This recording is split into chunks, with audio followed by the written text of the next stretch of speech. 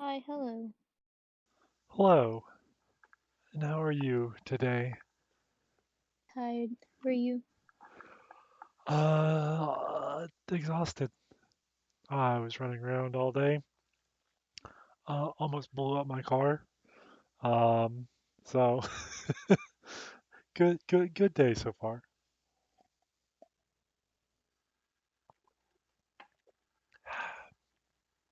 All right, let me get my controller.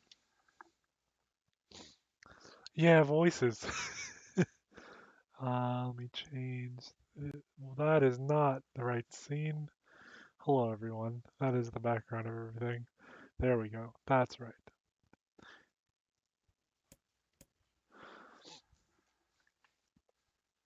We are gonna get right back into this. How you doing? How you doing, Brando? You having a good day?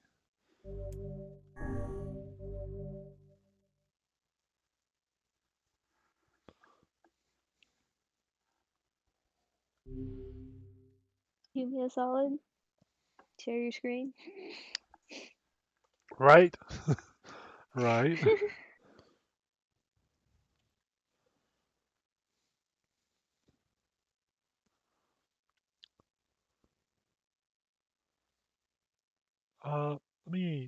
Let me adjust that real quick. Does this look good for you for screen sharing?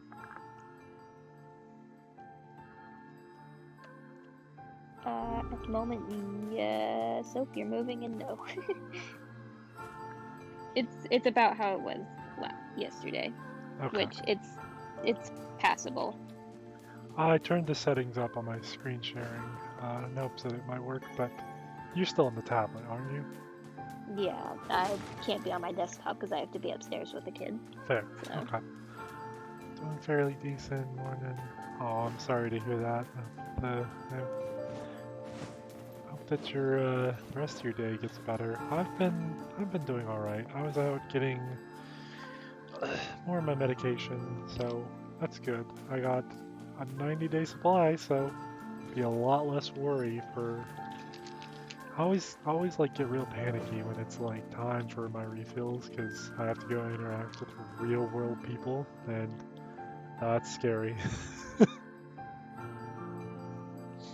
But got me a big old bottle of stuff here, and it's nice. agoraphobia at its finest. Agoraphobia? Is that what the term is for interacting with people? Not wanting to interact with people, I just like being afraid or anxious to do so. those weird people. Yeah, I don't know. I feel a lot more comfortable behind a headset than I do like interacting like face to Oh face there. with people. Like I don't have a problem talking to people. It's just looking at people. Like I'm fine with family and people I've known for a really long time, but when it comes to like it wouldn't be so bad if like every time I went to the pharmacy I go to, if there wasn't a yeah, there was yeah, yeah. The retail was like rough. Like I loved retail and I also hated retail when I did it. Seeing different people every single day, and then about like the pharmacy, like there's a different clerk every time I go in there.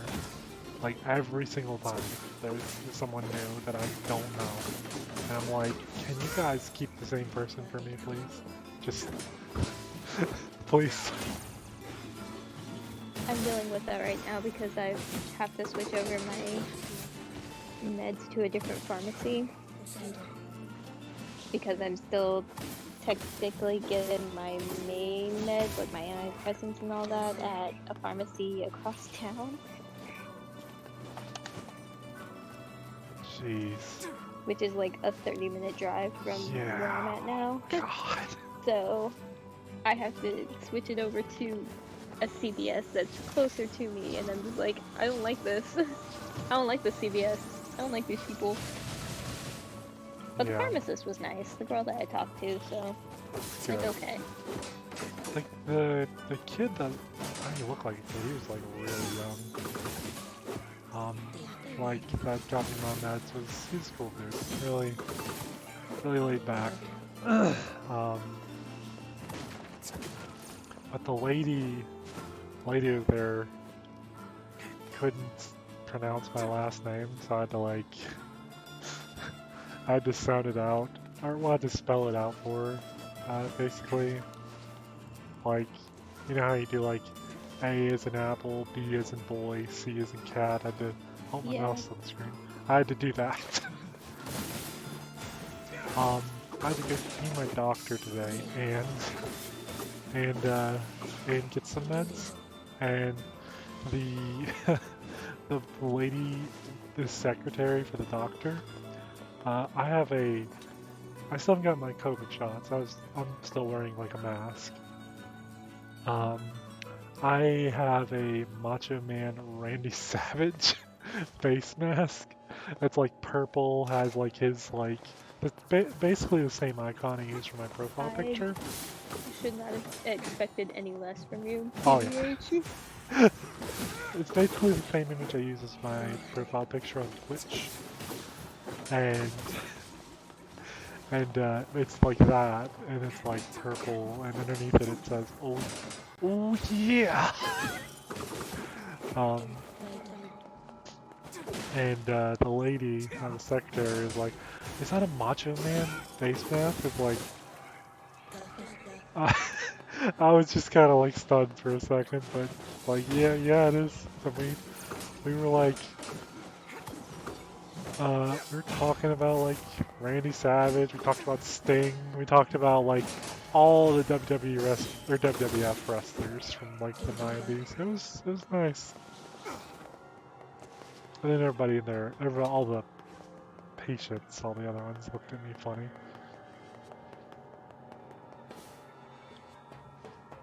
I look like a literal fucking teenage boy when I go out in public wearing my mask.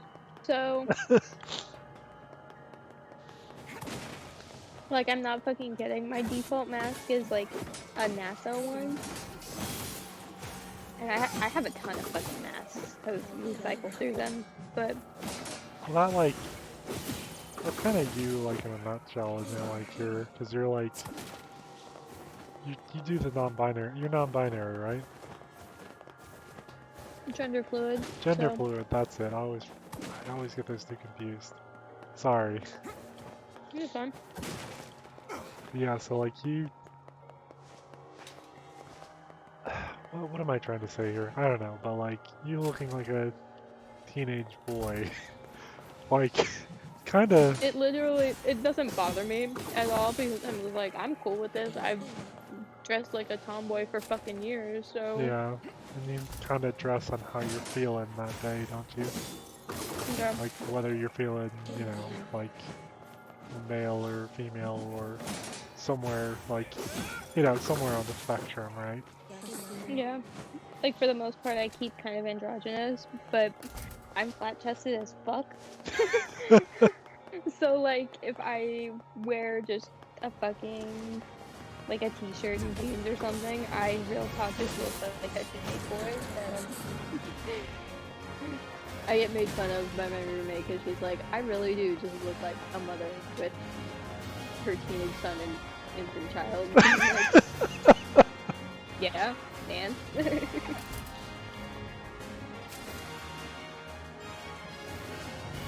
If it weren't for the fact of all these goddamn gray hairs I have.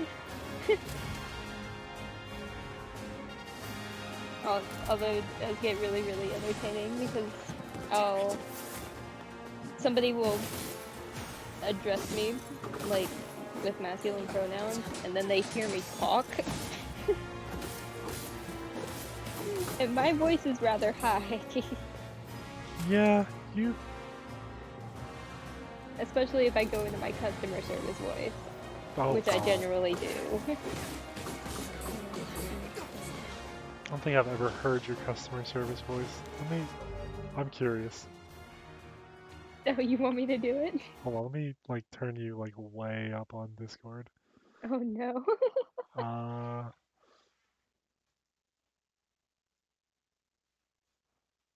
Just tell me when you're ready, I guess.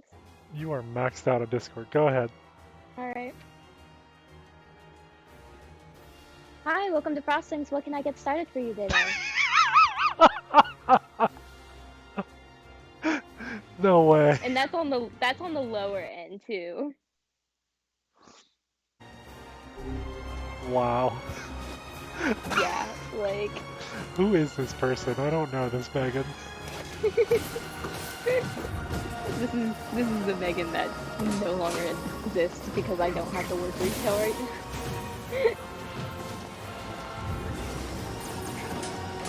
If I can fucking stay out of customer service for the rest of my life, I'll be happy.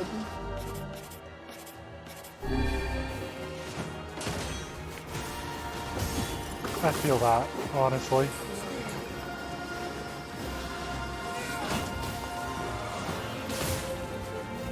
Alright, buddy. I'm... Ow!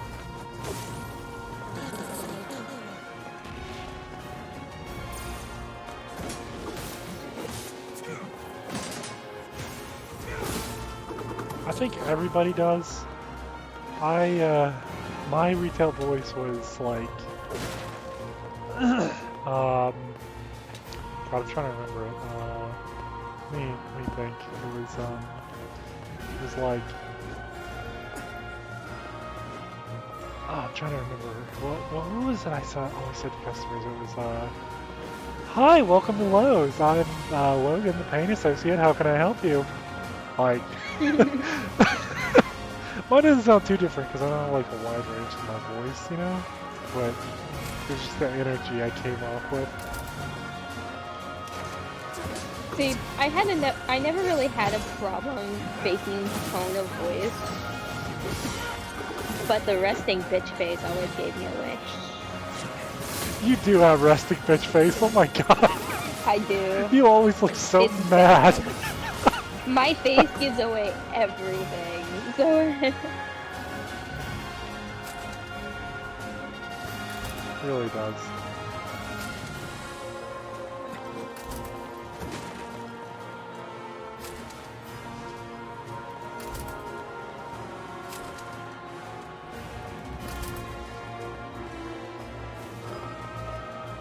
but yeah, like my voice goes higher than that. I know it does. That was kind of tame for my customer service. Oh yeah, my face changed a lot. I actually smiled at people. Not that I don't like smiling at people, it's just... I don't know. Whenever I was with like customers,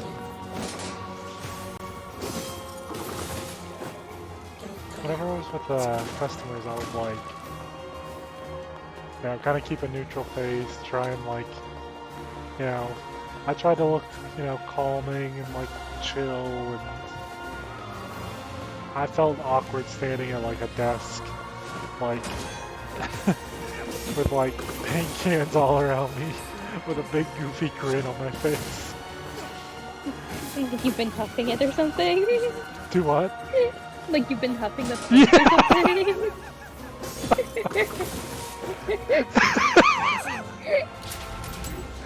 Don't do drugs, kids. Don't sniff paint. Wasn't that weirdo over there? Looks like he's getting high on his own supply.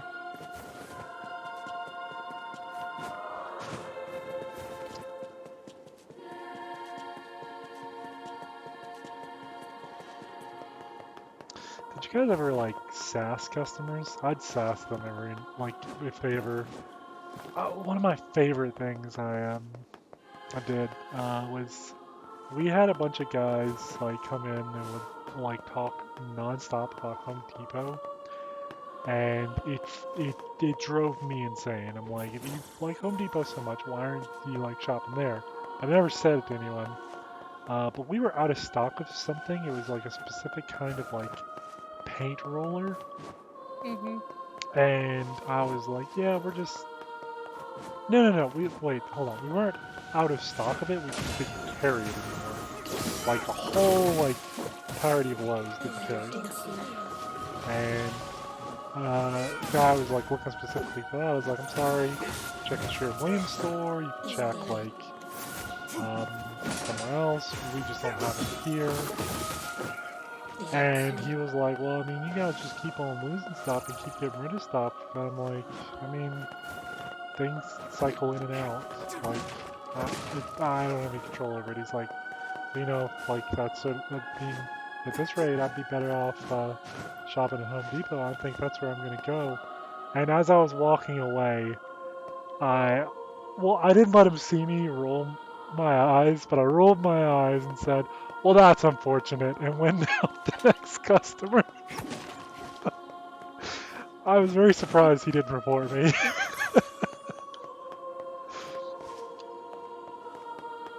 I I had a bad habit of doing stuff like that. I got into fights with customers. There was uh I also got a couple of people banned from the store entirely.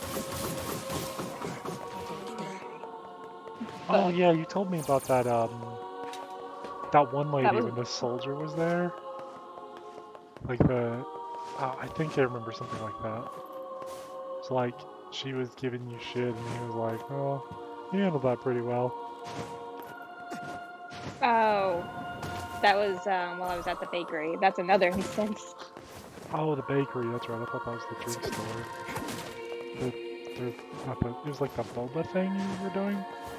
I had a couple of instances like that. Yeah, I was working at the bubble tea place, but Yeah, damn right, there was Miranda. You ain't my customer. You're the store customer. Yeah. fucking the the. Such an ominous sight. And yet I find it strangely nostalgic. Yeah, this is where Vice and I first met, and first fought together. Wow! This is where you used to live, Vice? Well, yes, I suppose. In a technical sense. Pretty nice digs for a floating magazine. At least it was free from annoying hussies like yourself. I would be. Didn't Kaine almost die here last time? Yeah, she almost did that because I don't know what those machines are called. Those I don't even think they were machines or like entities. Like they were like twins.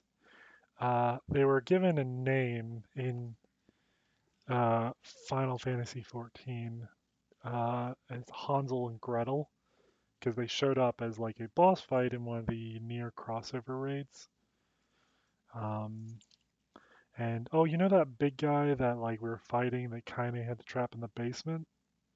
Mm-hmm. He showed up as well, and he was called the Knave of Hearts. The fuck?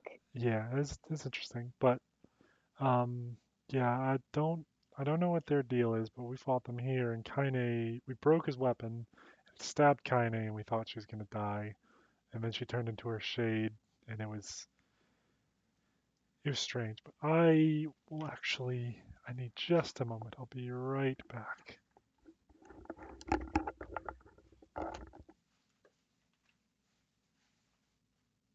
Now you're stuck here with me and me alone.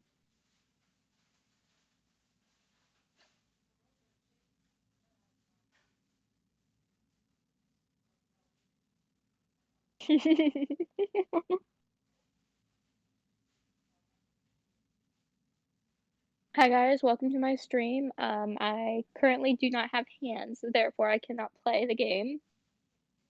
However, I can talk shit about customer service with you guys.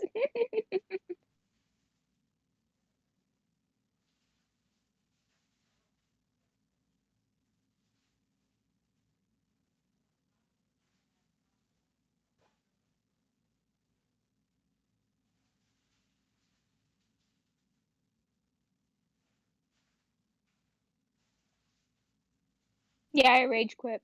I rage quit because I remembered that Kaine almost died. They had the audacity to continue to toy with the love of my life.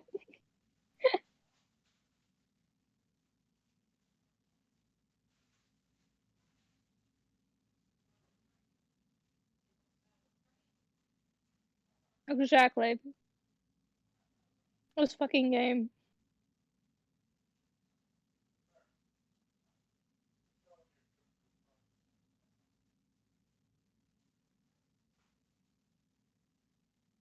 Had to make me care about the foul mouth badass in lingerie, and now you continue to try to kill her.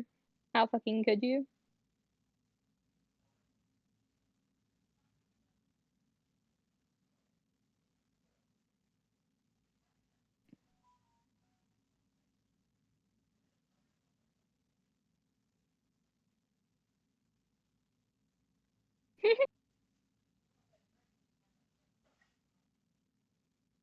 You know what? It really do just be like that sometimes. Half the time when I stream, I get people that join like right at the end. 10 out of 10 commentary. Well, I appreciate that. I am the best co-host in the world, obviously.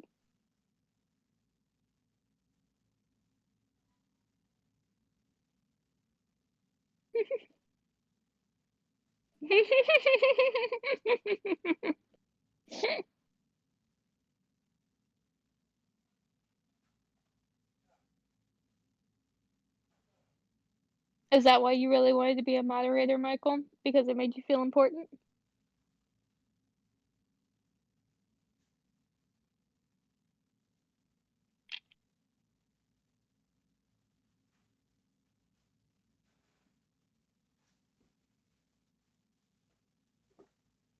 Ah, does coming here make you feel important?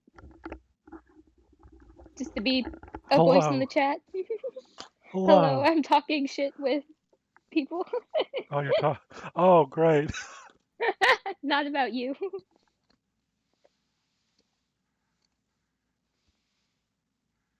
Uh, it was just a little mini things like, oh, this is my stream now.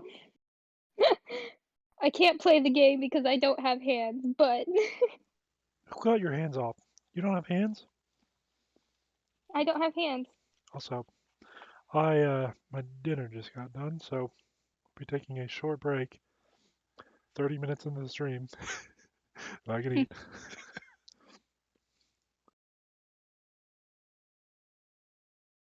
It really do just be like that sometimes. I have zero shame. I eat on stream all the time.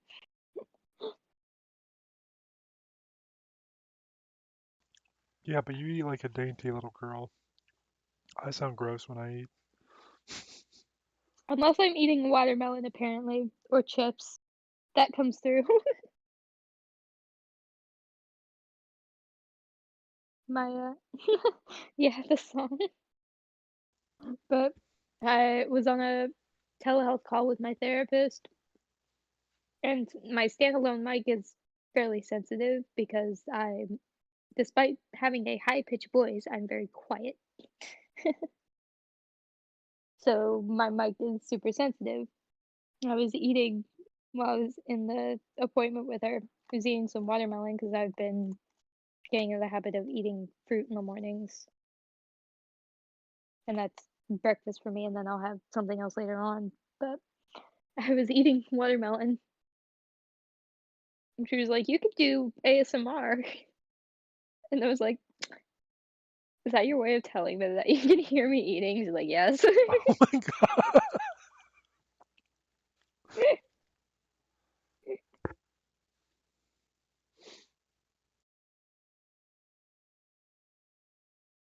My therapist is fucking hilarious. I love her. She sounds like a funny lady. I literally she's given all of her patients, myself included, her personal like cell phone number. So every now and then I'm not the only one who does that. Does it? I know for a fact.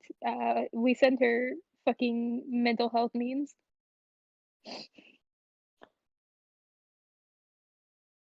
One of them being, and I sent it to her.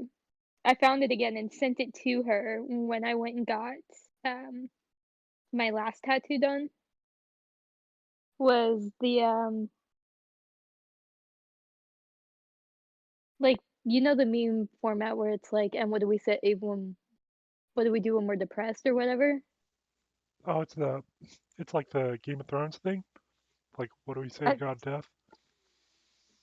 kind of. So it's like therapist, and what do we do when we're sad? Patient, go get a tattoo, and the therapist is crossed out and has my therapist's name. And instead of saying no like every other format does, it's that struck out too and says yes. Because she absolutely does encourage tattoos.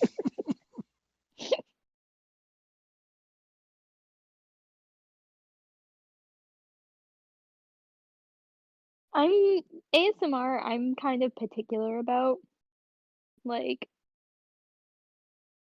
a lot of it feels really, really weird, especially when you're doing stuff that's like tapping against the mic or anything like that. And I'm just like, no.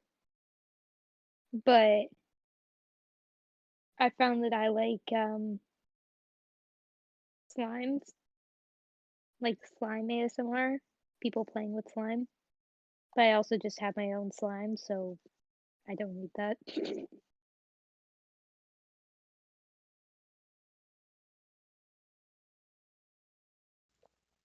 Personally, I don't like ASMR. Um, I don't like noises really close to my ears that are like, crinkling or talking, or I don't like people whispering to me.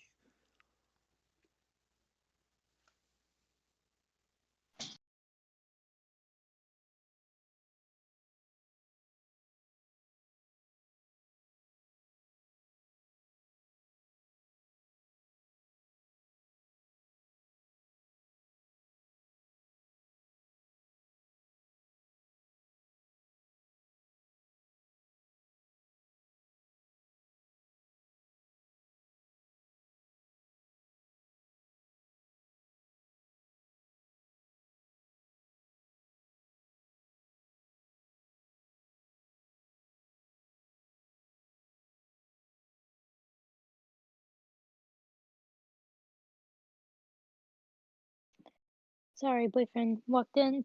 Oh, but yeah, the ASMR is very, very strange.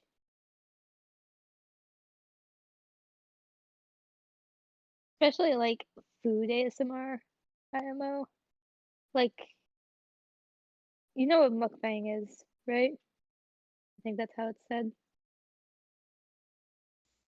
Mukbang is where people eat a lot, right? Yeah. They'll record themselves doing like big challenges at restaurants or whatever, where it's like, oh, you eat a fuck ton of food, and if you do it in this amount of time, it's free. Or eating competitions, stuff like that.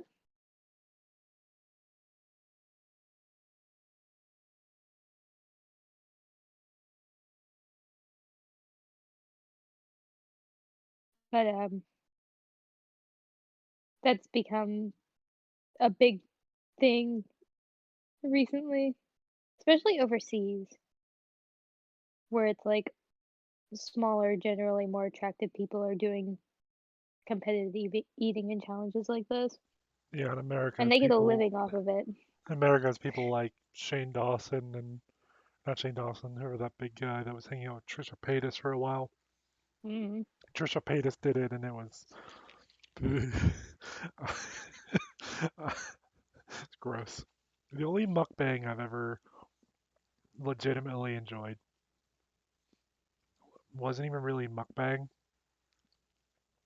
but I guess by today's standards it would be. It was man versus food. Mm. There was one girl, I don't remember what her handle is, but I watched her because it was never really like actual mukbang. The recording was typically sped up, so you just watched her. You didn't get any like sound or anything like that. You just saw her complete the competition, and then at the end of it, she would do a review of the food.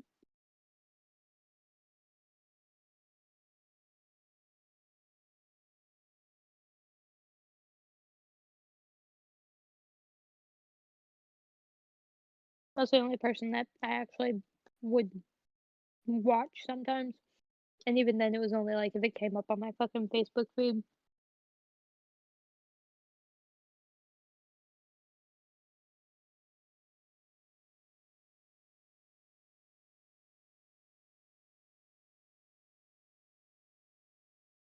Hmm. Logan, I have a thing to show you.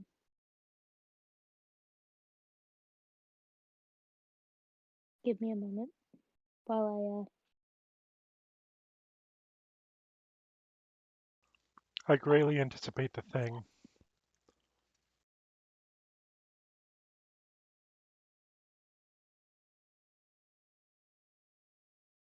I'm gonna have to clean up some of the lines, but I did my second emote today.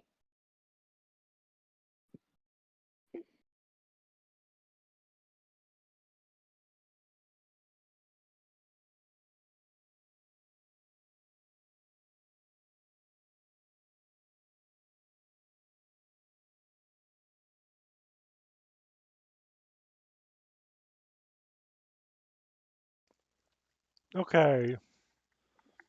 Excuse me. Oh, that's a cute emote. I like that.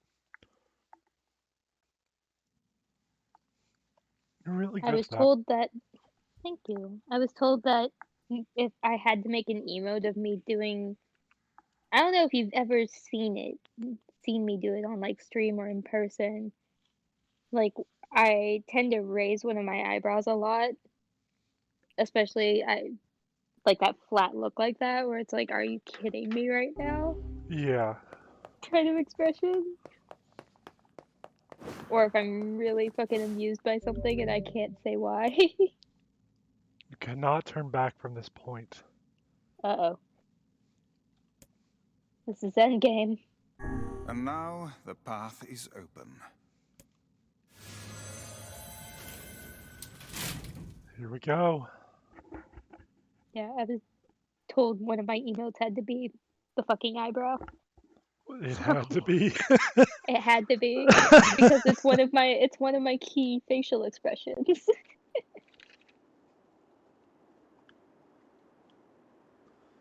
This place looks crazy. It's in grayscale again. No, not really. It's just gray. It's color gray. Wouldn't actually grayscale.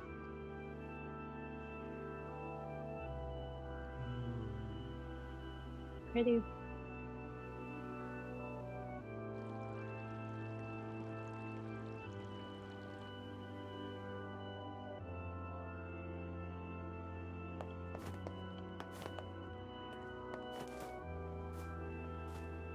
Only one of them is broken. Everything else is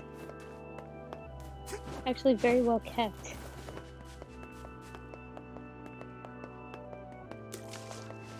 Yeah, it really is. Birds? Hello? Why can we interact with the birds? To whom does the true voice speak? To whom does the true form show itself? You must answer. It can talk! I ask, why did humans disappear from the world? The hell is this? I believe this is some manner of password. Password? Yes. The correct answer should grant us access to the castle. I feel confident I have heard this somewhere before. To whom does the true voice speak? To whom does the true form show itself? I ask, why did humans disappear from the world? you must answer.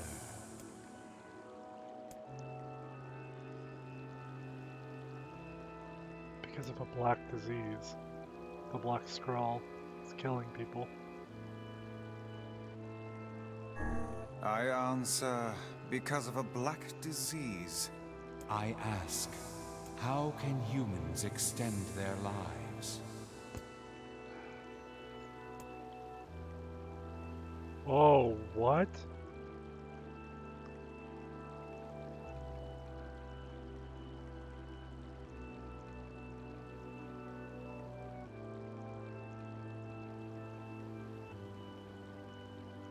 I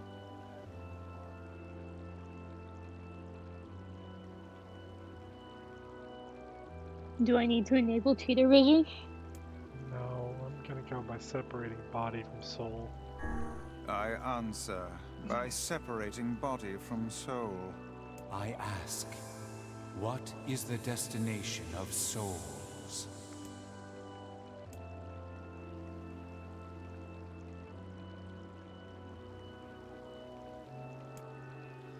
Promised land. I answer, they are in the promised land, bursting with light.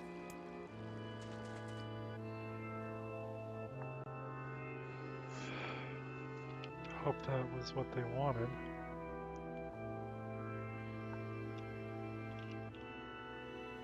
We'll find out in a minute, I guess. Yeah.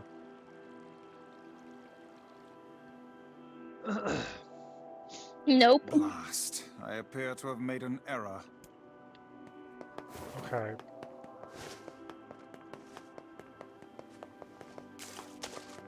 I think the tree makes sense because we saw the whole deal with the shade To taking whom I ask, why memories you from must... the tree. how can... I answer. Fuck! Oh no! So it was one of the earlier ones, and you just go through the whole sequence. Blast.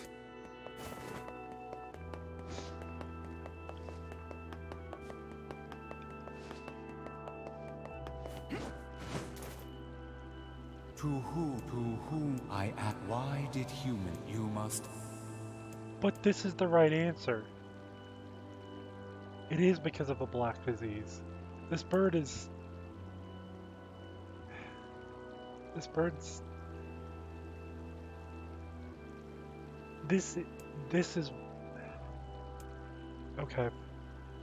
We're not playing by the rules of reality here, we're playing by the bird's rules. Because the right answer is because of a black disease, but it's not the answer the bird wants. I have to give them... If there's any more of these, it's not the right answer, it's the answer that they want. I answer because their lives are short. What? Wait!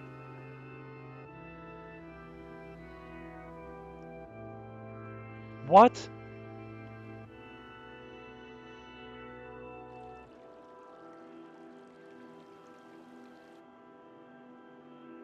It does reset it the one I get wrong. Blast. But that doesn't make any sense.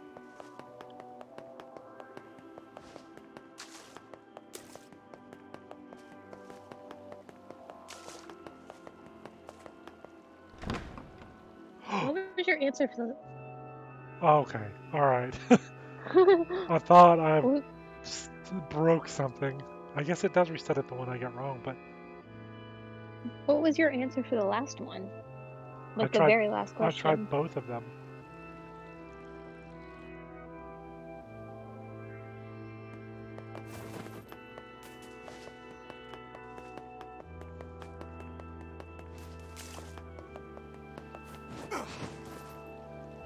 To whom I ask, why did you must...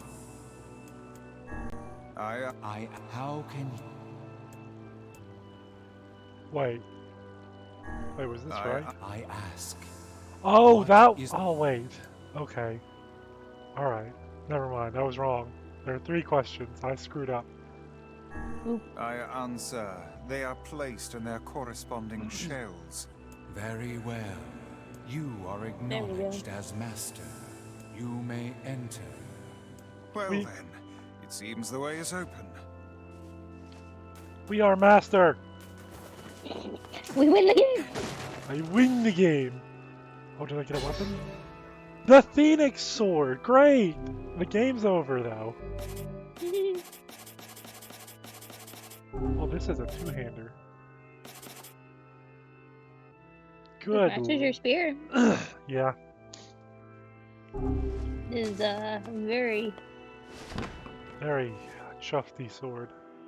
yeah. Yeah. What? They have to be twin sisters. It's the twins from Yep. your village. Popla, Devila, what are you doing here?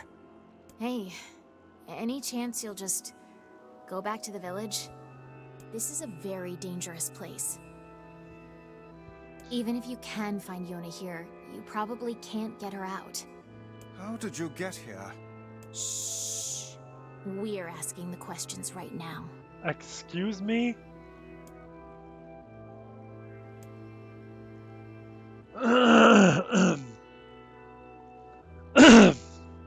Excuse me.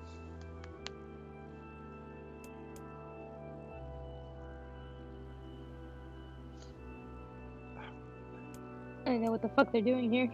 Yeah. What are you two doing here? I'm not going to answer that. You can figure it out yourself.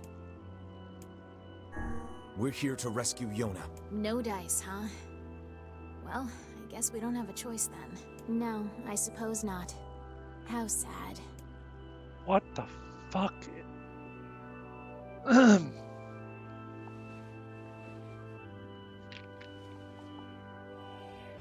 We didn't want to fight you. We really didn't want to. Hey. Alright. Devila, what's happening? Sorry, this fate was predetermined. Still, we spoke to truth. We really wanted to avoid this if possible. We were hoping to put it off for 100 years or so. Until the next generation came along. What are you talking about? Are they shades? I don't think so. It's a lie. I don't believe it. So my fucking theory We never thought we'd grow about to be this powerful. reincarnation. This is madness. Why do you block our path? You have no cause to speak so with us, Grimoire Weiss. You are a traitor.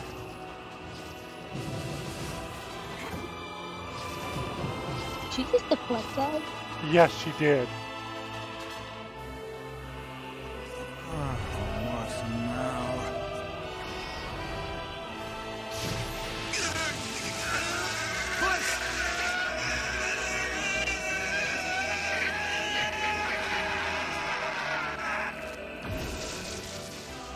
They copied my powers. Ah, shit on a shingle. They can use the sealed verses. Of course we can. The power came from us in the first place. What? You were simply loaned a small portion of it. Vice, are you all right? Devila, Popla, why are you guys doing this? Why are you siding with the Shades?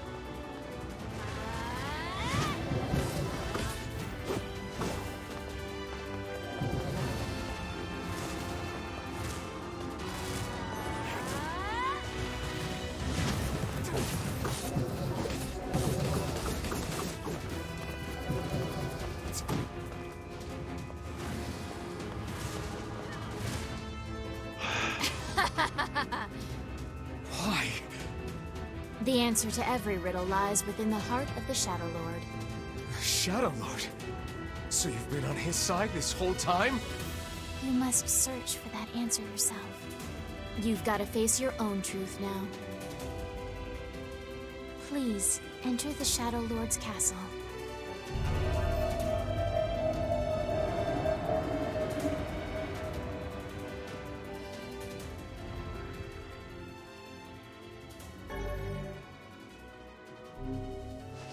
What? Devola and Popola are fighting us. Yes, they do seem to be putting us through a great deal of...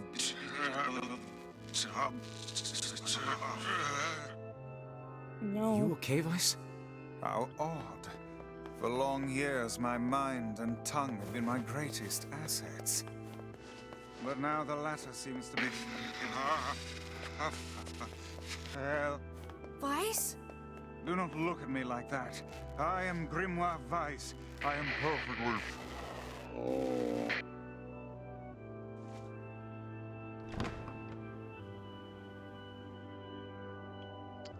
He's sounding really robotic.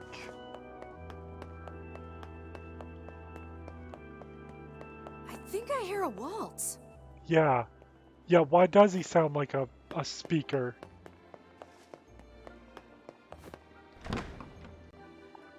What is going on?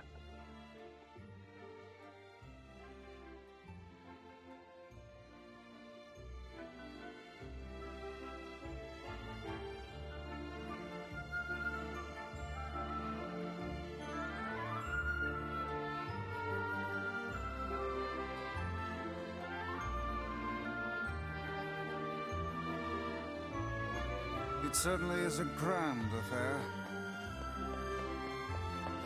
What's up on December, anybody? Bunch of dancing bastards. They're all shades. Oh.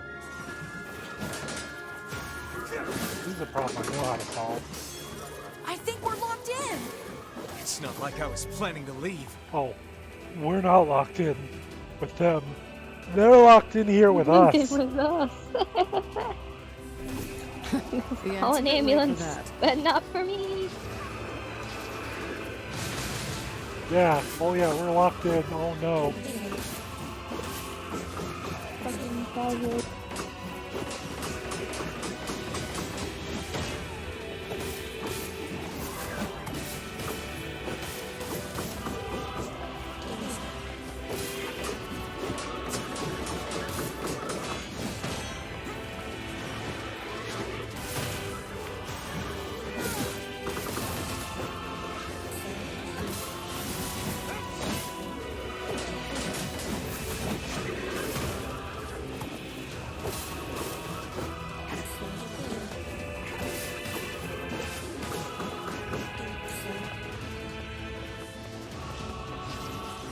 Okay, so like, I'm beginning to wonder that too, Michael.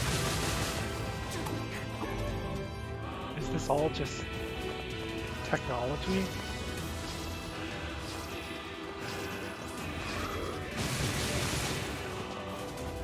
it could be, but like, there's a significant spiritual aspect to this. But that's by design. Yeah. But think about the riddles. They're placed in their corresponding shell. And Devola and Popola said they were trying to put it off for another 100 years. We have the memory from Dia and Yona from a point that was very clearly like that was 14,000 years in the past.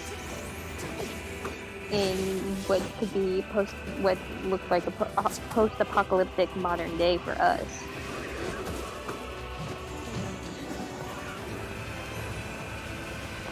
So,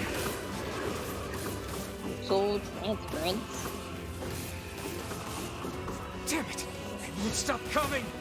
I'll open the next door. Cover me. Oh, how I do love it. Vice! Oh, right. Protect the hussy, yes? Good plan. Let's go. Why is the Kaine food? for us. Do what? Very interesting line from wise. Kaine! Hurry! It's not open yet? Do I look like a goddamn locksmith to you? No, you idiot. What are you doing? Well, it doesn't want to open? Fine. I'll just break it down. Stop, you impatient fool.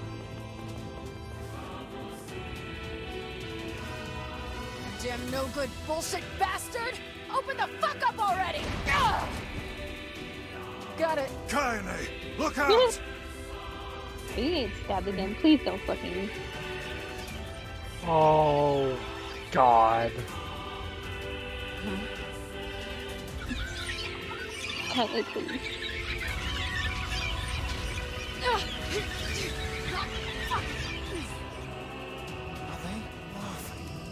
These things are freaking me out. Why is she so frail? Goddamn Kaine, glass cannon. what's wrong? We need to help Kaine!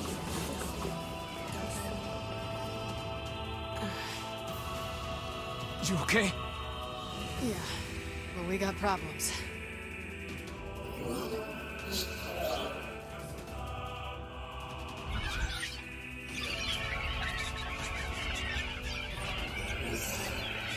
Contextual element.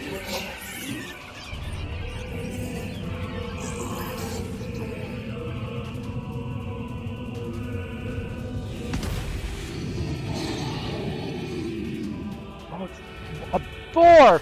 A boar.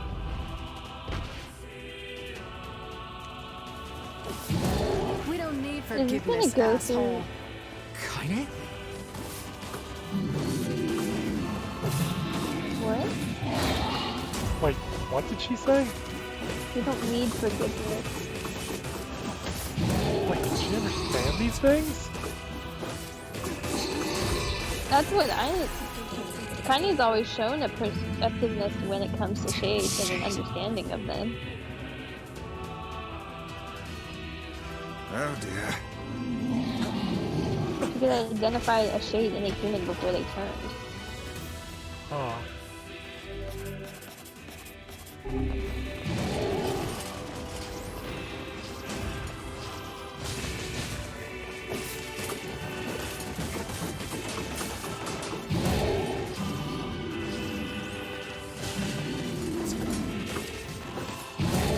Ow! And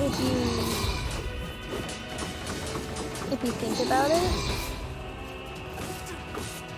the first instance when we see her and she's fighting the big thing and it impersonates her grandmother, This thing? Dia doesn't acknowledge that it said anything. From what I remember. Stop now. Damn it. That's a good point. Stay You just hear focused, her Kaine. responding to it. And he's just like, what's Don't going fall on? victim to such distractions. Come on! We have to keep Doesn't going! comment, Let's go. doesn't comment about it speaking, doesn't ask about her grandmother or anything. This way. Move.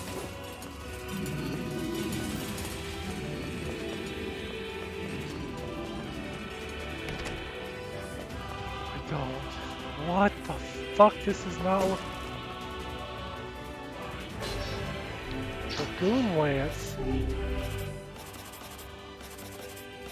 Like Final Fantasy? No, not from Final Fantasy. It looked like a fucking actual lance. Up here!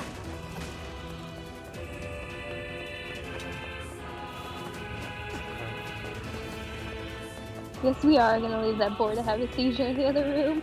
Yeah. Oop, maybe not. Deal with this thing.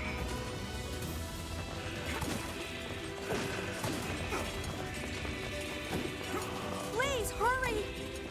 Wait, fuck. Oh!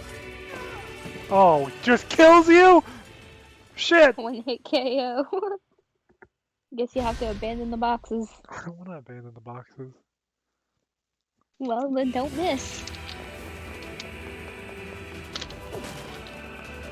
Because they put weapons in boxes. Up here! Don't miss the boxes. There we go. I won't miss with this. Actually, yeah, I won't miss with that. I can't miss with this big ass sword. How can we deal with this thing?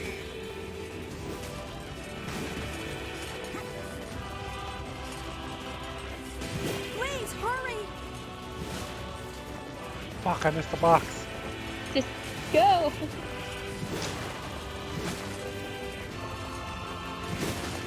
Oh, there's definitely something in those. God damn it.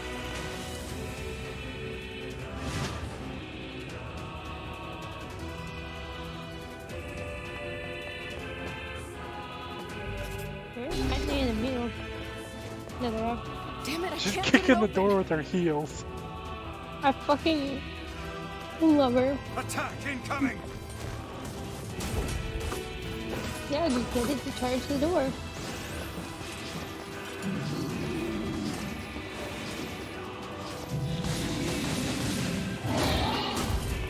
The entrance is locked too. It seems we are in a bit of a predicament.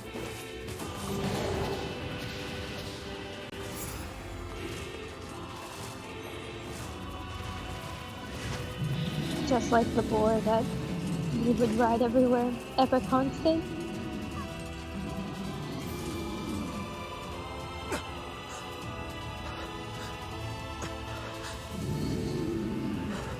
Yeah, he did. What a kind boy. Pull out the boar tusk. What? Or not. Who What shoots? was this? Where did those arrows come from? Oh shit! It's the king! Where did you come from, sir?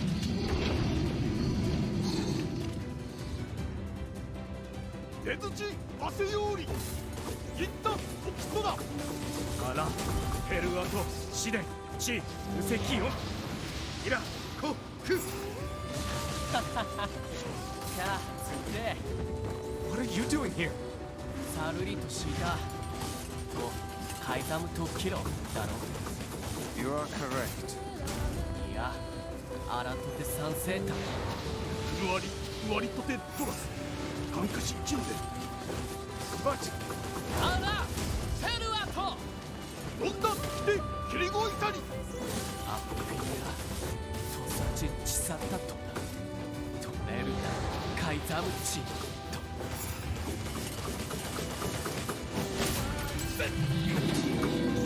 That's it! Get out! えタッカー奇跡をあ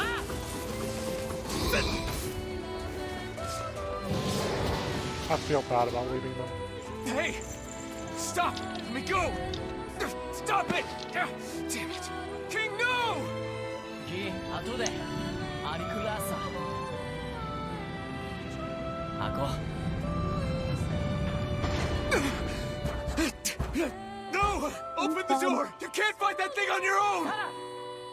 ユククおタオキアルタビュートクルトコチイル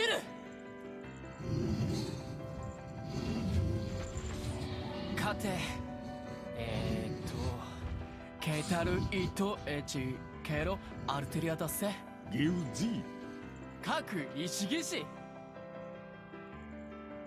真鍮カレルタカイザムテラスアンダアラタテ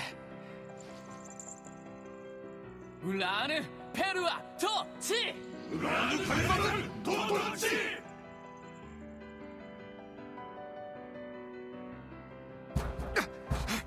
Open the damn door!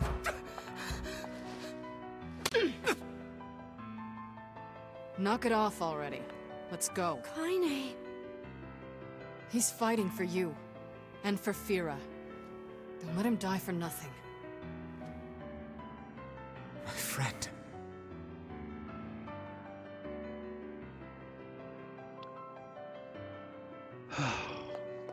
Her hips are fucking huge. Yeah. I like that's what you got out of that. I'm sorry, I just saw the head-on angle and was like, what the heck?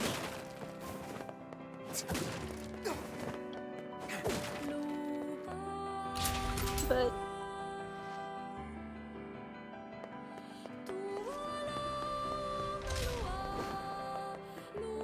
old friends are traitors and unlikely friends are homies. Our homies. Our homies. I'm gonna pour one out for my homie, the king.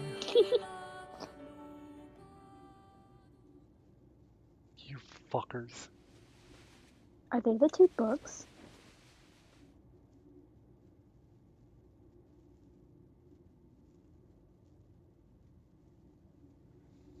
Devila! Popola! Oh, look. You made it. Saved.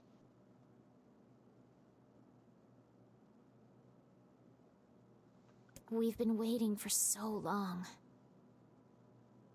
Why are you doing this? It began 1,300 years ago. Humanity, finding itself on the brink of extinction, undertook a last-ditch rescue plan called Project Gestalt. Gestalt? Do you still not remember, Grimoire Weiss? Then let's give you a refresher.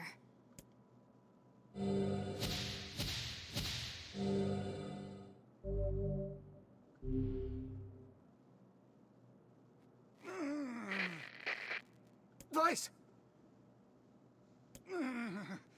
My mind.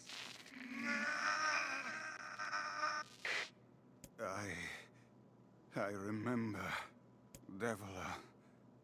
Popola. You are not human. In fact. Oh no. Yeah, sometimes the truth can be a real bitch. You want to finish that thought for him, sister? All of us.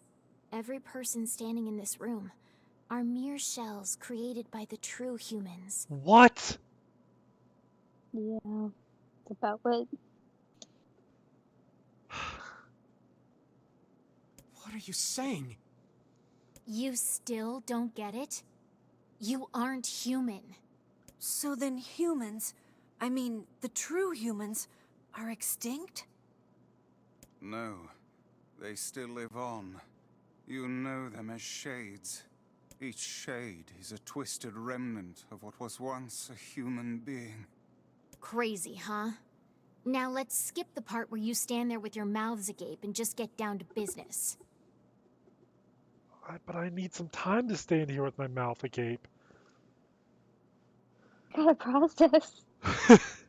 Wait. Wait! Sorry, but we're gonna be needing that shell of yours. The rightful owner has been waiting for a very long time. What? The Shadow Lord? Please don't be angry with us. We are only doing our duty.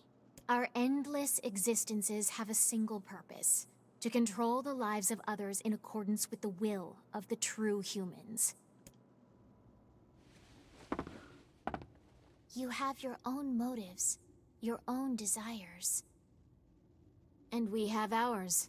I fear it really is just that simple. Don't speak such foolishness. Sorry.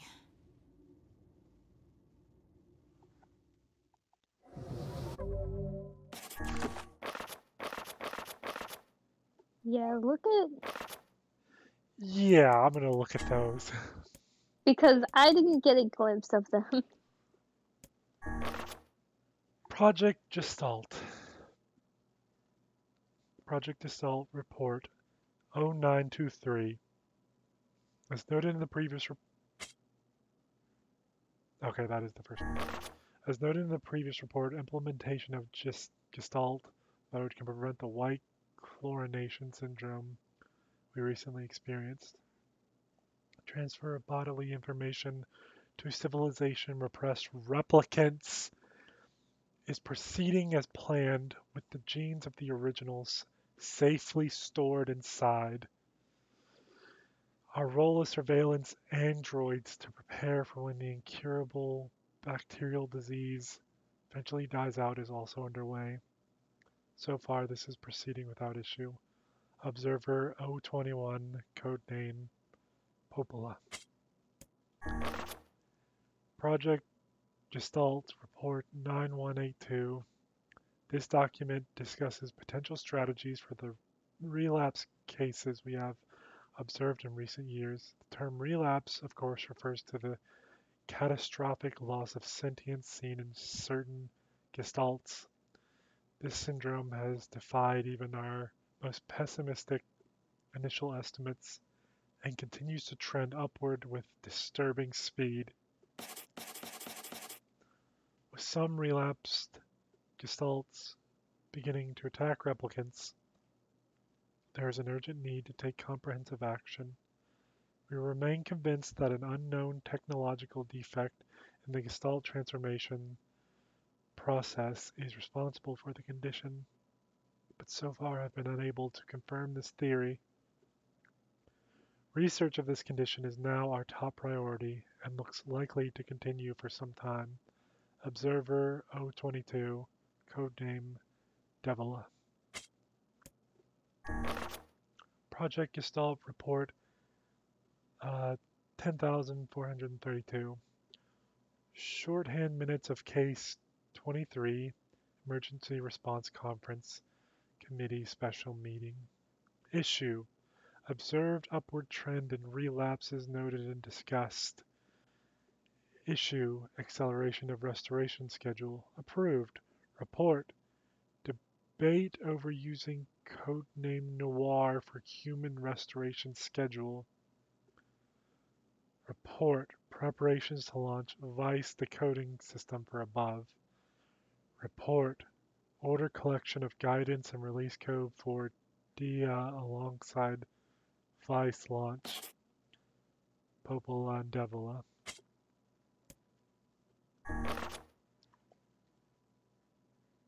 Project Gestalt Report 11,242. We have determined that the rise of relapses was due to an unexpected spike in the sentience of replicants, as well as a genetic instability within the original Gestalt. It seems the original's effect on bodies that have undergone the Gestalt process was not anticipated in advance. Immediate action must be undertaken to identify the links between this trend and the original Gestalt, along with its sister, the relapse case known as Yona. The observer contact group is growing uneasy, so finding a solution to the relapse issue should be considered a top priority. See other reports for more details. Popola.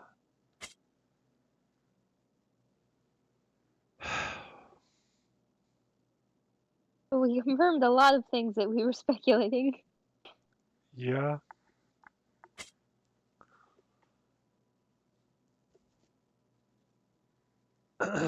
Yorha, for the glory of mankind.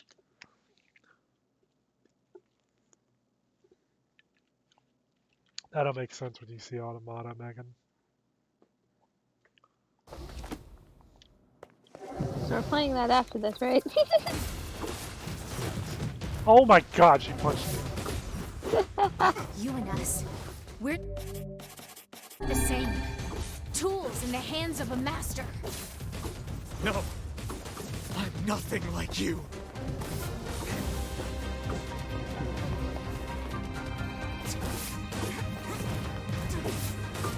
Yeah. You were right, Michael.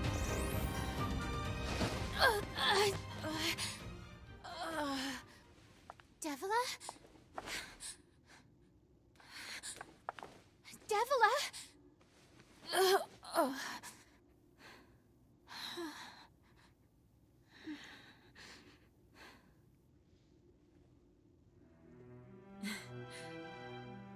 Popola, are you crying? No! Don't die! You know, Popola, I understand now why we're twins. It's because we were born without souls. Devila, I can't stop the bleeding. Oh god, I can't stop it! This world is too lonely for one without a soul. There's too much emptiness.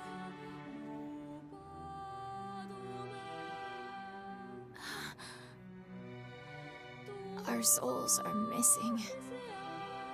And yet somehow our tears still work. It's kind of weird. Sorry, sis. I love you. Devil! Devil! Don't you go! No, no, I can't be alone! Devil!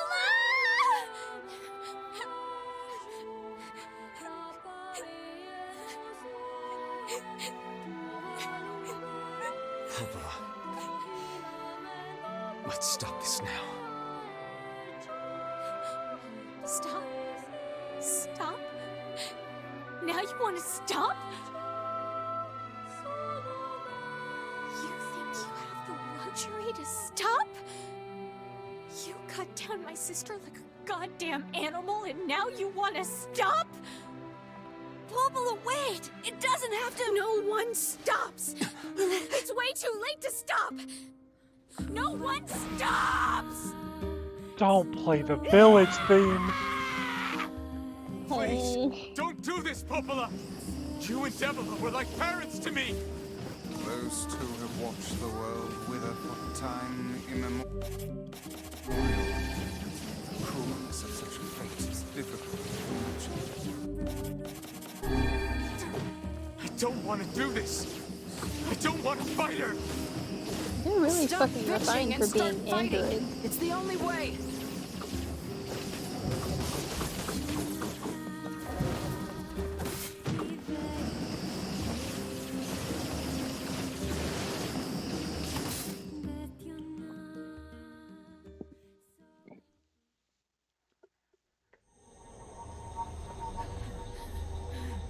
No stopping.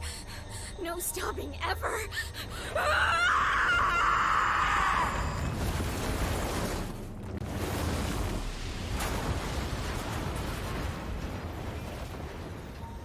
The bridge! Blast! We're trapped. I've got an idea.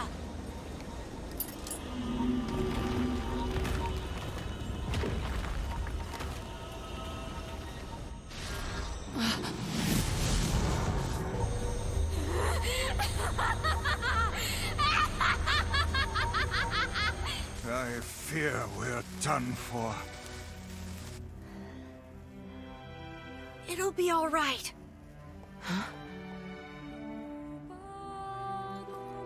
You know, when I was young, I hated my eyes.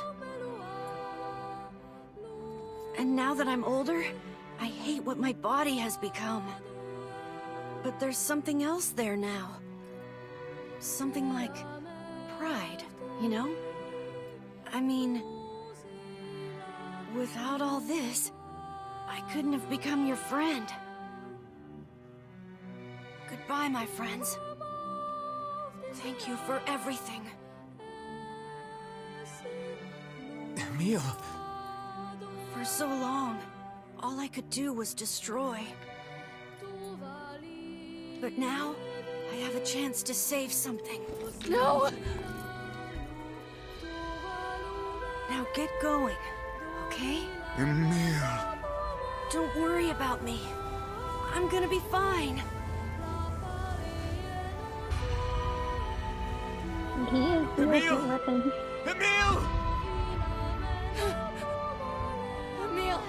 You jackass, get back here! Emil!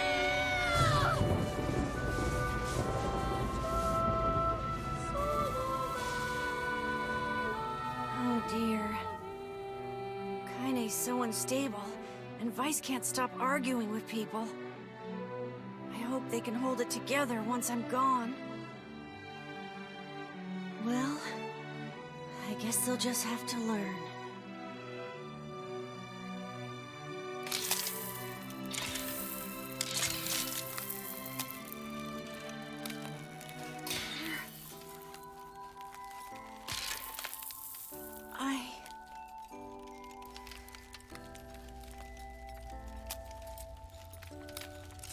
I want to see you again. I want to see all of you again. Just one more time.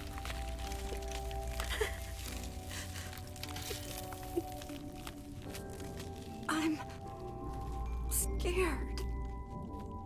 I don't want to die.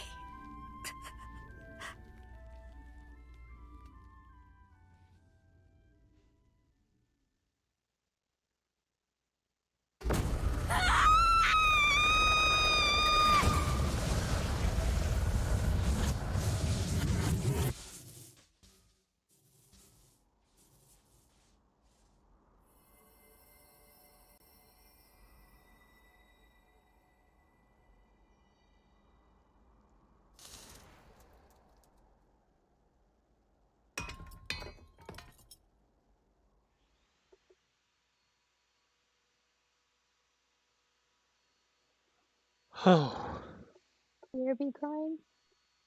I'm not gonna be okay ever again.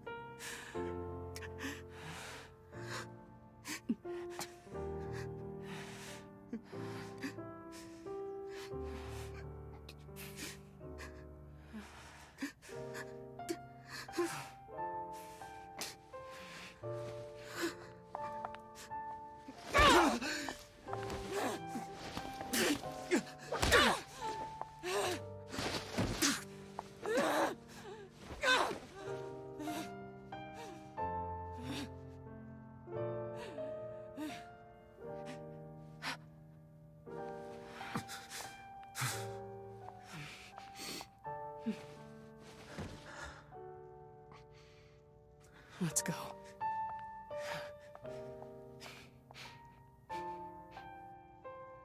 Yeah. Why'd she get us out? Emotional outlet?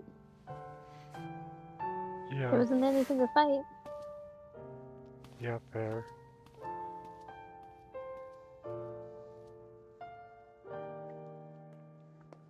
Logan, did you see the buildings? Yeah, I saw them. This place is the city and the castle from Dreamworld. Yeah.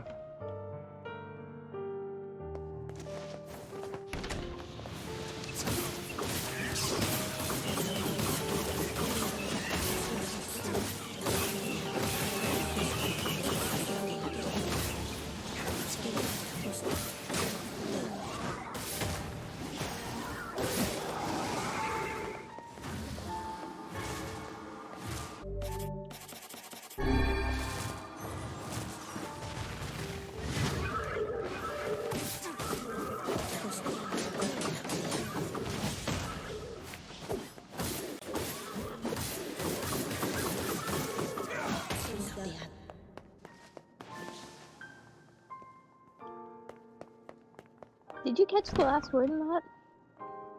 What was the last word? Dia. I think that's just a coincidence. I don't think. I don't think. I wonder. I gotta wonder. I mean, it has to be a coincidence, right? There's no way. There's no way.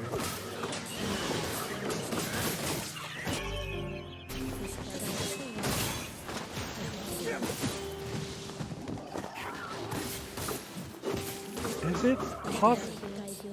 Is it possible that they... No, that's impossible. It's possible. It would take a lot of work, but it's feasible.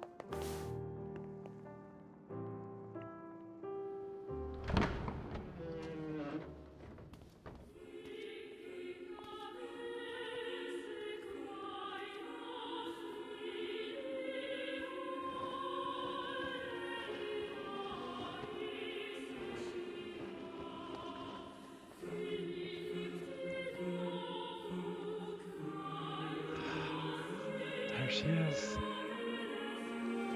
Yona!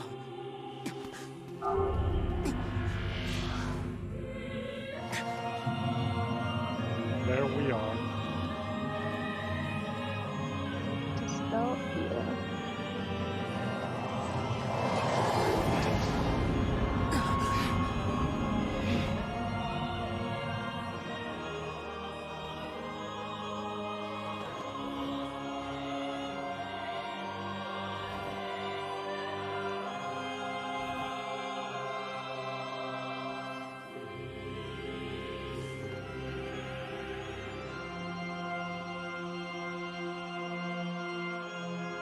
This ends here!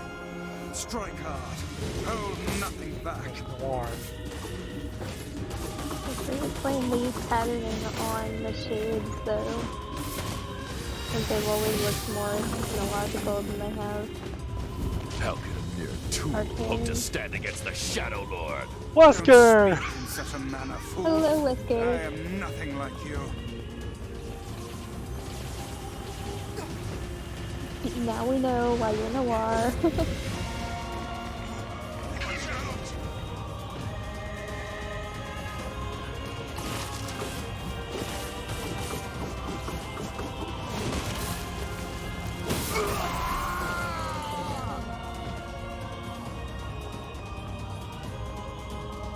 Be careful! I know!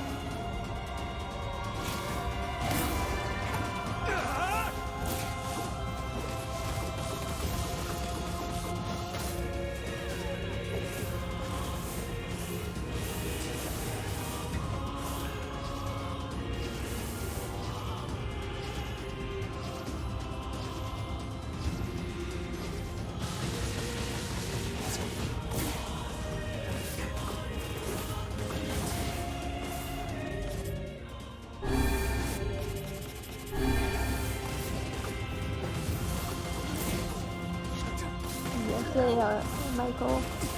It is very morbid. Yeah. Incredibly morbid. Oh my god. Vice, you alright? Naturally, I am as fit as a fit.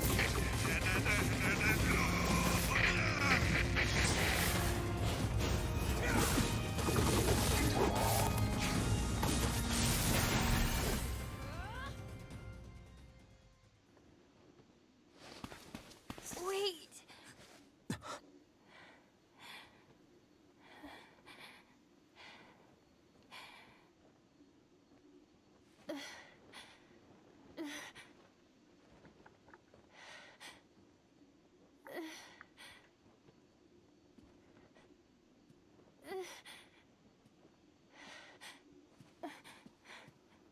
Brother? Yona.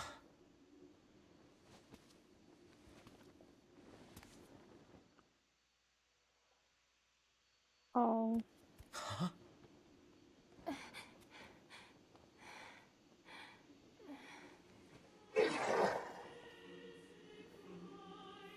Please, just stop. I don't want to do this anymore. I don't need someone else's body. I don't want it. What? There's another girl inside this body. I can hear her.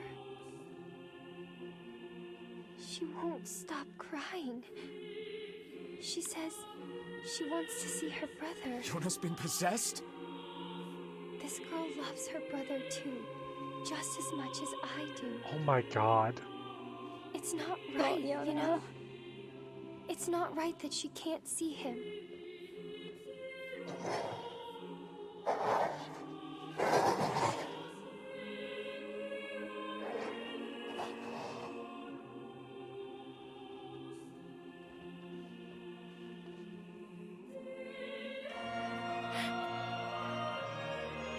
It's you, isn't it?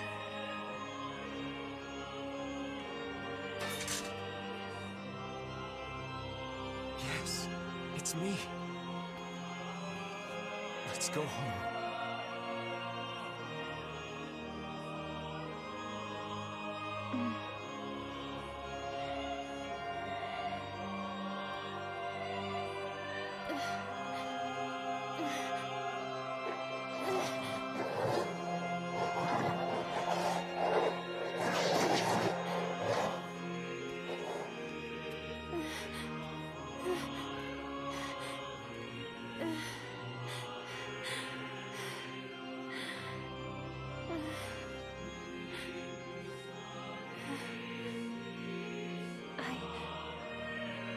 I'm really sorry. I don't know what to. I'm so very sorry. No matter what. Just know that I love you.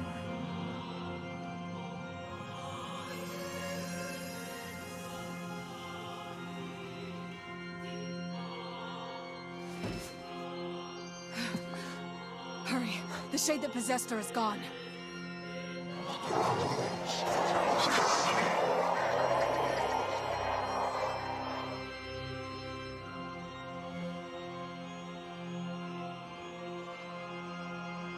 Kaine, watch over Yona for me. You don't understand your sadness. You think I'm gonna sympathize with you? I swore to protect my sister and my friends. If someone puts them in danger, they must stand aside or be cut down. Now come on! Let's finish this!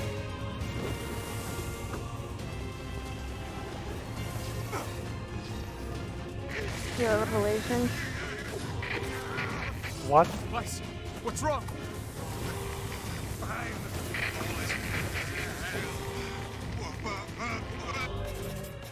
You're freaking me out here, Weiss. What, Megan? He's waiting for the line to stop.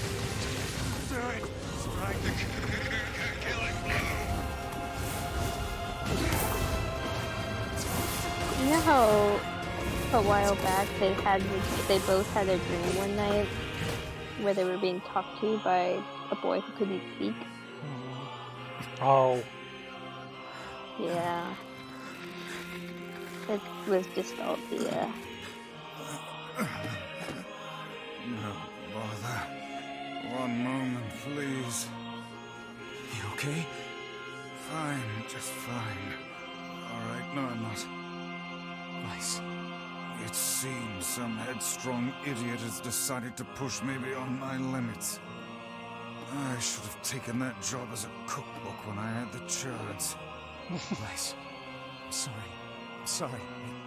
Only joking. I hate cookbooks. But let's go. Out of the way. I have one final task to fulfill. where are you going? Why, to stop him, of course. But after that, it's up to you. Only you can see this battle to its conclusion. I wish you luck, my friend. You can't. I swore I'd always fight by your side. You are an exceedingly stubborn lad. You know that, yes? Perhaps that's why I've so enjoyed our time together. But I fear this is where our journey ends. Weiss! Oh, and remember what I told you about using my full name? Well, forget it. I've grown rather fond of Weiss. Oh. Weiss. I knew you'd come around. Don't let it go to your head now.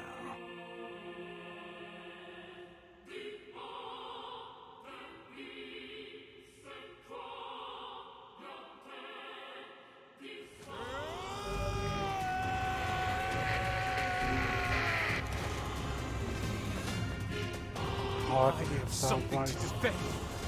I have a reason to live.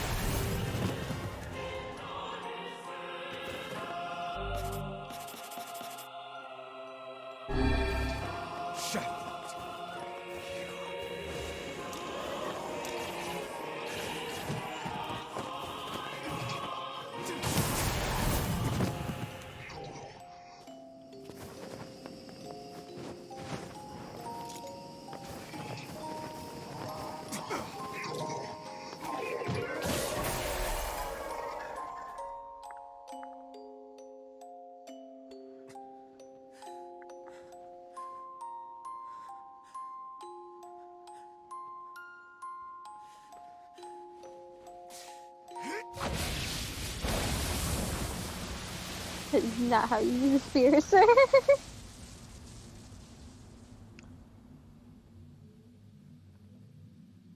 That one kind of has like a blade on it, like a, like a slashy. That is a stabbing blade. Yeah.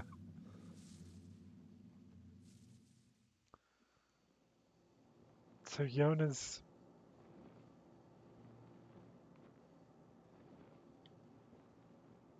So the Black Scrawl isn't. It's not a disease.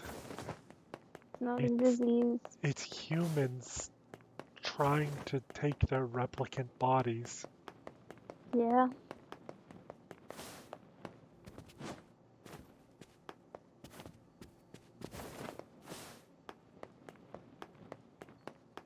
Oh So where the God. fuck did they go? I'm just running around Oh, while I. Process. Yeah. Oh God. I need to do some laps.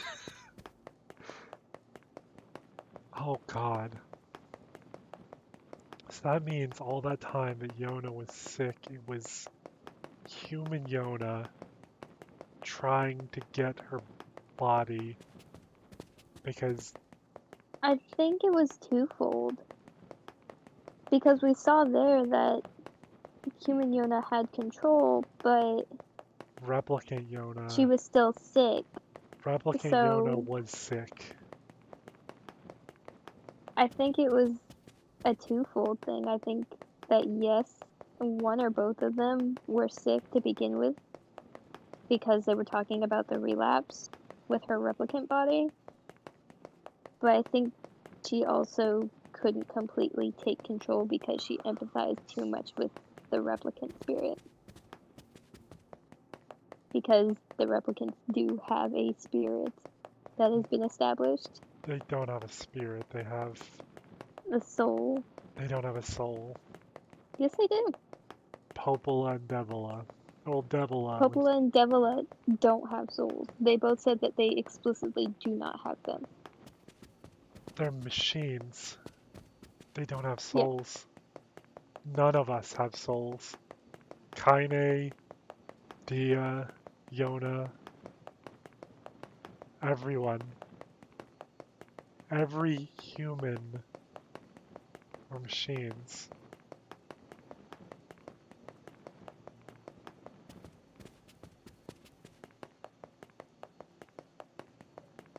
I don't think they're machines. If they're machines, they're stupid advanced for synthetic capabilities. I think the replicants are more along the lines of test tube Androids? babies. I liken them more to test tube babies. And then Devil and Popola were legitimate androids because they specifically have been there for eons. Is Yona all right? So have we.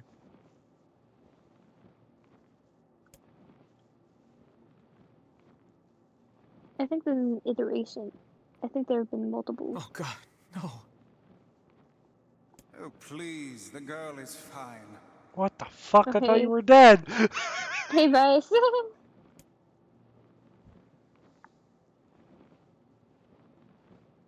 Vice? Where are you? Are you okay? I am as well as can be, considering I have lost my physical form. Oh my God, Vice is transcended. Doubtless my voice will be the next to go, so listen closely. Your sister is safe. Do not mourn her, and do not give up hope. Instead, you must call her back to you. Not Ghost Nappa. How? Vegeta, were they really androids all along? Use your memories. Recall the times you spent with her. Present her with proof that the two of you live still, and that your lives have meaning. I don't know. Typical. But take heart. I know you can do it.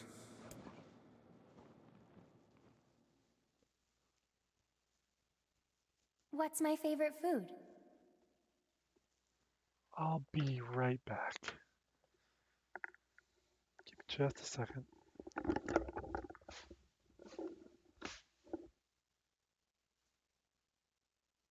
Once again, the stream is mine.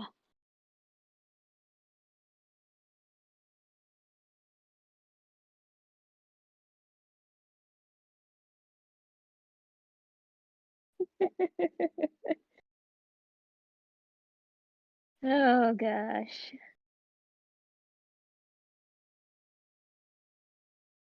This is a roller coaster. This has been a hell of a roller coaster. Shit, hold on. How do I BRB hacking Logan's computer? Not really, because I have to go check on the kid, but I will be back.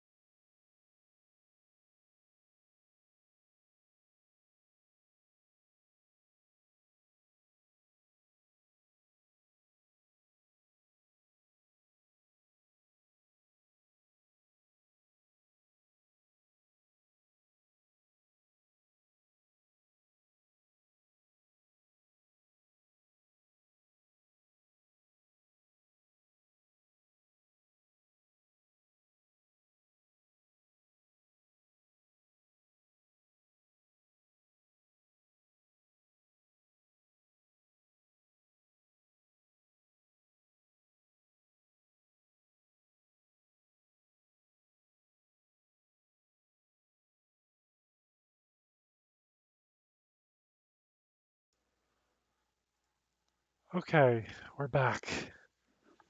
Is Megan here? Megan is not here either.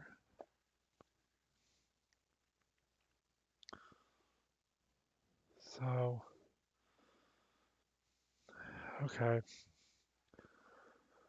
What's my favorite food? Cookies.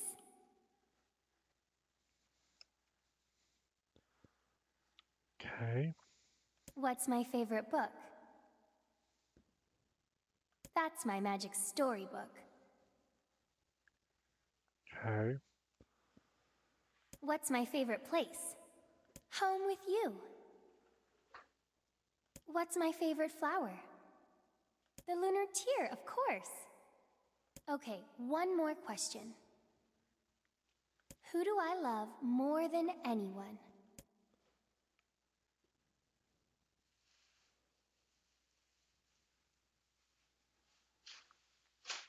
Oh, who do I love more than anyone?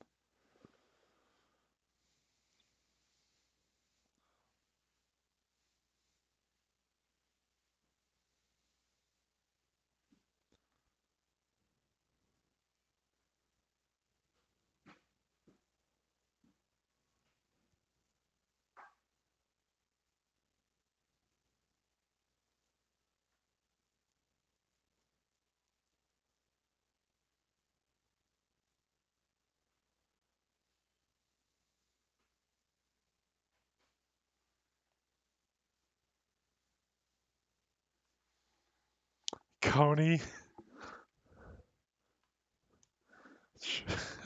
Yeah, it's Coney.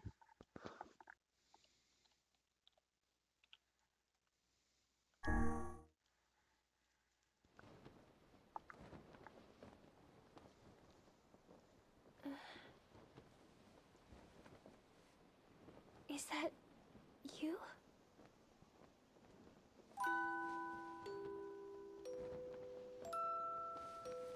Yona.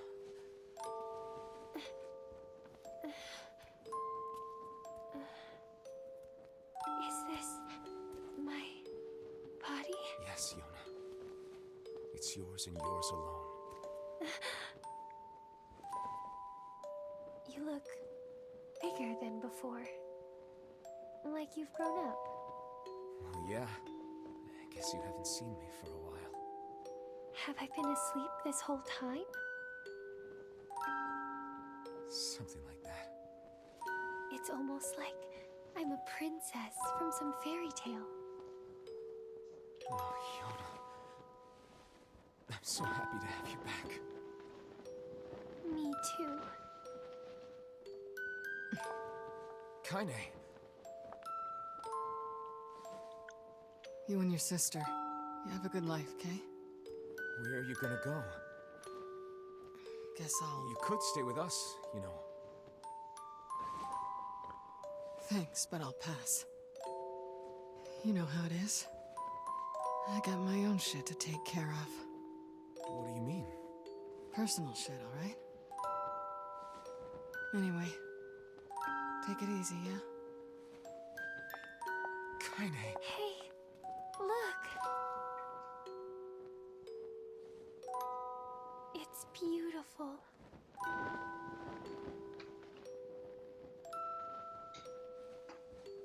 For the longest time, I heard someone telling me how they wanted to see the light. And now, they can finally see it.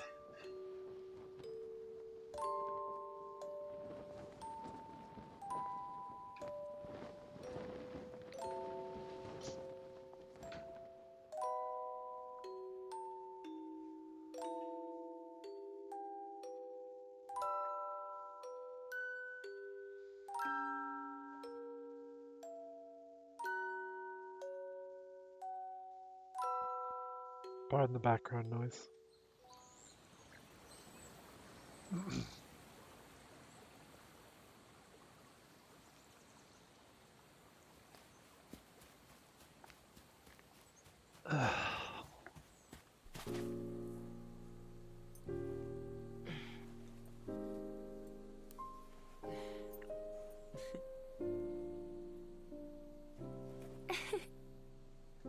Thank you.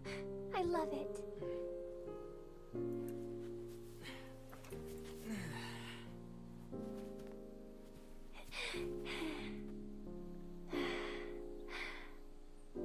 It's so sunny today.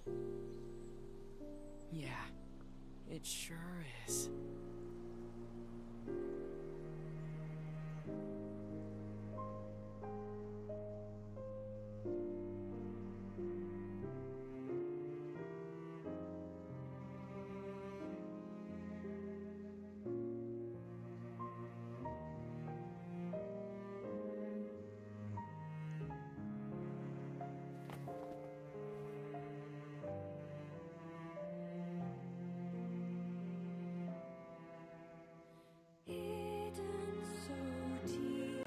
Oh my god. So Logan, Yeah? you wanna know something? What? There's a second ending to this game. Is it after the credits?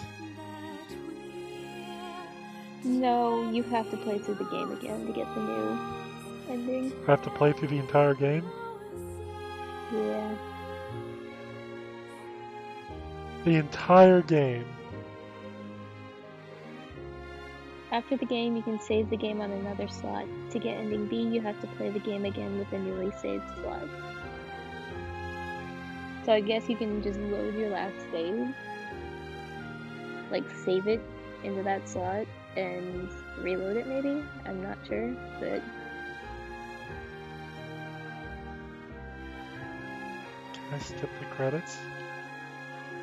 Yeah.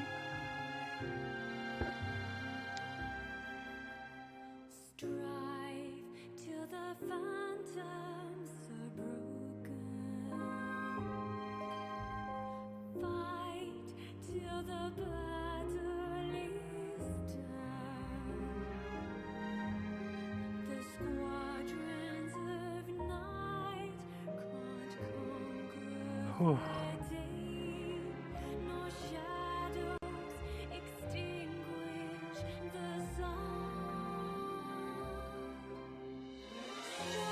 Oh. What? There are 4 endings. And I gotta play through the game each time to get them, huh? 5 in the remake. Actually. Okay. Well, I don't think I'm gonna get all the endings today.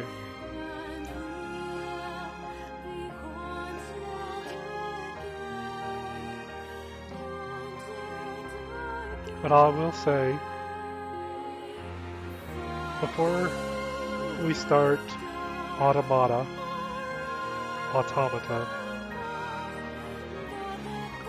we'll get all the endings.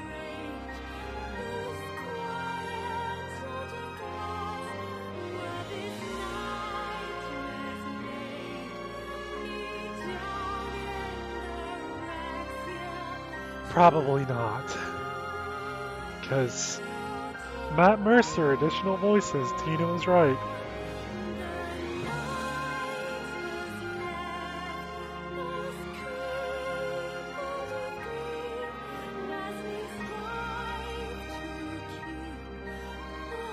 Oh god, what a good game this was.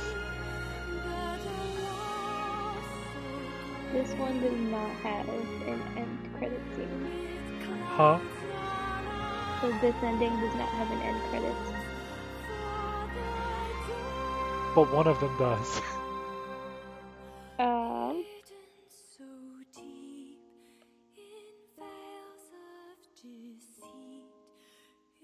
One of them does, yes.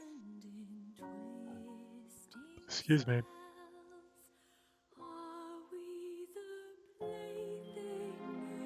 Yeah, let's see how many people Yuri voiced. Like, it's just gonna be like a couple lines. He did so much.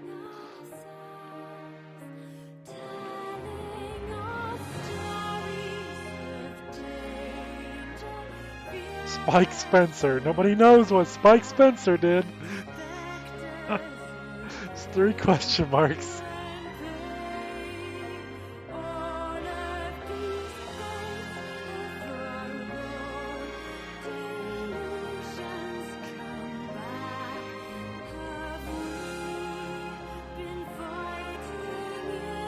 Yeah.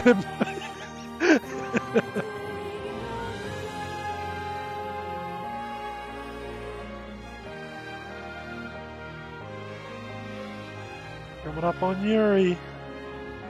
Yoko Taro, creative director.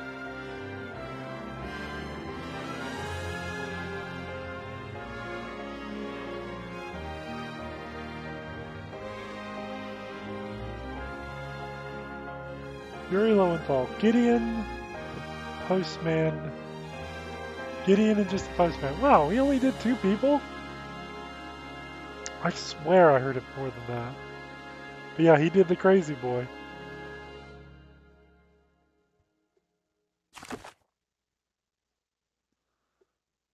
So I should save this in a different slot?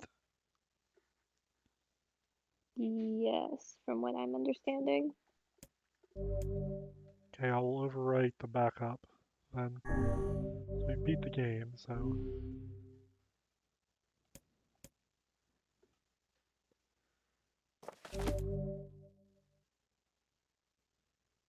Exit the... Yeah, wait, save, so yeah. Load your clear data after completing the game to experience Kaine's story? You can now read a departed mother's diary in your house. Wardrobe has been added to the options menu. New outfits. Okay. Change music.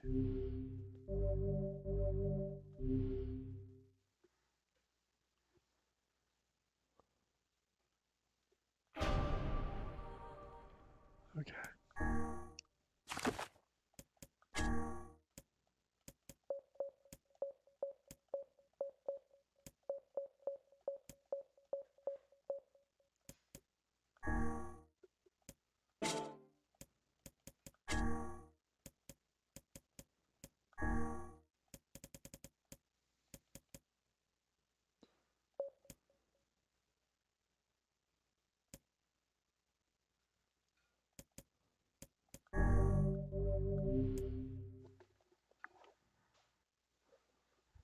Okay, so we could have the music from Near Automata.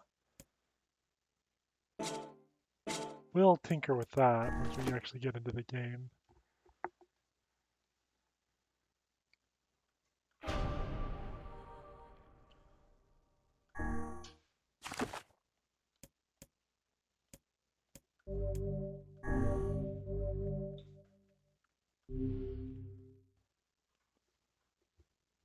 So what's this gonna be when I load it up?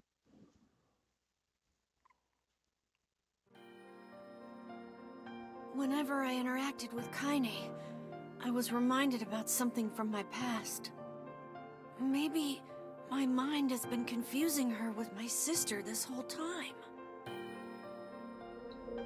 Anyway...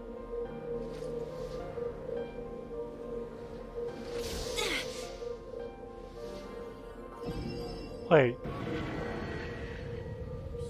Do I just start here? I don't gotta play through Boyhood? Oh my god, if that's the case. Wait! Kaine's dreams!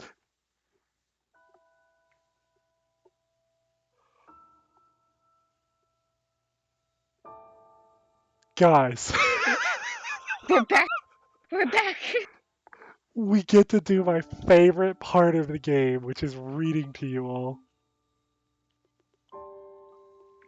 Let me take a quick sip of my Pepsi, then we will start and wet my whistle, so to speak.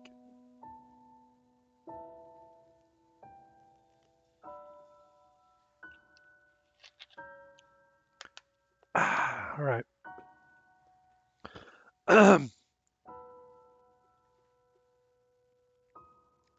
The sound of rain filled the village. The steep cliffs that surrounded the area magnified sound, causing even the slightest drizzle to rattle like a thunderstorm. Thin wisps of smoke streamed from huts as the villagers huddled in their homes and waited out the rain. A single child, however, had braved the downpour and was now wandering slowly toward the wooden hawk-shaped weather vane at the center of town. The wanderer reached the vane, which had existed for as long as any could remember, and stared. The child's face was simultaneously delicate and fierce, like a teacup that had survived a shipwreck. Those traits combined with pale white skin to give the face an almost sexless quality. Well, that sounds like Kaine. If the beak turns east, I go home. If it stays west, then I. The child blinked. Rain slowly dripped down the young one's short hair and began its long descent to the ground. Come on. Come on! The child felt a slight breeze and watched as the vane slowly creaked to life. Spinning this way and that for a moment, it finally settled with the beak pointing firmly toward the east. East? Really? Before the vane could move again, Jagged rock came spinning and tumbling through the air, striking home against the child's head. The force of the blow dropped the child to the ground as a hail of stones began to fall all around. Oh no, they found me. A heartbreaking smile crept across the child's face as the stones continued their assault. Through the rain, the sound of multiple footsteps grew louder before a voice rang out. Yoo-hoo! Kaine! The voice belonged to Demo, worst of all the bullies in the area. As Kaine struggled to stand, a final stone came skittering through the mud and bounced against her foot. Blood oozed from a cut above her eye and blurred her vision, but she could make out the shapes of Demo and his usual gang of idiots. The boy seemed taken aback for a moment by Kaine's seeming indifference to the blood dripping from her face, but quickly regained his bravado. What's up, freak? You like the rain? You like getting all wet? Or did you finally decide to run away from home? Though she knew it was futile, Kaine turned to leave. Before she could get more than a few steps, the other children scrambled to surround her, cruelty burning in their eyes. Kaine knew those were not the only eyes on her. The tormentor's parents watched from the safety of their homes. She was attuned to this sensation. It was one she had experienced many times before. While some villagers simply turned a blind eye to the actions of their children, many encouraged it openly. In a society ruled by superstition and fear, Kaine was something to be hated and, if possible, destroyed. I didn't say you could leave, freak. Demo's words chewed at her like a worm through an apple. He can't hurt me, she lied to herself. Be strong. Be brave. He can't hurt me. He can't hurt me. He can't hurt. Oh look, the little freak is gonna cry. What's wrong? Are you sad that everyone hates you and wants you dead? Kaine prayed for the rain to flood down and carry her away from a world that seemed to have no place for her. But if there were gods, they chose to ignore her. As Demo crept ever closer, the clouds began to thin and the rain slowed. Even the weather hates me. I'm useless. A failure. I wish Demo's rock had taken my head off. Kaine couldn't meet Demo's leering gaze. She lowered her eyes and stared at the muddy ground below. The bully moved forward until he was inches away. She could smell the scent of old meat on his breath. The boy grabbed Kaine's face with thick fingers and yanked it upward. She tried to turn away, but he forced her gaze back and jammed his thumb against her eyelid to pry it open. Show me. No. Did you just say no? Demo grinned evilly. You don't say no to me. No one says no to me. Not even taking attention from Kaine, he called to his cohorts. Come on, guys. Let's give the freak what she deserves. As soon as Demo finished, kicks and blows began to rain down upon Kaine. Demo paused, still grinning, as Kaine curled into a ball and tried to make the pain stop. I don't get you, freak. What you acting like a girl for, huh? Everyone knows what you really are. Kaine ignored the question, choosing instead to stare at the weather vane. It continued to point east, as if supremely confident about the future it had chosen for her. Go home? Yeah, that's a funny joke for someone with dead parents and no home to go to. Freak, chanted the children. Freak, freak, freak. Kaine closed her eyes and listened to the rain, waiting for the pain to start again.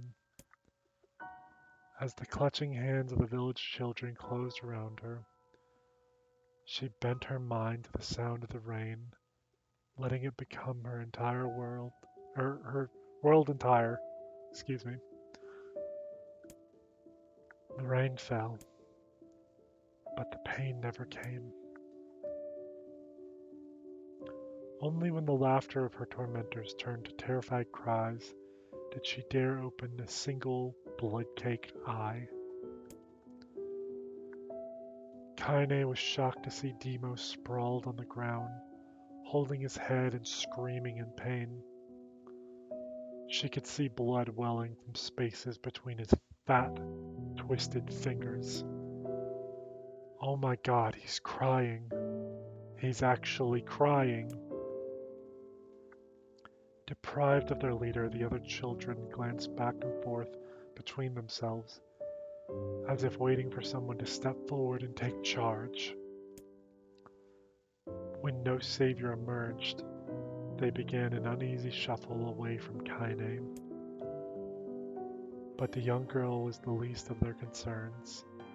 Instead, their attention was wrapped on the ancient woman standing a few feet away. After struggling for breath for a moment, she finally spoke in a voice thick with rage.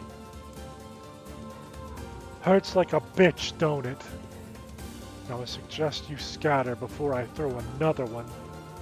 And if any of you little bastards ever touch my Kaine again, I'll do far worse than throw a rock. You can count on it. The old woman crouched down and gently touched the hand of Demo. Gently touched the hand Demo was using to cover the wound. Before he could think to protest, she ground her palm into the wound and twisted back and forth. Ow! He screamed, leaping to his feet. Stop it! What are you doing? Quit whining. Ain't no one ever died from a scratch. You hit me with a rock, you stupid bitch. A big one. That could have killed me. The old woman shrugged. Sorry. Now we know where she gets it. Death is the best cure for stupid. Demo's face twisted with rage at her words. Locking his eyes on Kaine, he took a step Locking his eyes on Kaine, he took a step backward and spat on the ground. Get out! Leave this village. No one wants you here, either of you! Seeing the old woman grab another stone, Demo and his companions turned tail and ran. As they fled, the old woman grabbed her side and barked out a single laugh. Ha! Look at the fat boy go. Guess he's healthy enough to run from a fight. The woman's smile faded as she turned her attention to Kaine. Kneeling down, she removed her shawl and placed it around the young girl's shoulders, then produced a cloth from the folds of her dress and began blotting at the blood on her forehead. Oh, Kaine, she said, why didn't you fight back? You're stronger than that lot. The words of her grandmother stung Kaine, and she turned away. Don't be nice to me, she said. I don't deserve it. Nothing matters anymore. Her tears, held in check for so long, finally began to fall on the muddy ground below. Everyone hates me. They think I cause bad things to happen. They think I'm a freak. I wish I was dead. As Kaine's tears turned to sobs, she felt her grandmother's hands on her shoulders. Despite her advanced age and diminutive size, she was a woman of surprising strength, and Kaine found herself unable to turn away. Don't talk like that, girl. It's a river wide and deep that flows between the realms of this world and the next, and it grants no mercy to any that attempt to cross it. You got a duty to fight until your last breath. Understand? The old woman tightened her grip and tried to still the tremor in her voice. You know the pain of losing someone close to you, Kaine. You know because you survived it. As the words hit home, Kaine was struck by the force of her love for the old woman. As a young child, she didn't even know of her grandmother, but when her parents died, the woman quickly accepted her as her own. Grandma, as Kaine called her, was cunning, vulgar, and quick to violence, and their first few years together had not been easy. But with each year that passed, Kaine and her grandmother had grown closer. However, it was only now, sitting in the mud with tears and blood caking her face, that Kaine truly understood the depths of her affection. Here was a woman who had seen hard times, who had seen death, who had fought through all these things and somehow emerged on the other side. If anyone could understand Kaine's pain and loneliness, it was her. Do I make you sick, Grandma? Course not. Don't be an ass. Kaine drew her grandmother's moth-eaten shawl around her body and shuddered. But my body, it's not normal. If I was normal, then Mom and Dad wouldn't. Excuse me. Hush, interrupted Grandma. I'll not hear another word of this nonsense. You're my granddaughter and I love you. And if folks have a problem with that, they can just go to hell. With that, the old woman reached out and placed a wreath of dried flowers in Kaine's hair. The skill it took to bend the flowers without breaking the stems or losing a single petal was remarkable. And the beauty of it made Kaine want to cry all over again. Oh my gosh, these are lunar tears. Grandma, you made this for me? Lunar tears were legendary flowers. Most people could live their entire lives without ever seeing one. And yet her grandmother had somehow collected a dozen or more. Kaine reached up and touched the wreath, as if she couldn't believe it was real. Where did you find these? Just stumbled on them while I was out doing the shopping. The old woman turned away as she spoke, leading Kaine to suspect that the search had been more difficult than she was letting on. The pains she took to construct the ornament, let alone track down the flowers used in its construction, made Kaine's heart hurt. She reached up and gently adjusted the wreath, admiring the way it felt between her fingers. Didn't quite turn out right, said her grandmother as she squinted at it. These old hands have trouble with delicate work. But it sure looks good on a pretty girl like you. Kaine blushed and turned away. You think I'm pretty? Of course you are. What a fool thing to say. Thank you, Grandma. Her grandmother smiled. We're gonna be fine, you and me, she said. Long as we got each other, we'll be just fine. Kaine took her grandmother's hand in hers, and the two of them struggled to their feet. As they began the long walk home, Kaine gripped the hand with all her might, as if trying to stop smoke from drifting away on the wind. The rain had stopped. Kaine stood beneath the weather vane, watching it spin in lazy circles, no longer caring about the direction it faced when it stopped. I don't need to escape. I have a home now.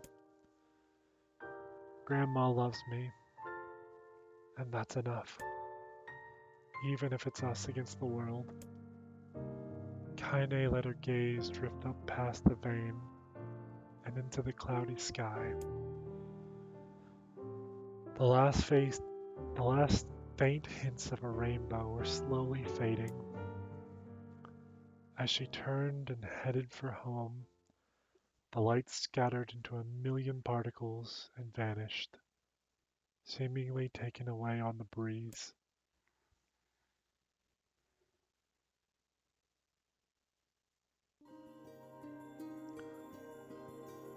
Oh God, there's more.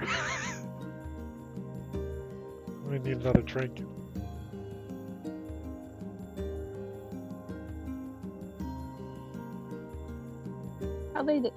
How dare they?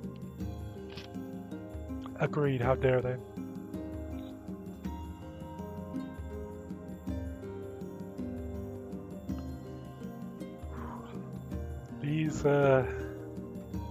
This is not what I was expecting when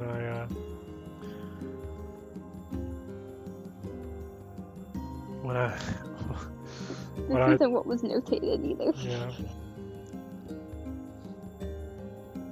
It doesn't say anything about this.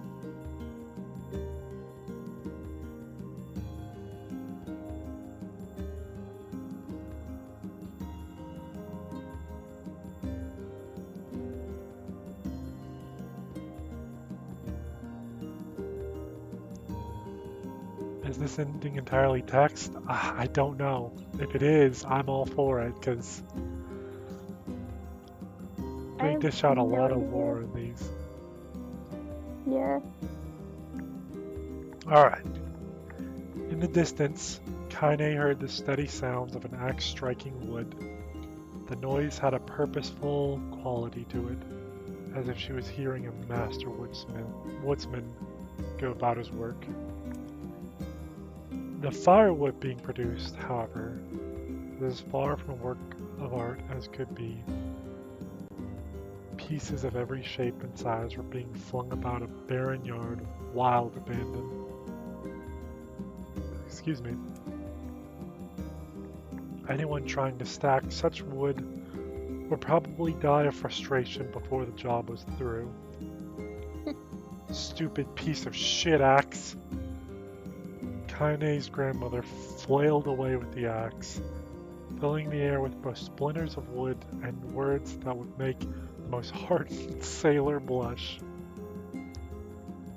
Grandma, called Kaine. That you, Kaine? Yelled the old woman, taking her eyes off the wood for a moment. Don't get too close or I might take your goddamn foot off by mistake. She brought the axe down on a piece of wood, sending chips flying in every direction. One spun past Kaine, close enough for her to hear the whistle, at which point she decided to take a step back.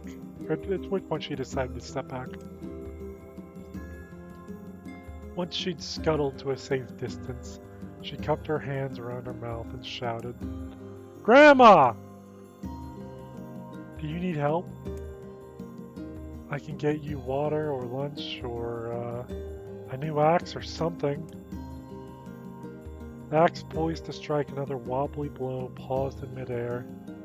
The old woman considered her granddaughter's offer for a moment, then smiled. Tell you what, since I'm doing such a piss-poor job of chopping, why don't you come here and take over so I can go get the water? Shades have been restless lately, and I don't want you running into one of them bastards. Relinquishing the axe, her grandmother picked up a long pole with wooden buckets on either end. Gathering water was by far the more difficult of the two jobs. But Kaine knew better than to complain. Once Grandma's mind was set, there was no changing it. Kaine did her best to help with chores, but Grandma took every task that required travel to the village. Though she had a long list of plausible excuses, Kaine knew the real reason. She didn't want her granddaughter to be taunted and harassed by the villagers. Once Kaine moved in, Grandma decided to take up residence a good distance from the area. Out of sight, out of mind seemed to be the best policy when it came to the villagers and her granddaughter, and rare were the days when any but the two of them could be found on the rocky acre of land they called home. Kaine enjoyed the solitude, but harbored a secret resentment that her grandmother was forced to spend her golden years in such a place. After watching her grandmother leave, Kaine turned her attention to the task at hand. She had never chopped wood before in her life, and soon discovered why the old woman hated the chore. Swing after swing of the axe produced only a tiny crack in the wood, and when she finally managed to connect with a solid stroke, the tool embedded itself in the log and refused to budge.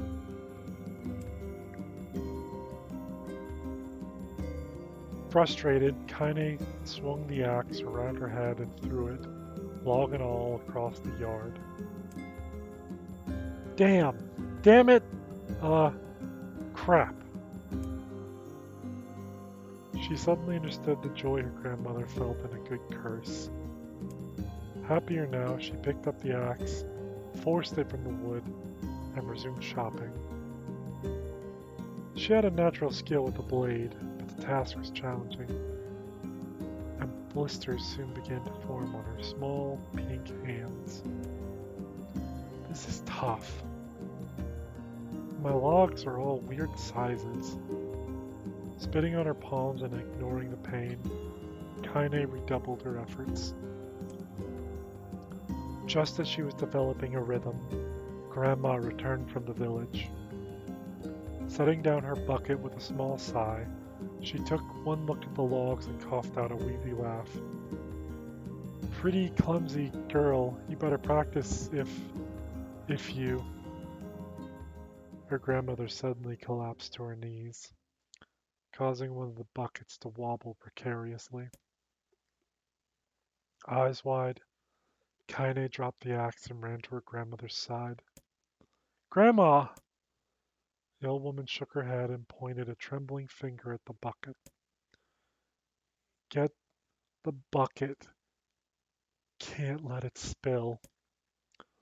Kaine steadied the bucket with a foot as she knelt by her grandmother.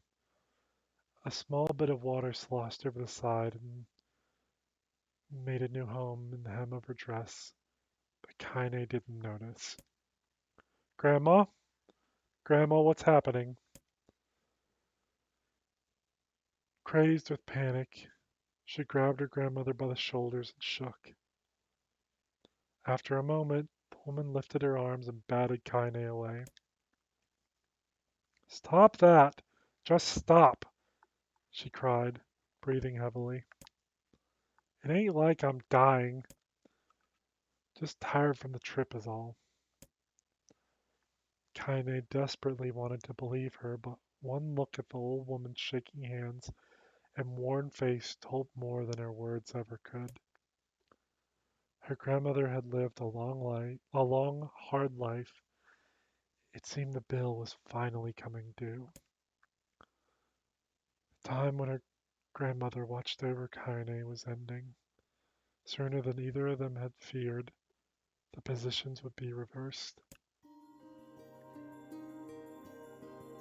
The next morning, Kaine came to the side of her grandmother's bed and took her wrinkled hand. "Grandma, you're sick and you need medicine. I'm going to the village." The old woman shook her head and tried to rise, but Kaine gently pushed her down. "It's all right," she said. "I'll be fine." Her grandmother fixed her with a gaze that could melt steel. After what seemed an eternity, she finally lowered her eyes and sighed. "Well, I don't like it, goddammit. But I guess I should quit being so stubborn and let you grow up." The old woman watched as Kaine strapped on her boots and made her way down the road to the village. Hours later, as an unseen sun made its way across the dark, rainy sky, she was still watching. Kaine moved at a brisk pace, checking her pockets every few minutes to make sure the money her grandmother gave her was still there. Every noise caused her to spin on her heels, making sure she wasn't being stalked by a shade, or worse, Demo and his gang. But she encountered neither tormentors nor shades, and Kaine finally found herself at the entrance to the village. The few adults she could see glanced sideways at her, then muttered to each other behind raised hands before slinking away into the shadows. Her heart racing, Kaine took a series of rapid, shallow breaths and tried to calm herself. "I have to prove myself. I have to help Grandma. I have to be strong." She chanted those words to herself over and over as she slowly made her way. "Are you okay?"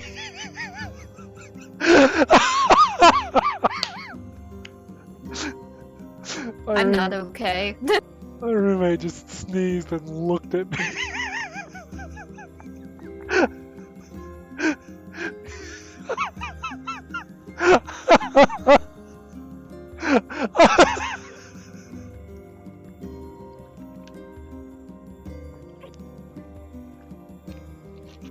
Don't hurt yourself.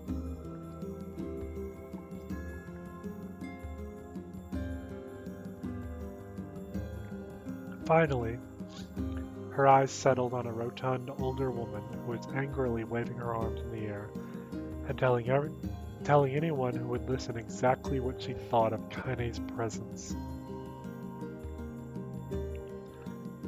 "Hey lady," said Kaine with a bravado she did not feel. "Where's the apothecary?"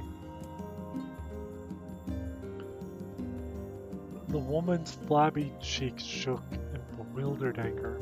"How dare this thing speak to me?" they seemed to say. But Kaine saw that her eyes held a different emotion.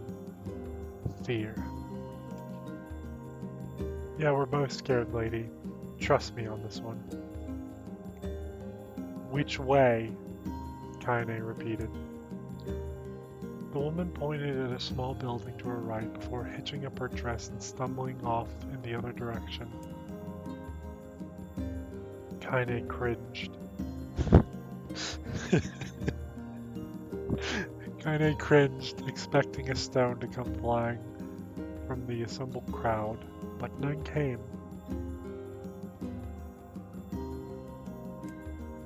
Her mind was filled with a strange sense of pride as she made her way to the apothecary.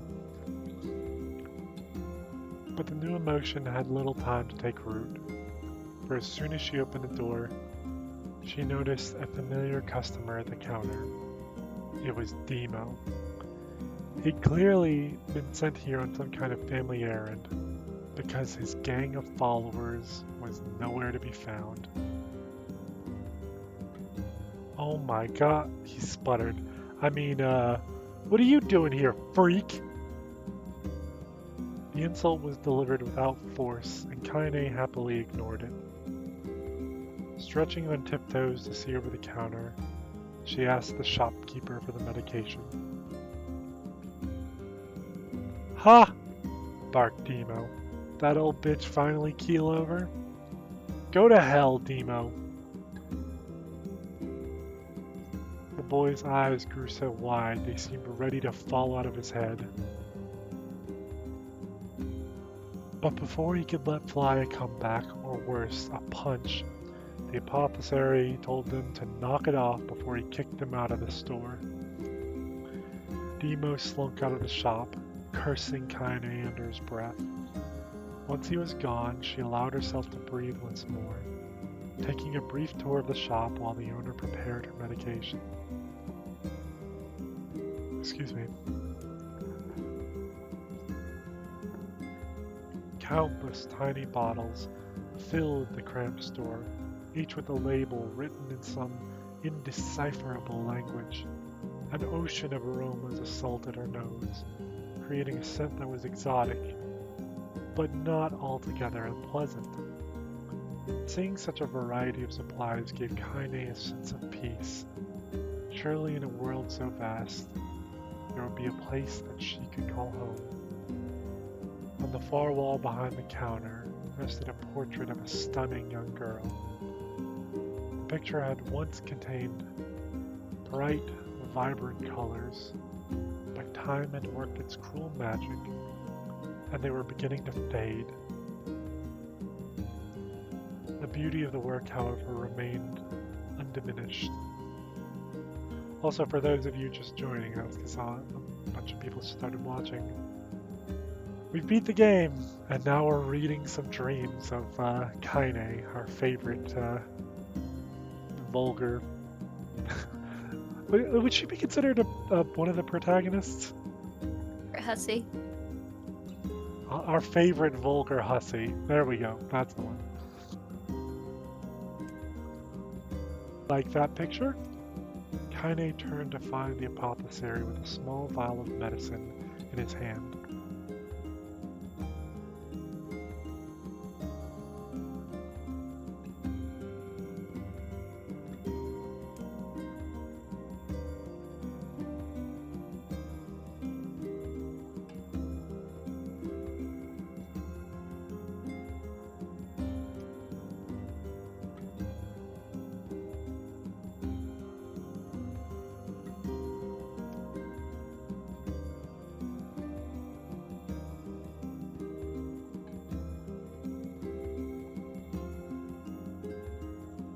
Are you not talking? My mic was off. What was the last thing you all heard?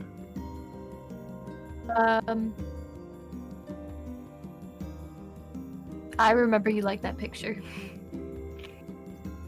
You like that picture? Kaine turned to find the apothecary with a small vial of medicine in his hand. His eyes were gentle but sad, and they seemed to stare through her into nothing as he spoke. Yeah, somehow the little switch that's on my mic got, well, it's blue now, which means you can hear me, but if it turns red, no sound comes through. And I guess I must have hit it with my foot.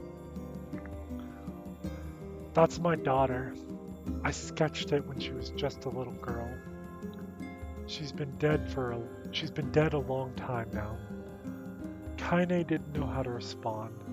She just stared at the portrait and tried to come up with the right words. Pictures are wonderful things, continued the shopkeeper. They let the ones closest to you live on forever.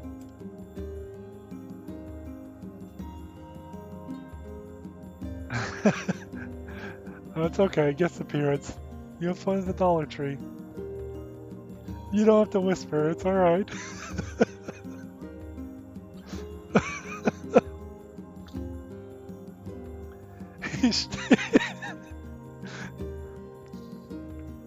He shook his head slightly, then looked down at Kaine and smiled. Handing her the medicine, he reached into his sizable green apron and produced a handful of old wax crayons. You should have these. There's no one left that I wish to draw. Kaine took an instinctive step back, causing the shopkeeper's face to darken. Yes, I've heard the rumors about you, he said. It's a small village, and word travels quickly. Between you and me, I'm not sure which of them to believe. But I also don't think they matter much.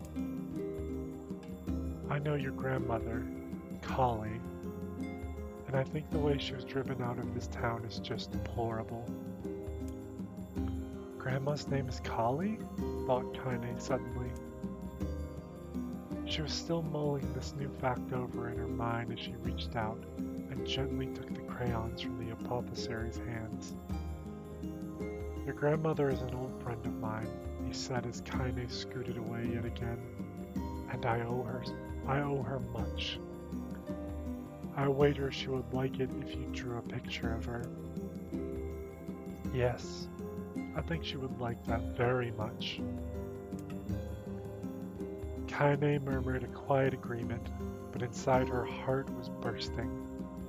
Never before had a villager treated her with anything but complete contempt.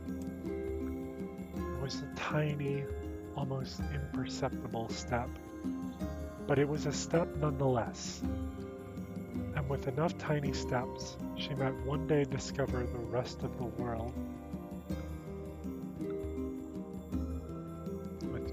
When Kaine returned home, she found her grandmother asleep in her bed. Her feet were blackened and raw, even bleeding a bit in places, leading Kaine to think that she had been pacing around the room until exhaustion finally caught up with her.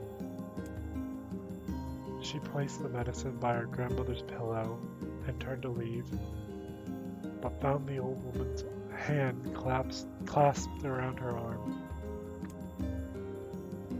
"Back already, are you?" asked her grandmother with a yawn. "Come here, let me have a look at you." Grandma sat up and examined Kaine from head to toe. Finally satisfied that nothing terrible had befallen her grandchild, she leaned back and allowed herself to relax. "Well, how was it? Those bastards give you any trouble?" "It was kind of fun," said Kaine with a small smile. "No, seriously, it was." "Fun, eh?" asked her grandmother in a voice which implied she believed anything but. "Uh-huh. So anytime you need me to run an errand, just let me know." As she spoke, Kaine removed the crayons from her pocket. After a brief explanation of their source, she informed her grandmother that she was going to sketch her portrait. A portrait of me? Ridiculous. No one wants to stare at a wrinkled old crone. "But Grandma, it'll make you live forever."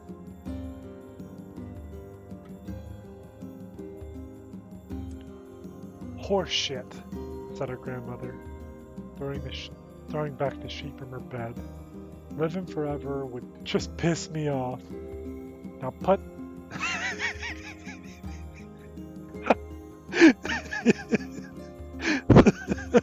"Living forever would just piss me off."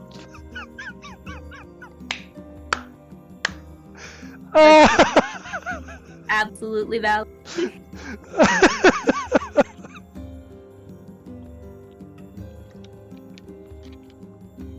That's fucking hilarious. Living a normal lifespan doesn't seem doable. I would much rather die too.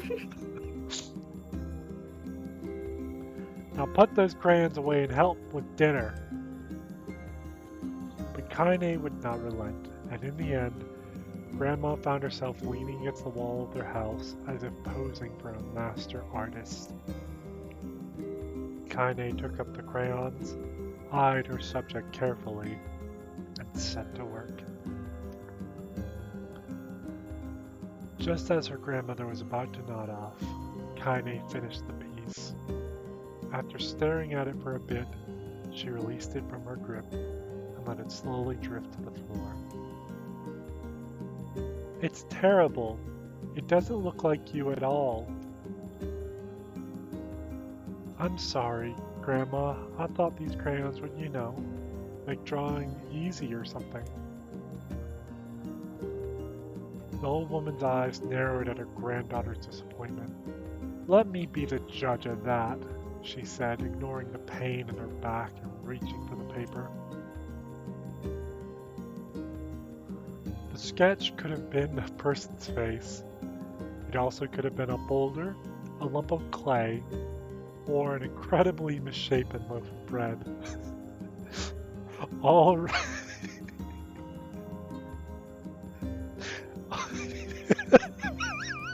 Sorry. All rendered. This response is going to be one of two things. Yeah. All rendered in a chaotic array of colors.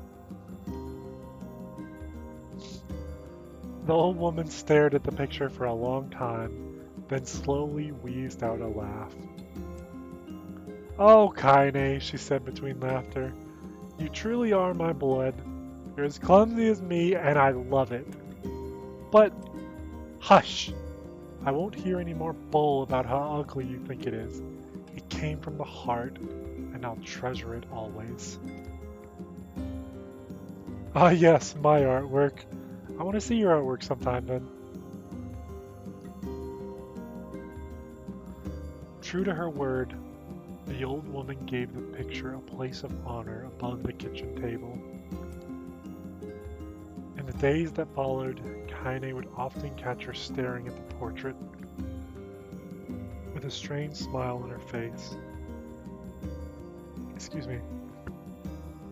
With a strange smile on her face, an action she interpreted as silent, mocking laughter. A week later, Kaine could stand it no more and asked her grandmother to take the artwork down. Posh, said the old woman. I'll take this down when they roll me in my shroud. She pondered this for a bit, then turned to Kaine and dropped to one knee. Listen to me, girl. Seeing this picture makes me happy in a way I've never felt before. It makes me want to go on so that someday you can feel the same happiness. It was a moment that burned itself in Kaine's memory, a perfect blend of pride and love and joy that came together to form a lifelong remembrance. She swore to never forget this moment, to never forget the old woman who had made her place in the world possible. Time moves on. People and memories move in and out of a life like ghosts passing through a hall. But this moment will be different, Kaine swore, because I will remember it forever. Forever. Separation.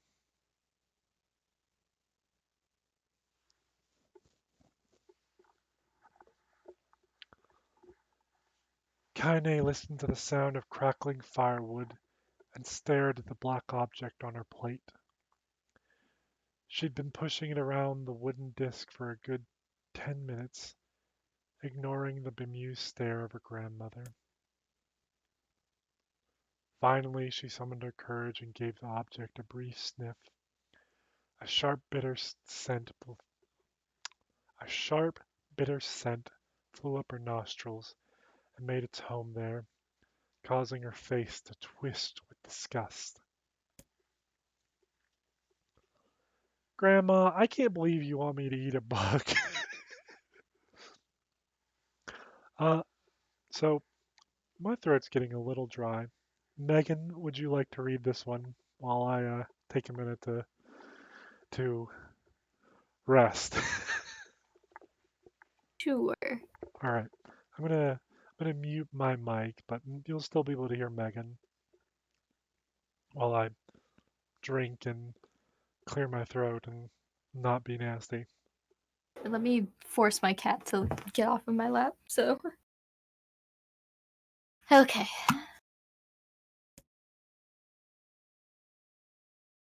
The old woman threw some more wood under the cooking pot and snorted. It's no bug, you fool girl. It's a berry.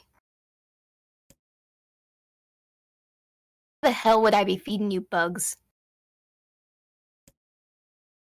Yeah, well, it sure looks like a bug, said Kaine. And I think it's burnt or something because it smells terrible. With that, Kaine held her nose and threw the berry in her mouth, chewing as little as possible. Oh yeah, that's terrible, alright. Why, you little brat, laughed the old woman. Look at the sass on you. You've been spending too much time with me, and that's a fact. 5 years had passed since the moment when Kaine's grandmother saved her from the bullies. As is often the way with two stubborn people, their relationship had grown in fits and starts, but moved forward all the same. Meals that used to be somber affairs were now filled with laughter and hurled abuse in equal measure. Kaine could not remember a time when she had been happier. As the years went by, Kaine started to shoulder more and more of the daily responsibilities. Her grandmother's legs grew weaker by the day, and she could no longer do many of the chores she used to take for granted. And so, this morning found Kaine lacing up her work boots with a breakfast of burned berry rolling through her belly. "Where are you going today?" asked Grandma suddenly. Kaine looked up, surprised. The old woman rarely asked for specifics anymore. "Well, I was gonna check out the kelma trees and see if they were ripe. I thought we could make some jam or something. Oh, and I'm going to pick up some flagstones, so I need to take the wheelbarrow." Flagstones? What in the hell for? Kaine stared at her grandmother, then held out an arm and swept it around their home. Constructed mostly of cloth, rope, and rubble, the old place sagged like a boxer in the final round. "Grandma, a dying cat would chew through this house. I'm going to build a stone wall so we have some protection." The old woman laughed, exposing her toothless grin to the world. "Goddamn, girl, if a bunch of thieves want to ransack this old place, let them come. We got nothing worth stealing anyway." "Not worried about thieves, I'm worried about shades. People saw one west of the village yesterday." The old woman tilted her head and stared at her granddaughter. "Well, shoot. I don't know why you have to do it today. We can worry about it some other." "Grandma, no. If I don't go to the kelma trees, we won't eat tonight. You know that." A confused expression passed across the old woman's face, and for a moment she was a small child lost at a carnival.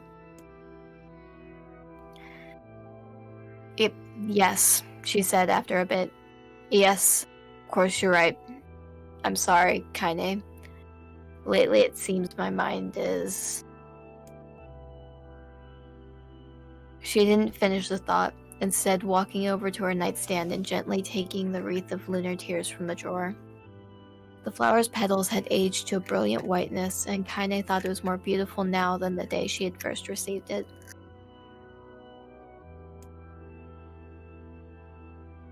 "You're gonna be a true woman soon," Grandma said as she placed the flowers in the girl's hair. So that means less chatter about shades and building defensive walls, and more talk about how beautiful you've become. Alright, I've returned. Welcome back. You should keep reading the dialogue. I'll read everything between. Okay.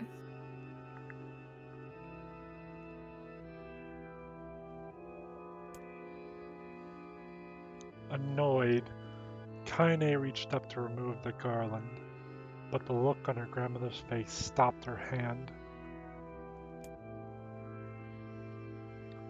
You're a beautiful thing, Said the old woman. and there ain't another like you in all the world. I'm very proud of you. Okay, Grandma, that's enough goddamn compliments for one day. Such a mouth on you. Where did that come from? Gee, I wonder. I'll teach you to sass me, girl. Yelled Grandma. Suddenly, she lurched forward and grabbed Kaine by the ears, pulling her around the room with a crazed grin on her face. Grandma! Yelled Kaine in a quaking voice. Grandma, what the hell? The old woman stared at her and blinked, then slowly held her wrinkled hands out as if it was the first time she had ever seen them. Oh, I don't know what happened there. I'm sorry, girl. Sometimes my mind just... Kaine thought the look on her grandmother's face was the most heartbreaking thing she had ever seen. Listen, She began. maybe I should stay home after all. No, I won't have you stay here to keep an eye on an old cogger like me. You go get your fruit and your wall and whatnot. I'll be fine. When you come back, I'll have a nice grasshopper dinner waiting for you.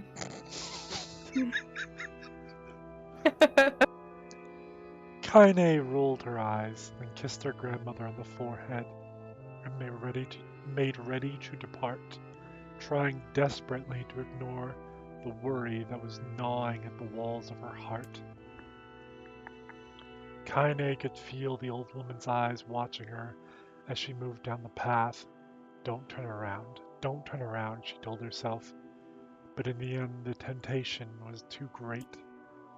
She spun on her heel for one final look and saw a small, bent woman standing in front of a ramshackle hut with a sad expression on her face.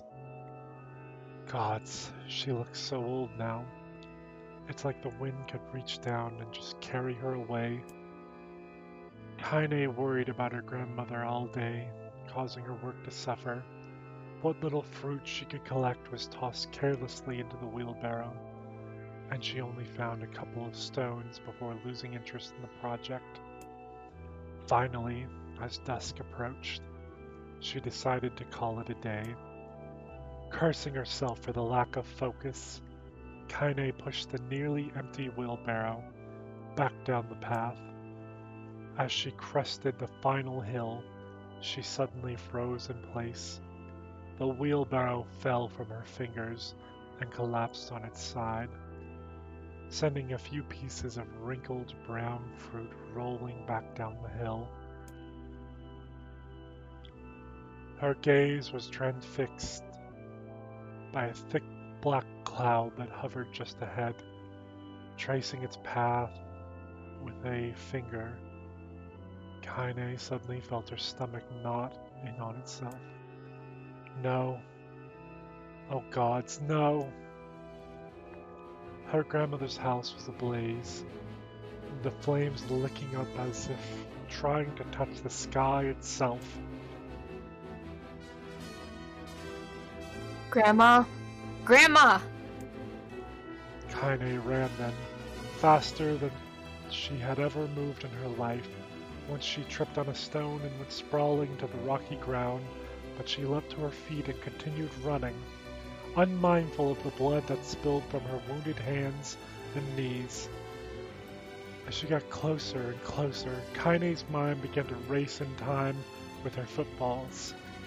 It's too dark. It's too dark. Not just fire. Can't be fire. Too much smoke. Gotta save her. Gotta save her. She burst into the front yard and came to a sudden halt. Her worst suspicions confirmed. The smoke from the fire was mingling with the thick, inky blackness of an enormous shade. The massive creature supported itself on 3 twisted feet, and achieved balance through means of a large armored tail. Scales, horns, and claws sprouted from its body in a random, chaotic pattern, giving it the appearance of a lizard designed by some insane god. Seeing Kaine, it let out a roar and flicked its tail, sending small whirlwinds spinning around the yard. For a moment the creature retreated into a shimmering, inky blackness, as if her mind was unable to comprehend that such a thing could actually exist. But then the smell hit her, a blend of rotted meat and excrement, and the horror became real once more. The creature bellowed again, and this time Kaine responded with a scream of her own. "All right, you bastard," she thought as her scream echoed off the high cliffs around them. "It's you or me. Let's go." The shade eyed Kaine with bemused interest, then it began looking from her to the house and back again, as if urging her to look at the destruction it had so gleefully wrought. With dread building in her heart, Kaine glanced toward the house. Through the smoke and flames she spotted a small figure struggling to escape the ruins.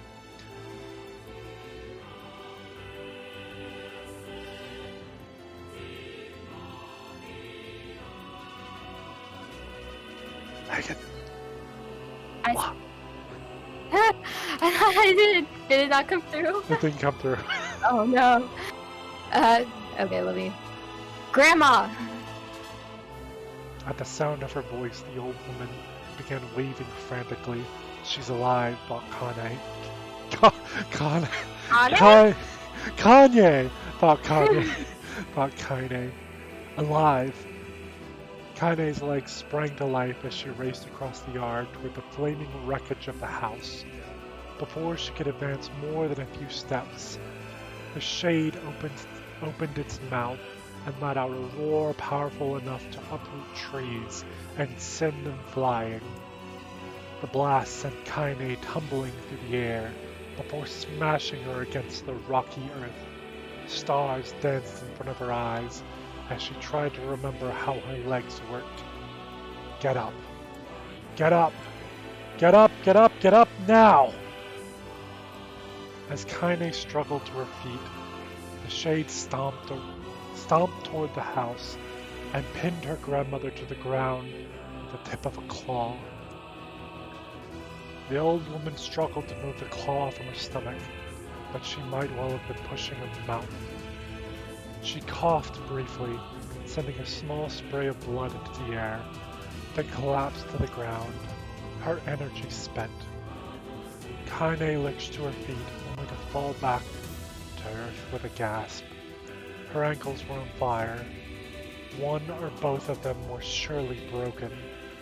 Ignoring the pain that screamed through her body, she began dragging herself across the ground, leaving a drunken tail of dust and blood in her wake. Grandma, hold on. Just a little longer. Her grandmother's face was turning blue, her eyes rolling back until only the whites were exposed. Kaine pulled herself across the ground with maddening slowness, the distance seeming to increase every second that passed. The shade glanced between the two women and flicked out its tongue, its giant mouth turning up at the corners. Short, panting breaths belched from somewhere deep inside its core. Bastard, laughing at us. She had no...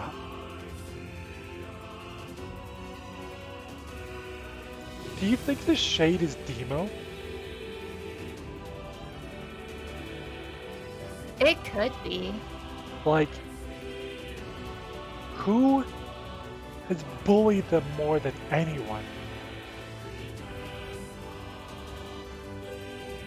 I don't know. There was one person that was in the village where every time you walked past the house, he just yelled freak over and over. Yeah.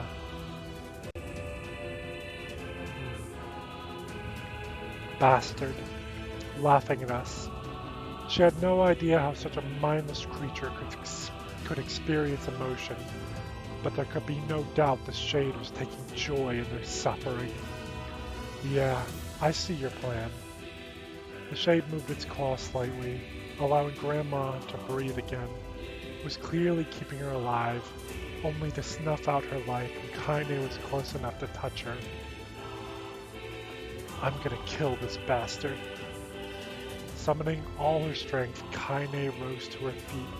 There was a sickening snap from her right ankle as the foot twisted backward, but she forced it from her mind and began to hobble toward the monster. Pulling a small knife from the pouch at her waist, she leapt on the foot that pinned her grandmother and plunged the weapon deep. Give her back! She screamed. Give her back to me! It was like stabbing a rock. After a few swipes, the knife broke at the hilt with a dull snap. The Shade panted laughter again, then raised its tail and sent it rushing through the air toward the young girl that was latched to its foot. Kaine never had a chance. The tail struck her square in the chest and sent her crashing into the burning wreckage of the home. As she lay on the ground with blood pouring from multiple wounds, a small, weak voice spoke up.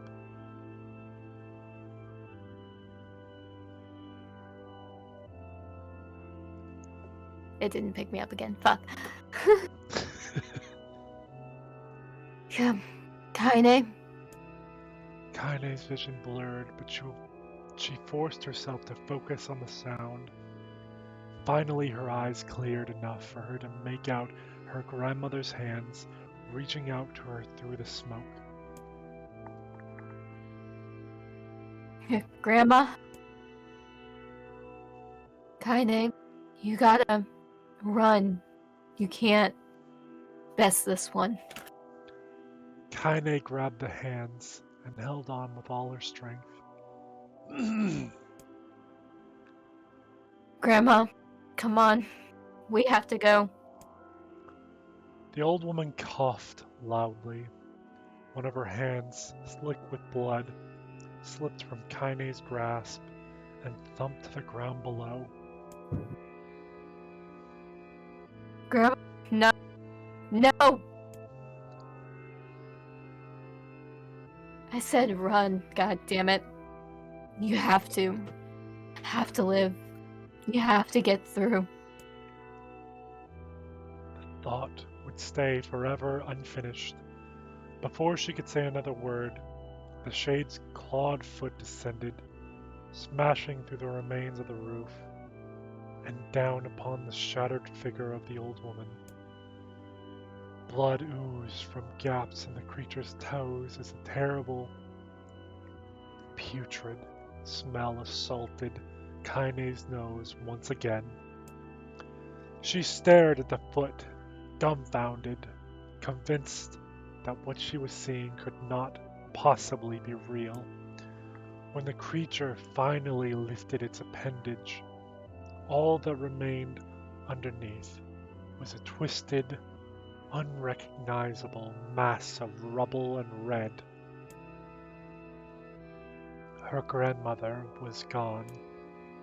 Kaine blinked, trying to feel the hands which had been in hers just a moment before. For a fleeting instant, she could remember the warmth of that embrace, the trembling of the fingers, but then the sensation drifted away on the breeze and was gone. Memories flashed through Kaine's mind, one after the other, faster and faster, until they became a meaningless jangle of noise. Kaine screamed then, a thunderous sound that echoed off the cliffs and seemed to roll away forever.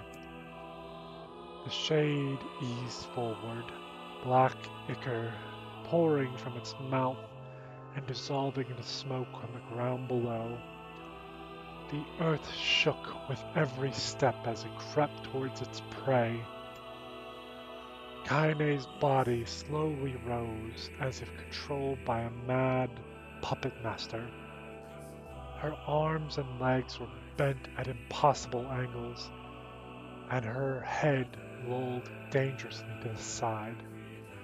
Yet somehow she managed to stand. Staring at the shade, her eyes began to glow with a deep red fire. The creature, so confident just moments before, took a slow, hesitant step backward, trying to discern if this broken human could possibly pose a threat. Kaine seized the moment. Laughing like a madwoman, she leapt into the air and plunged the shattered hilt of her knife deep into the leg of the shade. The shade shook Kaine off like a fly, sending her crashing to the earth once again. Her chest rose and fell slowly, as if a great weight were resting on it. Moist sounds of pain echoed through her mind. Something warm and thick oozed from her ears.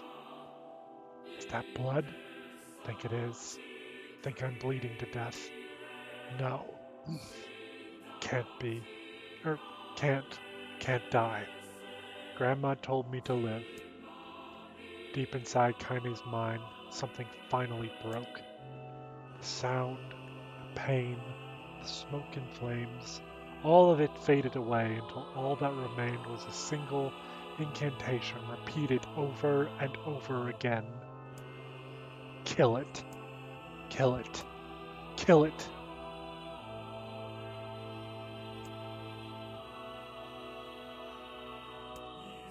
Kill it now. As the spark that was Kaine slowly began to flicker and die, she felt her desire to kill and her desire to live blend into one. The distance between heartbeats grew longer and longer and longer.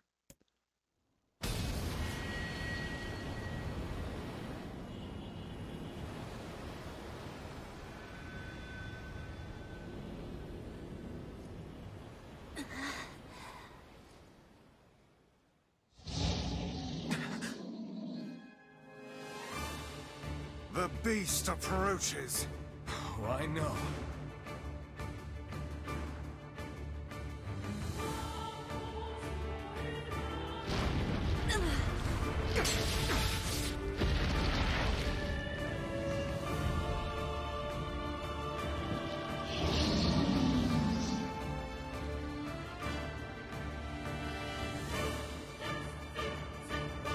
Oh shit!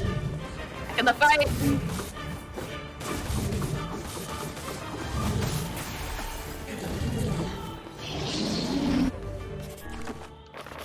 Hold on, I still have all my words.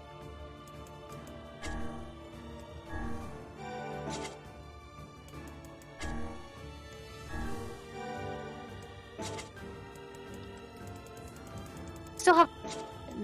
Huh? Yeah, I do still have all my weapons. So this is like a new game plus type of deal thing. I think for this part, this one, yeah. What anger this creature must have. How did it even survive these past 5 years? I'm not gonna let this happen again. It dies today. My sword is lighter. It's not the blade, but the skill of the user. Strike it down.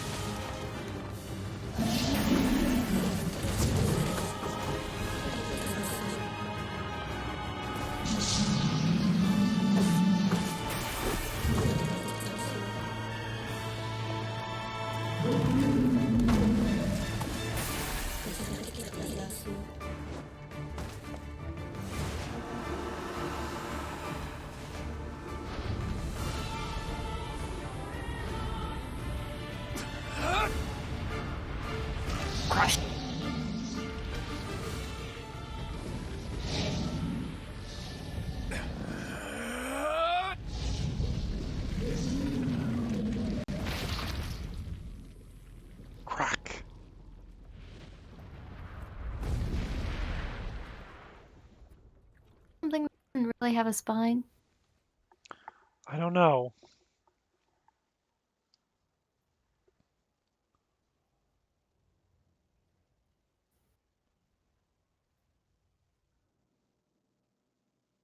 Encounter.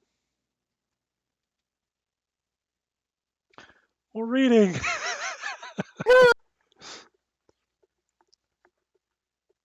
There's a little break in the action. Gently, weakly, softly. The shade, sure that its tormentor was dead, turned and stomped off toward the horizon, stopping along the way to bellow one final roar. Couldn't kill it. Shamed beyond imagining, Kaine tried to turn her head to the side, but only succeeded in coughing up a huge gout of blood. It was getting difficult to see, and only after a moment of fierce concentration did she realize that her left eye was gone.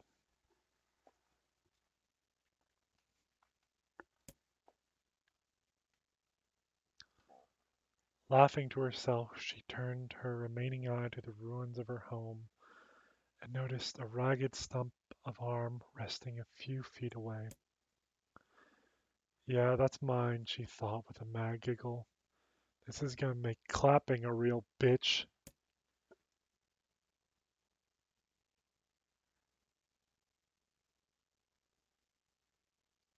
Ha! Cried a sudden voice from the depths of her mind. Finally gonna die, are ya? Well, you had it coming. Go to hell, Demo, she thought at the unseen assailant. Go to hell before I pluck out your eyes and feed them to a dog.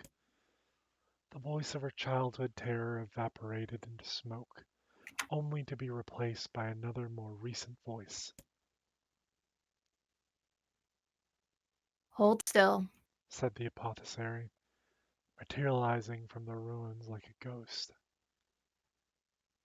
I want to draw you. That way you can live forever. No, stop. Don't want to live forever. Want to die right here, I see. he said quietly. Well, if that's what you want. The spectral shopkeeper fluttered in and out of existence for a moment, then produced a piece of paper and sketched quietly. After a few seconds, he turned the page to Kaine and smiled. Since you rejected my offer, I decided to draw someone else. It was a picture of her grandmother, real as life. Kaine opened her mouth to thank the man, but stopped as the picture began to blacken in the middle. Before she could say anything, dozens of multi-legged insects began to swarm across the image, tearing at it with sharpened pincers. Stop! No, don't hurt that picture! Kaine reached out with the remaining arm and waved futilely at the air. To her surprise, the insects fell off the picture and to the ground below, where they vanished into tiny black tendrils of smoke. Relieved, Kaine turned her good eye back to the picture, only to open her mouth in a silent scream. The sketch now showed her grandmother as she truly was, a smashed, unrecognizable lump of nothing. The apothecary smiled, then broke into a jolly dance. See that? He cried as he danced his jig. Oh, shit. I think I caught some of it. Go ahead. Perfect now. Looks just like you, just like her. I think there were some ha-has in there too. I'm not cackling like a madman. Come on, Yuri. No. I look like that? Oh God. Oh God, I'm gonna die. I'm gonna die. Drowning in despair, Kaine laid her head back in the mud and smoke of a ruined house and waited for the end to come. But just before she let everything go, an unfamiliar voice began whispering in her ear. Ain't you got a wish, sunshine? The voice was vulgar and fierce at the same time, as if insanity had somehow found a way to take form.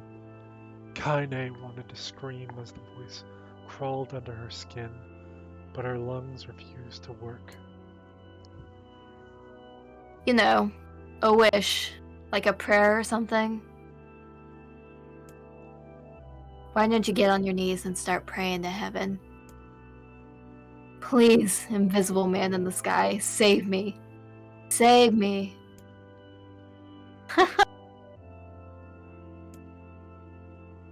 Kaine finally resorted to shouting at the voice with her mind.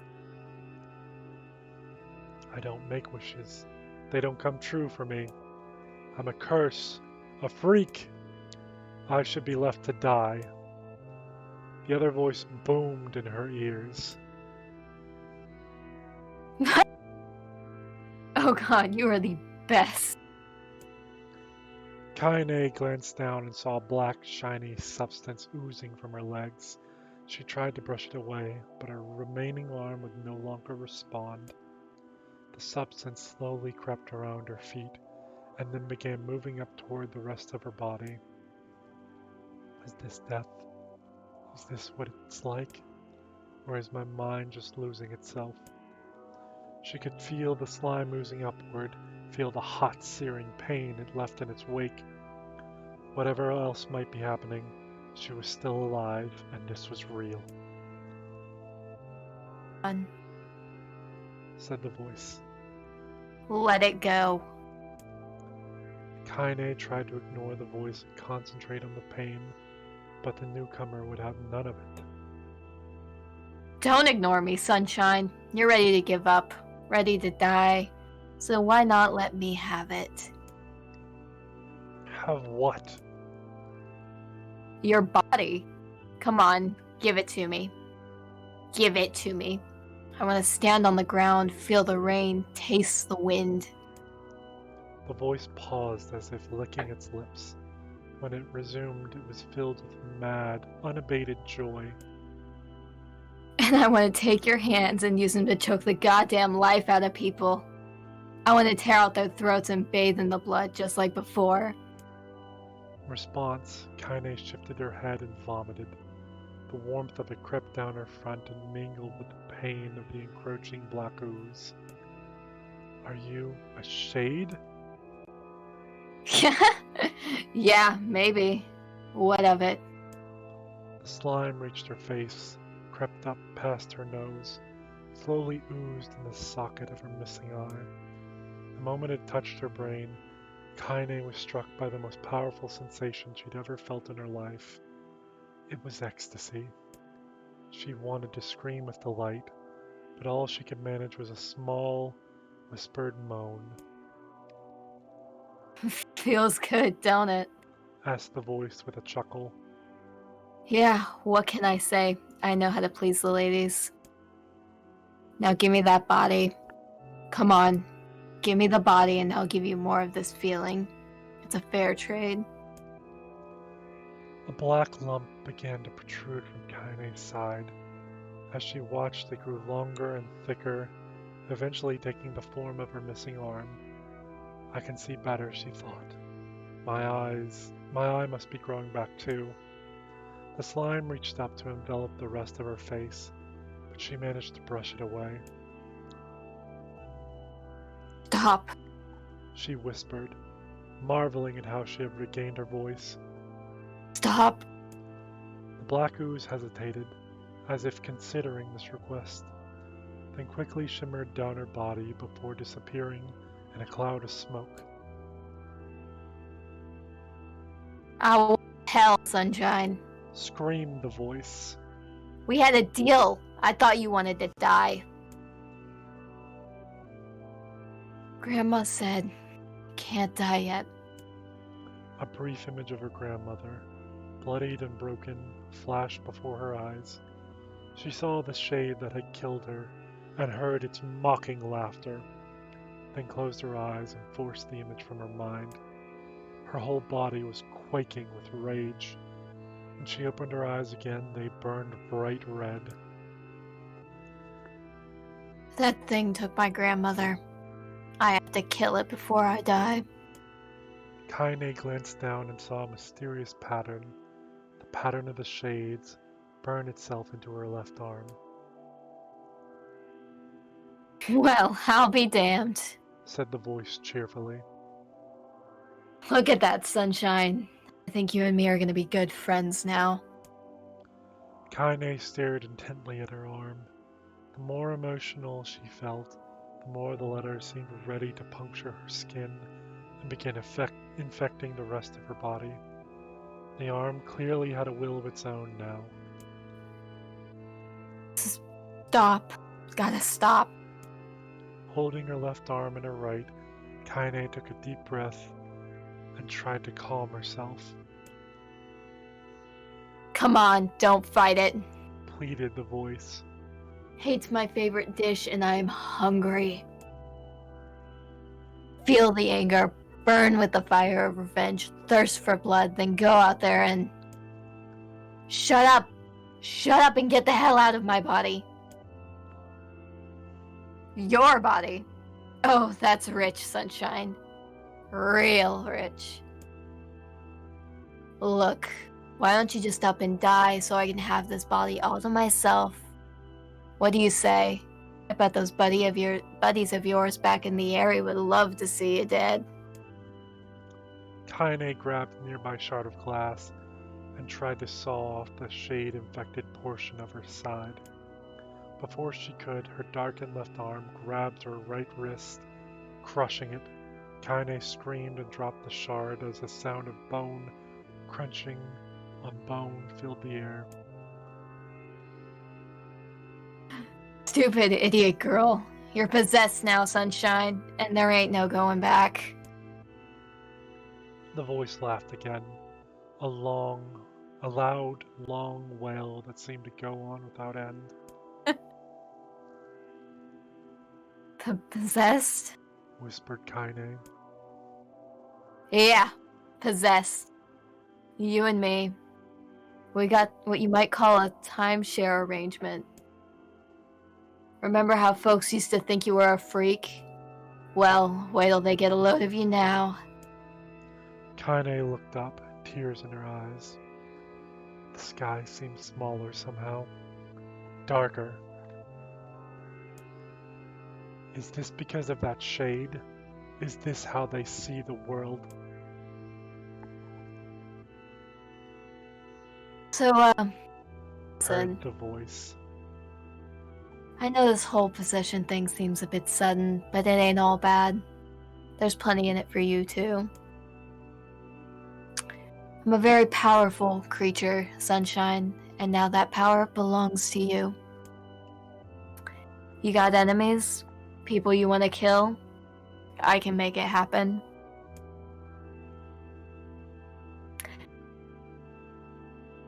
That little fat kid who kept picking on you?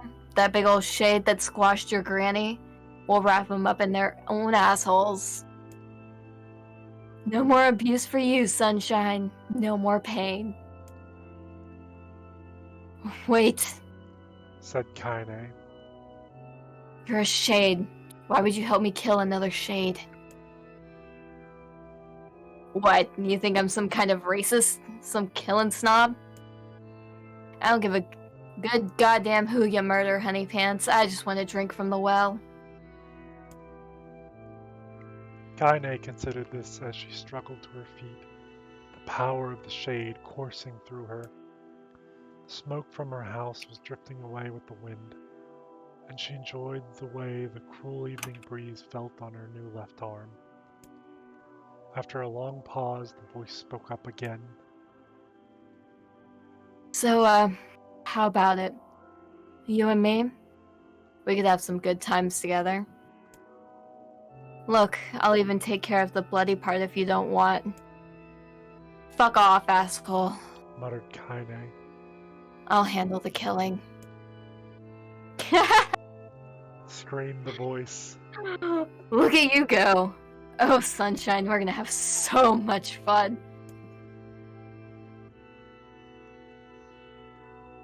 So listen, my name's Turan. And if you ever need me, I'll just be hanging out in this piece of meat you call a heart. Now get to it. The more you kill, the more your heart turns rotten and sour, and I like rotten and sour.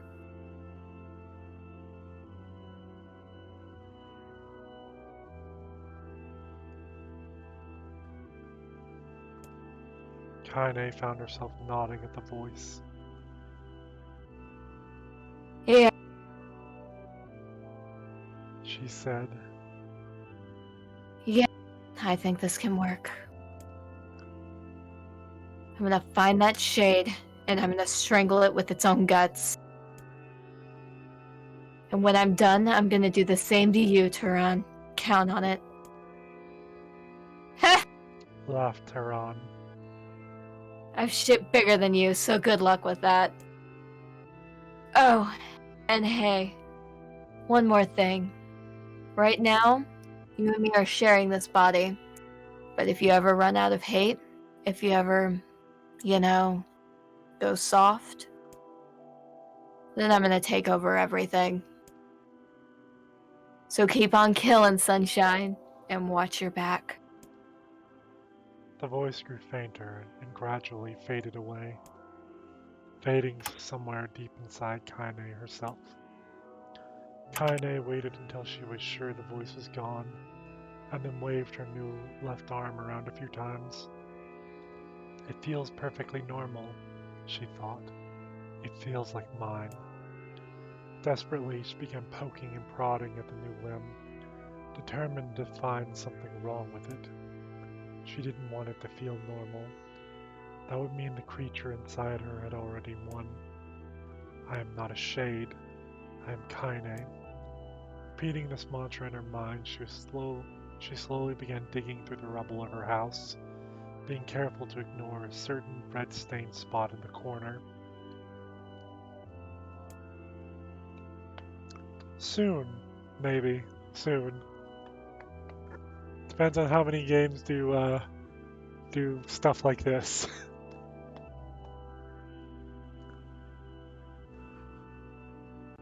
Finally, after what seemed like an eternity of heartbreaking work, she found what she was looking for. It was the wreath of lunar tears. Though it had been through hell and back, the garland's petals were as bright as ever. Kaine started to place it in her hair. Kaine started to place it in her hair, then slowly lowered the wreath and stared at it. I'm sorry, Grandma. I'm so sorry. But I don't deserve to wear this anymore. I'm possessed, corrupted, a freak. And this time, I don't think there's any going back. Holding the flowers to her heart, Kaine fell to the ground and sobbed. As night gradually lightened to dawn and the people of the area rose to their daily lives, she remained in that position, as if tears could somehow wash away the horror that now infected her world.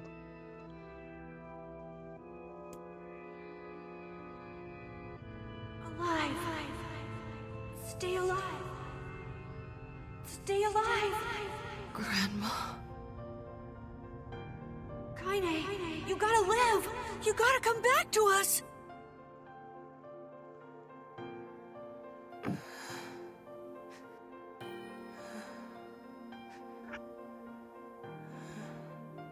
Oh, hey.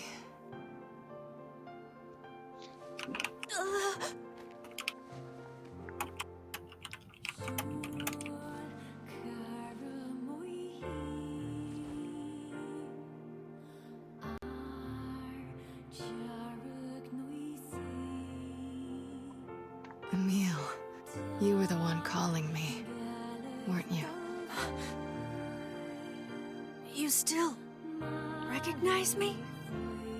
Of course. I knew you right away. Thank you, Kaine. Welcome back, Kaine. Wow, you grew up. So, how long has it been?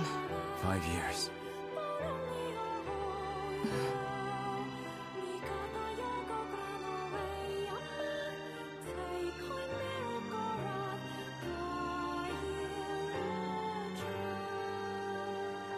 Shit. That's a long time.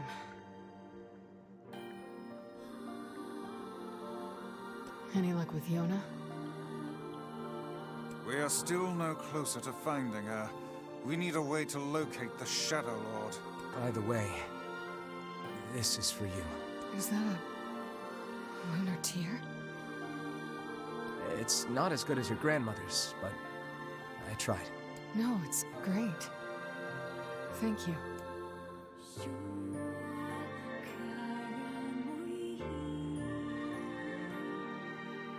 Kaine waking from her long, petrified sleep.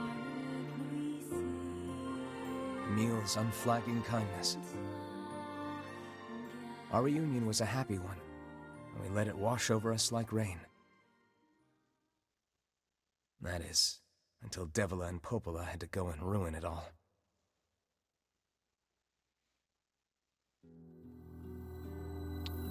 Are you kidding me? You can't be serious! Yeah. Fuck you two. Fuck both of you. I hate them so much. Please try to understand. No, fuck you. People are tired and scared, and I'm sorry. I'm sorry you have to bear the brunt of that. This is crap, and you know it! It's okay.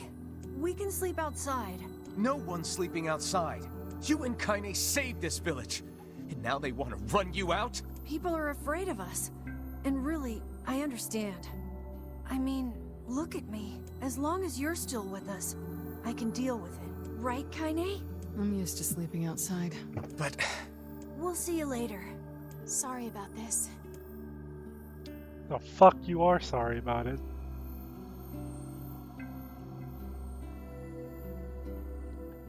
What is the matter? Kaine always sleeps outside. I never thought about that until just now. Never even occurred to me. Damn it. We should turn in.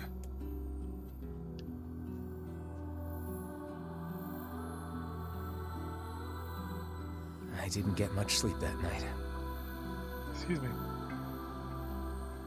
For the first time in my life, I hated Devila. For the first time in my life, I doubted Popola. But those feelings are pointless in the end. They said and did what they did for the sake of the village. To protect it from the horror of the Shades.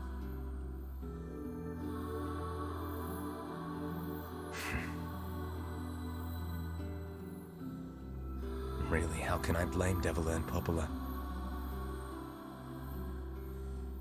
In the end, I'm just as bad. Because I never once stopped to think about Kaine and Emil's situation myself.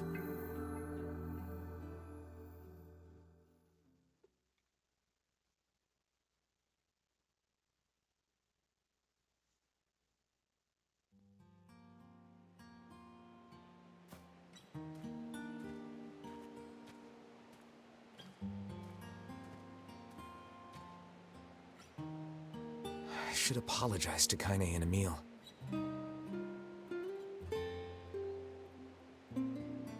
But...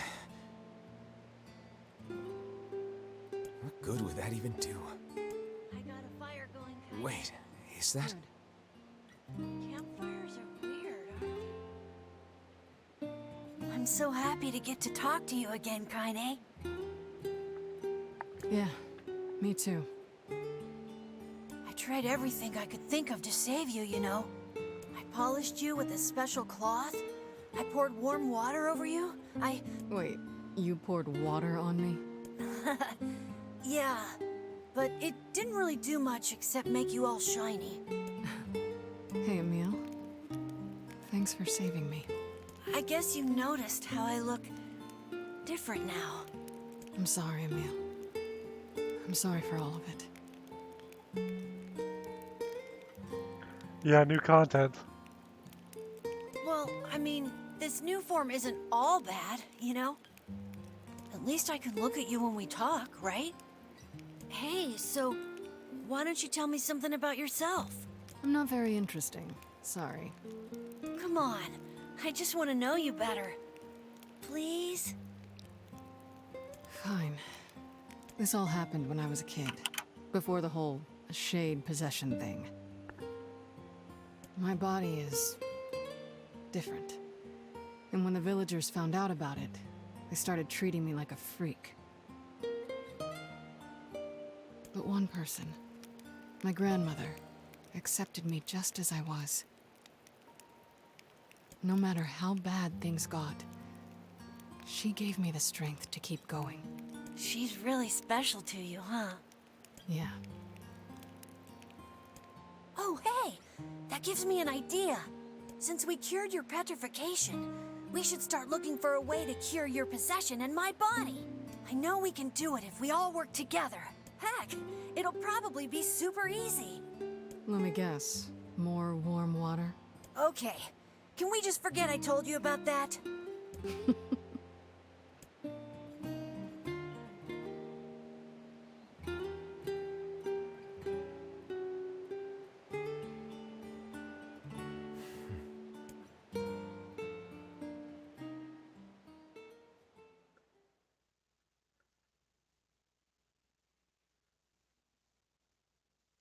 Why would my frames drop here? Why? Nier, please.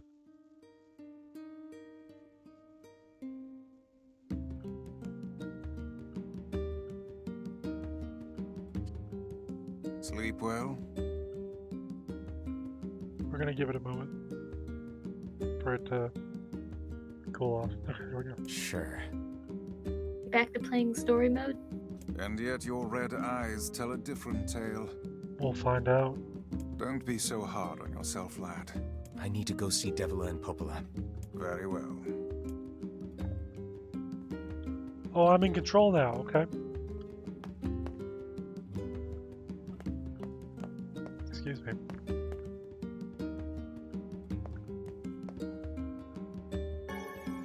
Gold moonflower. 900 gold. What might that be? Why are my frames dropping? Please. There's no reason for this.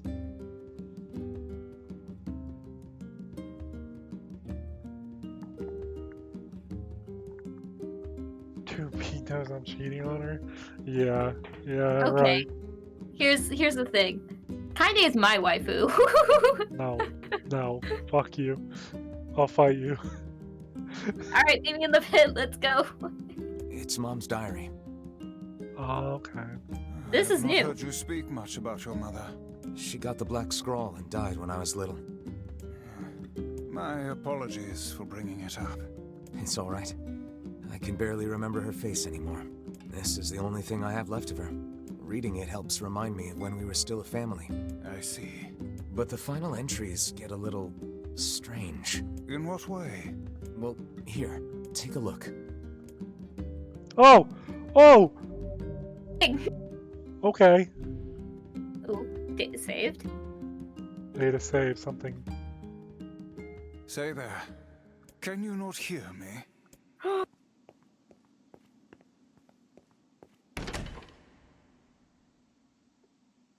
Why are you standing about like a slack-jawed ninny? Sorry. Felt like I was dreaming or something. Sleeping on one's feet is quite the talent indeed. Come now, there's the door. Right. Let's go. This is Dad Nier. This is Dad Nier. This is Father Nier. And he sounds like Garen from League of Legends.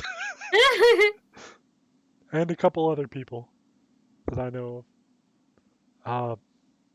I don't know this guy's name, like the voice actor, but Garen from League of Legends. How I first met him. Lu Bu from Dynasty Warriors. I've heard him in a couple other places, but I love this guy, like the voice actor. But we are Dad Near. Yeah, there's a blindfold. Why is there a blindfold? But Needed to see, apparently. okay, so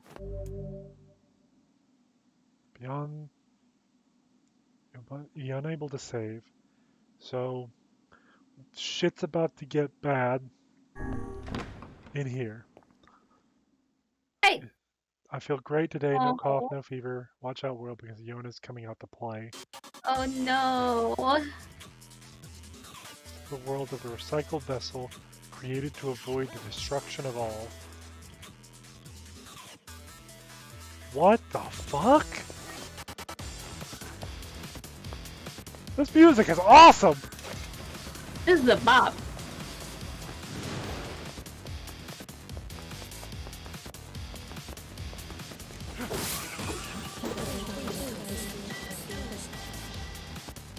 I'll kind of listen to the music for just a few moments.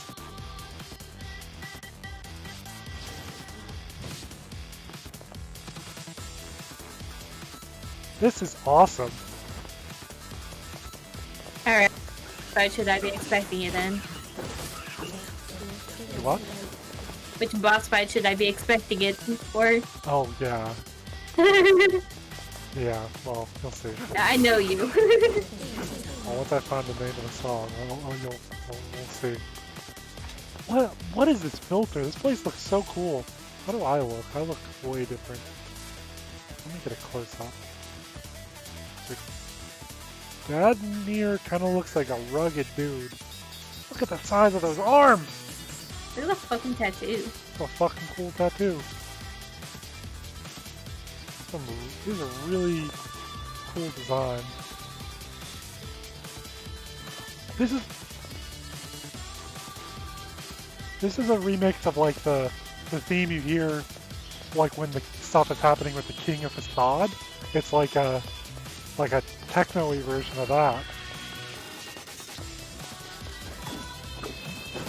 You hear it?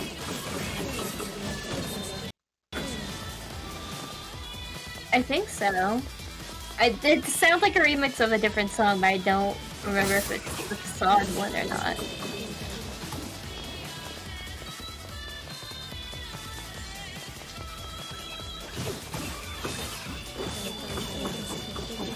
I wonder if it ends up tying them all together. The hike from Fire Emblem route. What do you mean, like tying? What do you mean tying them all together?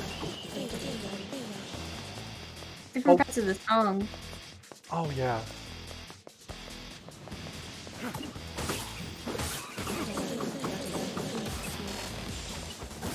Why are we suddenly Dad Near now? It's cool.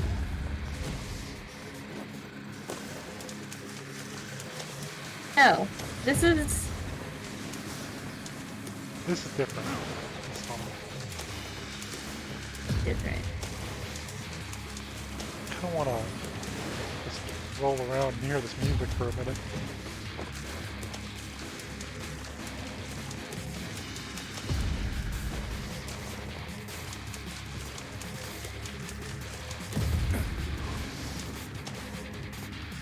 This is awesome.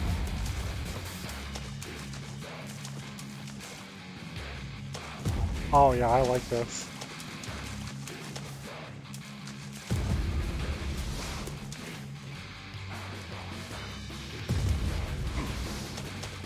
Alright.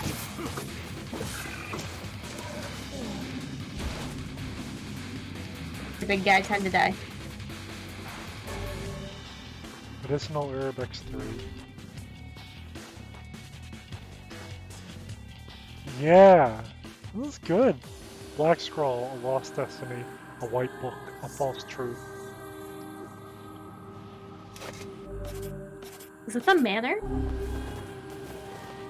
That's the mansion.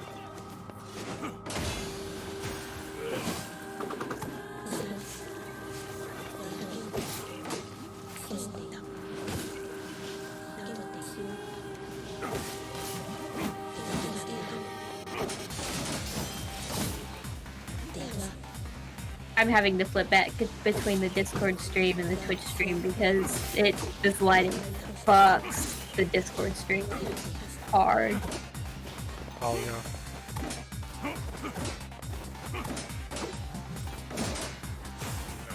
Its aesthetic is so cool though. Yeah.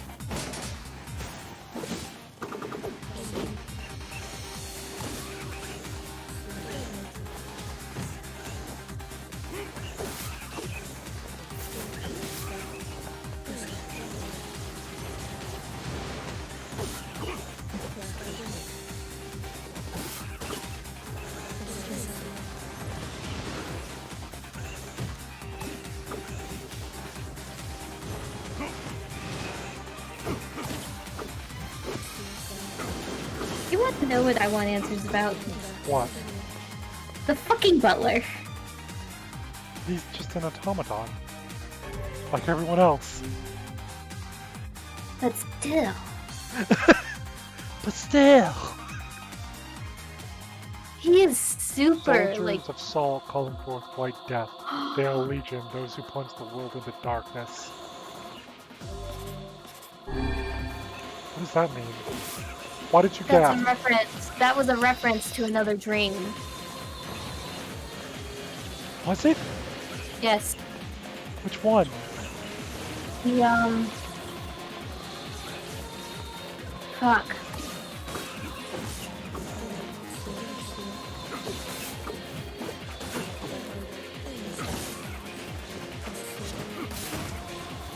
No. Shit. I don't remember the full context, but it was, the soldier somebody looking back, and their followers or friends or something were pillars of salt, and they collapsed. Oh, the dragon warrior lady. Yeah. The one that... Yeah. Like in the second set of dreams that we ended up doing. Yeah. And we're killing the tree. Mhm. The first, oh my god, they've all been.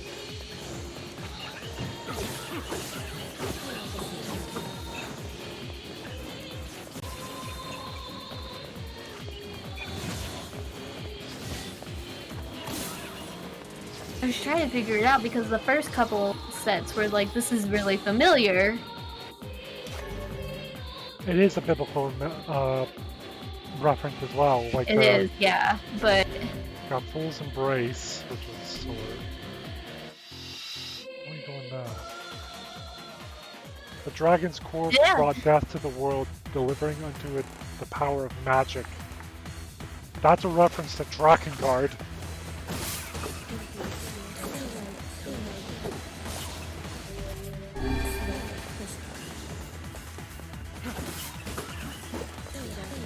Wait, was the fucking dream about the woman a reference to it too?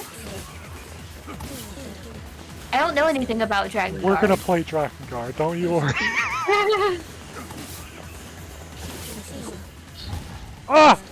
Hello! Oh, the cool metal music again!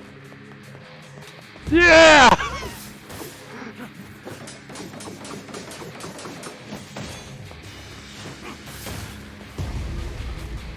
I don't know why, but I feel like I'm stronger as Dadmir. I'm not, but like, those big, mean, manly grunts. Aesthetic of it. The aesthetic of it. Yeah. I feel like such a badass. Look at him! He's so cool.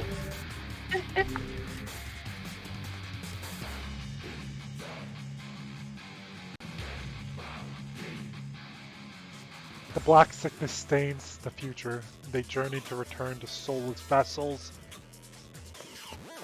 Oh, what is this, like 2D, 3D? Oh, this is cool. Oh!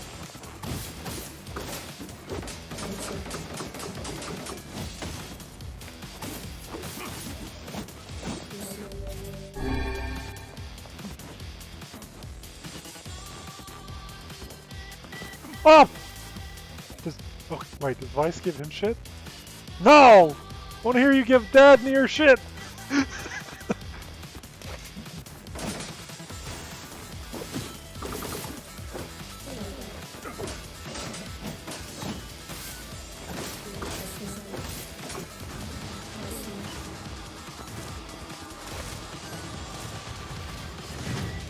Oh! Big fist. Big.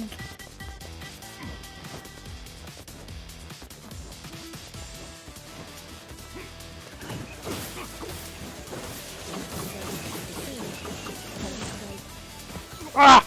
Shit. Come on, Mike, some shit.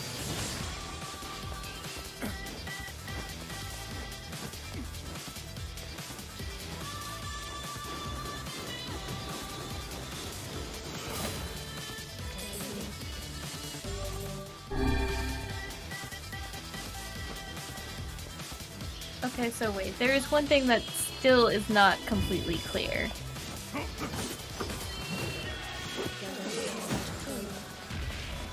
What's that? Hold on. There's another thing for me to read. Yeah. Okay, go ahead, because I can wait here.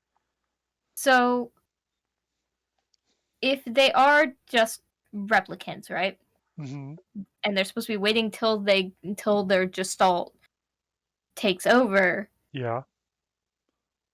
And they have been alive those 1400 years. Right.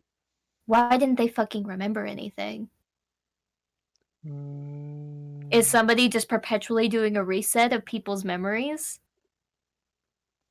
Maybe. Maybe that's explaining the other ending. Maybe. But, like, that doesn't explain the different variants of aging. Maybe every time that Nier, which is the canon name of the main character, or every time Dia gets close with Vice, maybe the previous times, like, because they were trying, like, Popola and Devil were in charge of this, right? Maybe those previous times Popola and Devil won. They said they were trying to push it off. You know? Because they were still researching, I think. Yeah, maybe, like, we died and we were, like, put in different replicant bodies. Because why is it that only now, when we've been so successful, like with Kaine helping us and Emil helping us, only now have we grown up, you know?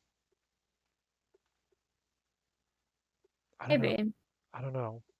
I think that there needs to be some explanation, and maybe they go into it in Automata or something. Maybe the other endings explain it too. Because it made the comment of, like, the genes of that person being put into the replicant body. Yeah. So that suggests that it states that these replicants are made specifically for certain people. Yeah. So let's keep going.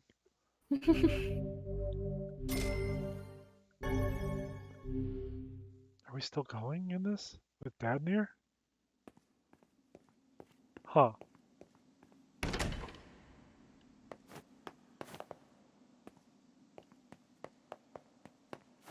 Wants us to go through this one, but what's this one?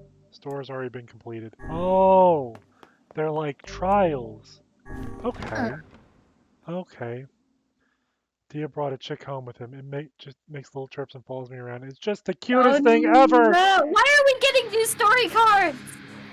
Apocalypse divided the world into one that knows not day and one which has never seen the night. Oh my god. Oh, alright, big boy. Ow! The following actions are prohibited in this room. Protect the turtle. Oh. Fine, I'm not gonna block anything anyways. I don't need to block. They just say leaping rabbit too. You know, jumping. So it's cycling through them. Oh no, it was like, it was adding more. I think. Or maybe it was cycling. To try and catch me, you know. Bet you thought. Black and white, 13 packs, the vessels form waver as they cross time and space. Sealed 13 sealed verses? 13 packs. What packs? We have to play Drakengard now. And Automata.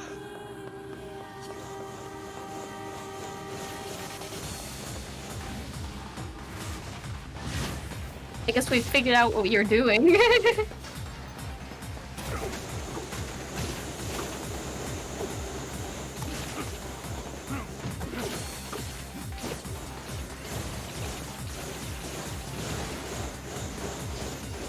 Oh, Jesus. Oh my.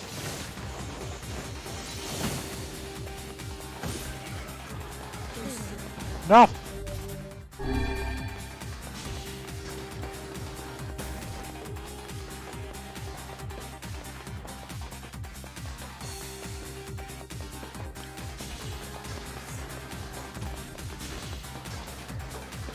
Shit, which way?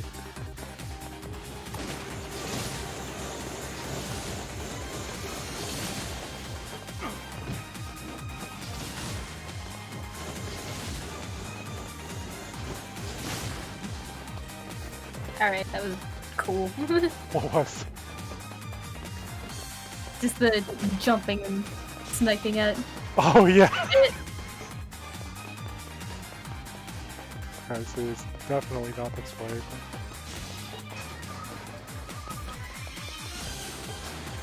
Welcome to the factory, where it's impossible to tell where anything is.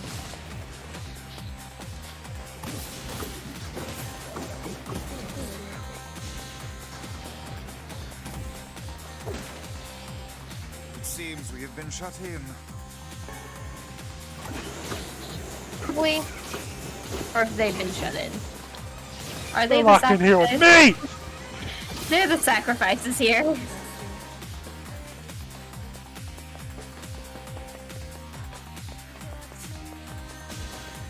God, this music is such a fucking bop, though. Oh my god, it's so good!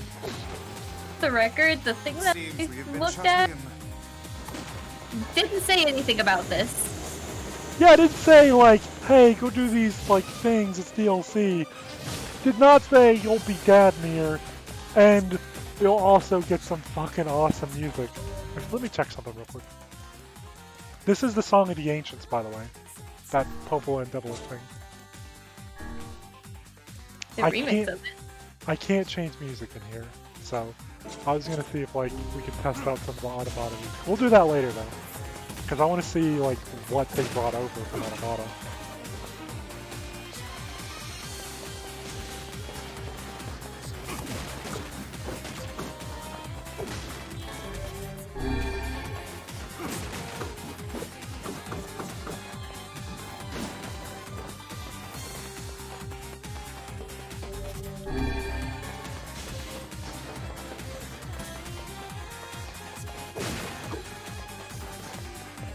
This is so good. This music, oh my god. I know I'm saying it over and over, but my god. The music was already incredible. I didn't think they could make it better.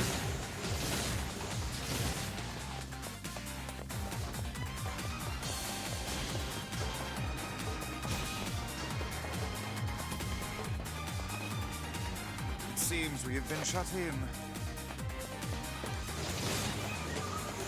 Would have been sad.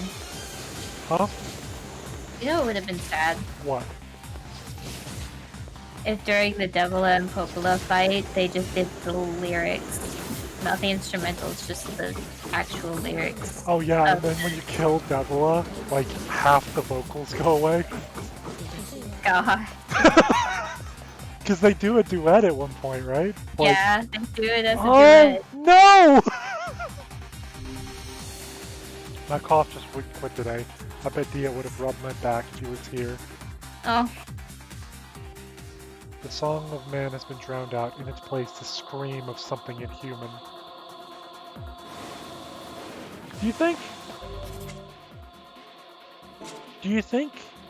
Gestalt and Replicant, like the two different games, there were different journal entries for Yona? And what if, like, I'm guessing because I'm playing Gestalt, but what if, like, we're seeing the entries for Dad near? I have to look that up. Could be.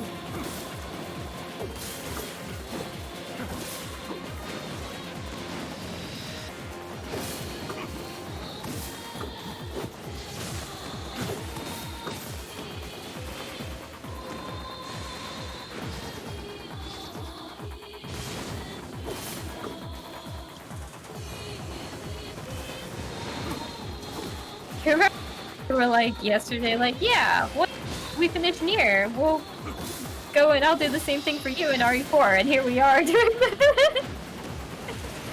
Yeah. Well, I'm not angry about it, but it's just funny how it turned around. Good lord, how many? Oh my god! I got to practice my voice acting, I'm fine with it. Yeah, you did. That was actually a lot of fun. Gives me some ideas for Sunday. Oh boy.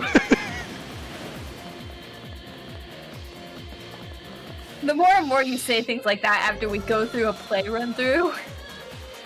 Tame the two-handed sword, full lament. Can we open the thing and look at these swords? Yeah. Also, this is probably why The it sky was so... falls with a dragon, the world ends this day.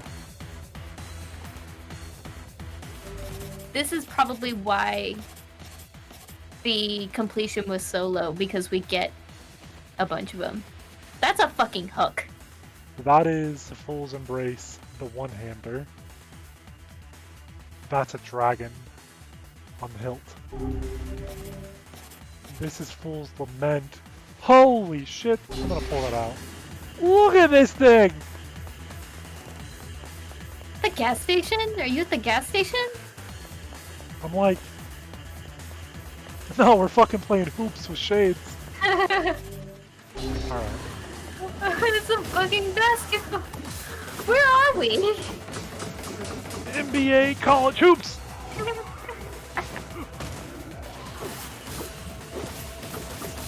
Holy shit, die!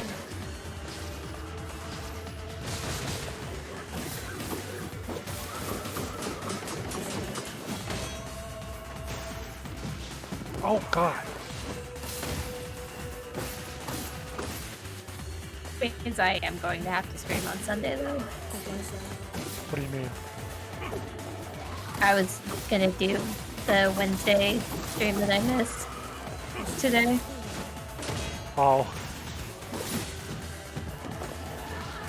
So now to make sure I'm staying on track and caught up, I'm gonna have to stream on Sunday, which is fine. I can finish this up.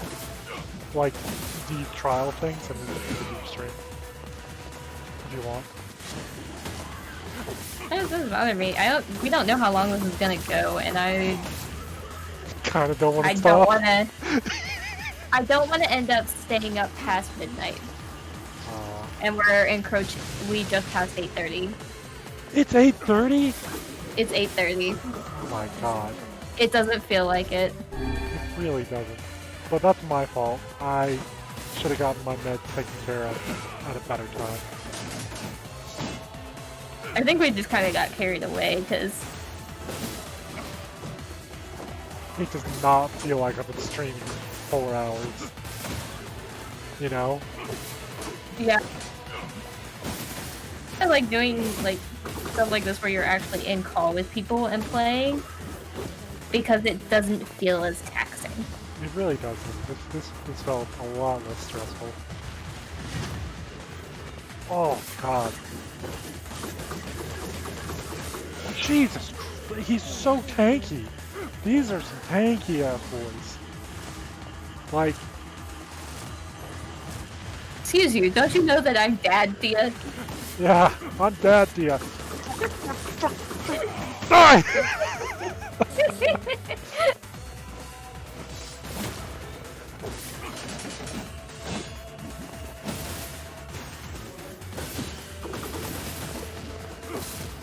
Oh, Jesus.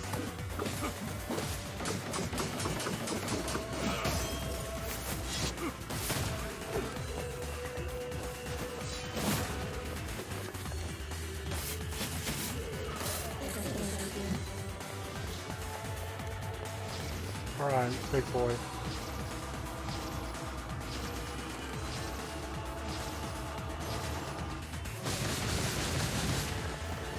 He's still alive. Oh my god. That was a great finisher though. Yeah. That was satisfying. More medicinal herbs. Once I finish, okay, we've seen that one.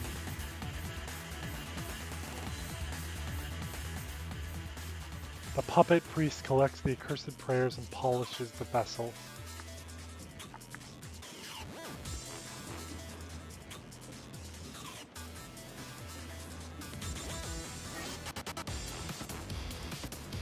We're on the boat.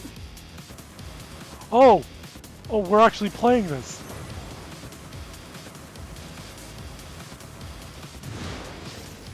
This is a first-person shooter now. This game is wild.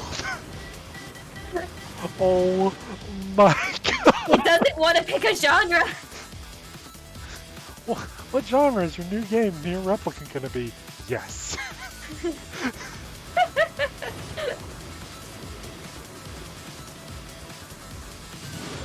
I thought this was just gonna be like the cutscene we traveled through on the thing, but no.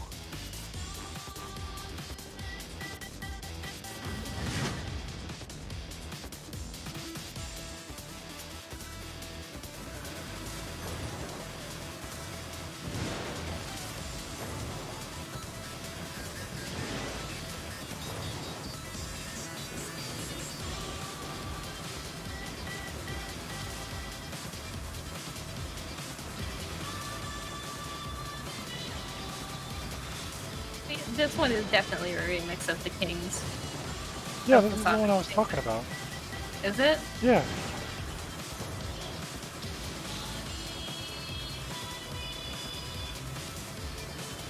Why was it playing in the first one then? You would think it would have done... Because that was the last time we saw the king. Probably. Oh.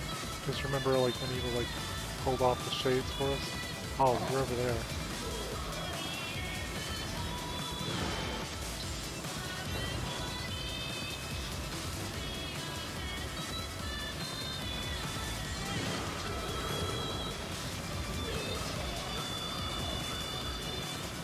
God, the more I think about it, the more I'm just like, it was such a selfish fucking endeavor by the end of it. Yeah, that was. Because he had what happened with the Aerie, which now we can safely make the assumption that Popola wrote that letter. Yeah.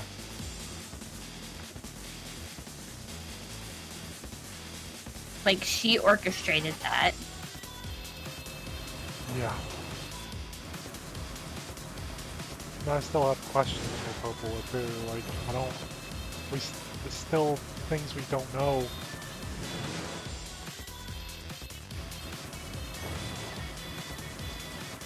there a way to make this go?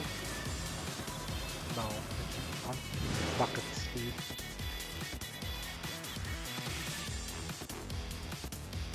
You would think they would have done this in the factory.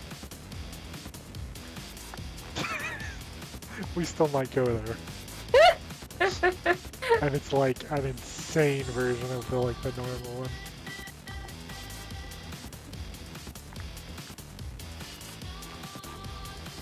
Because that whole thing, she was probably trying to legitimately kill Dia at that point.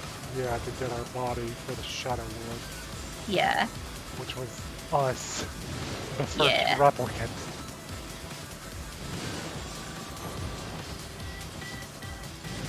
Why are we so important?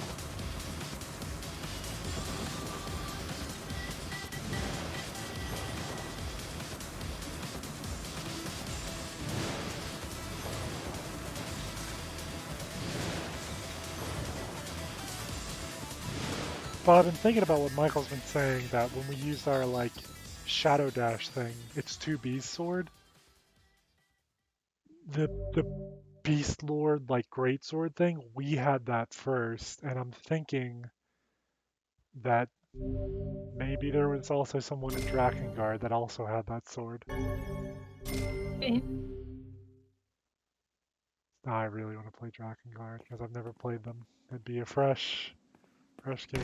Alright, there's a third one.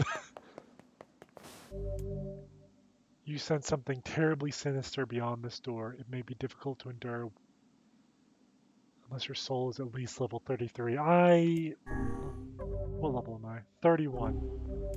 You know what? Fuck it. We don't need to be level 33. It's not exactly... You can't level up anymore. You can't go back through the other doors.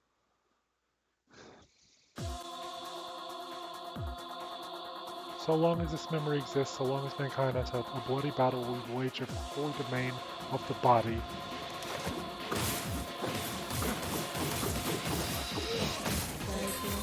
It is in fact just a recommendation. Yeah. This is a pure front. We're in Seafront, but it looks different. Well, we are in Seafront, but Seafront's actually way over there. Oh yeah, right, you guys are shooting me. Sorry, we're just taking in the scenery. God, there's no indication of the other continents. Like, whatsoever. So they must be really far away, or... Like, the last thing we got was the big ship that washed up on shore, and also the smugglers.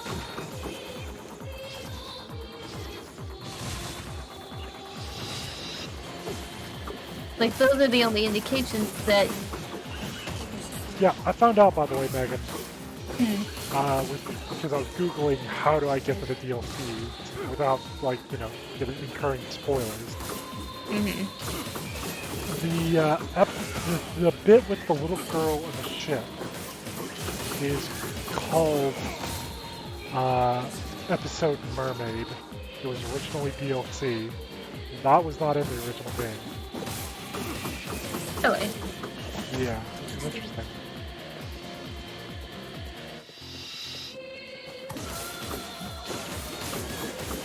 Episode Mermaid. Yeah. It was a DLC for the original game, or it's a DLC for this one? DLC for the original, and they just put it into the store with this one. Yeah.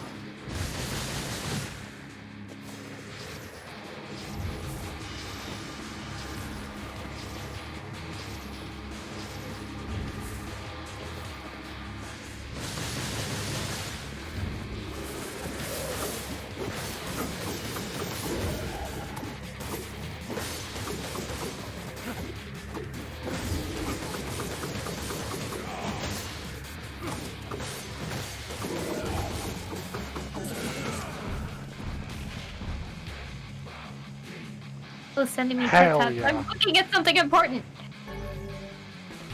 Who's sending you TikToks? I don't know. Oh. Probably Megan. Foolish human, foolish human, foolish human, foolish vessel. Ooh. Oh, it's a study.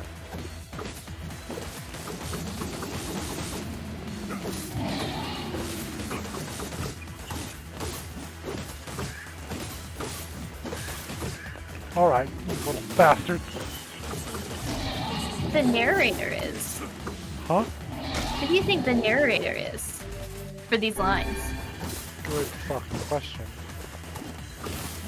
Because on one hand, it sounds like it could be like Shadow Lord, the Gestalt version of you.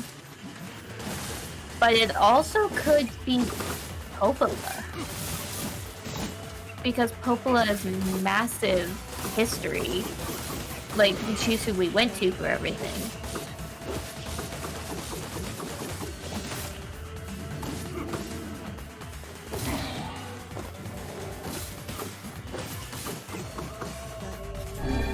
Yeah. Because that's kind of what it sounds like, especially with that last one. Like, referring to you as foolish. If it is referring to me. I think it is.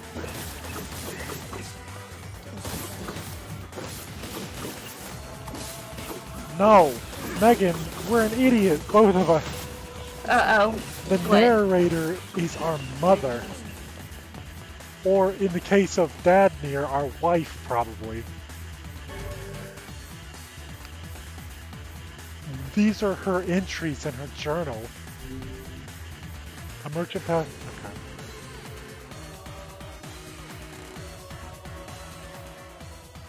All is paid, all is sacrifice.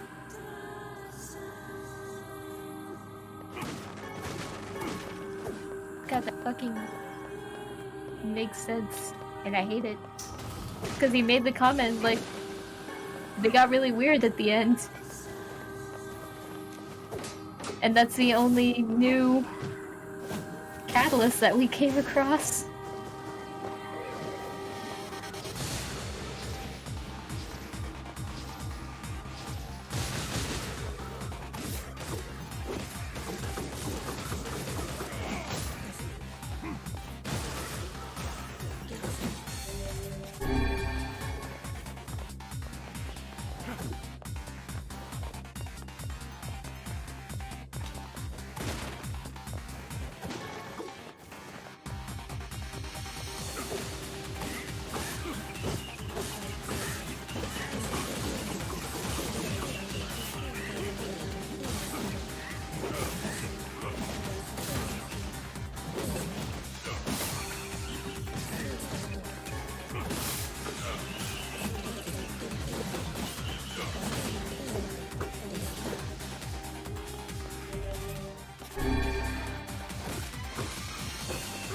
That's a different angle. A little bit, yeah. It seems we have been shut in. Call an ambulance. But But not for me. Come here, boys. Oh, God. What was that about needing to be level 33? Yeah, level 33, where? Holmes.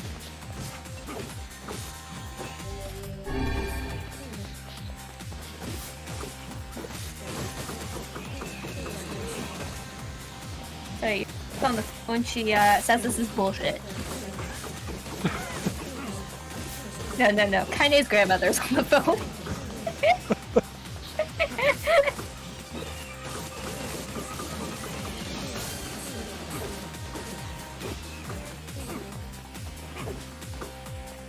God.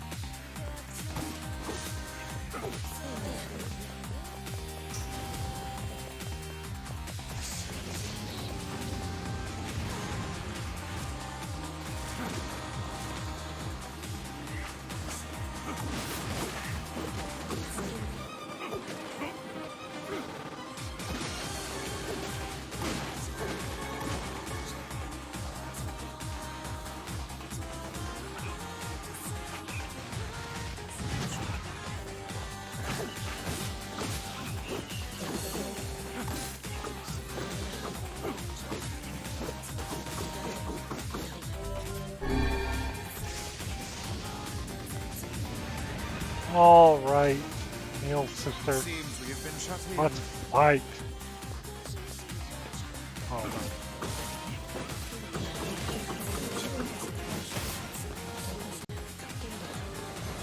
We haven't encountered any of the actual bosses from the areas, so... What?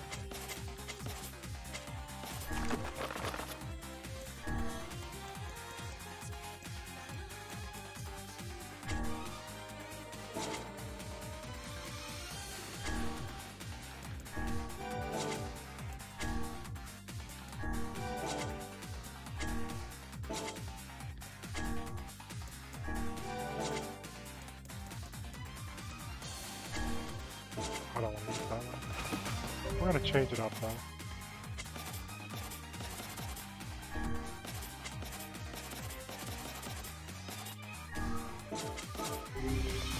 Phantasm. At some point. I want to see what that looks like.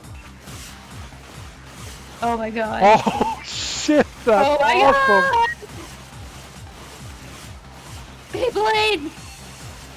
You've ascended to your final form! Bro, This is awesome!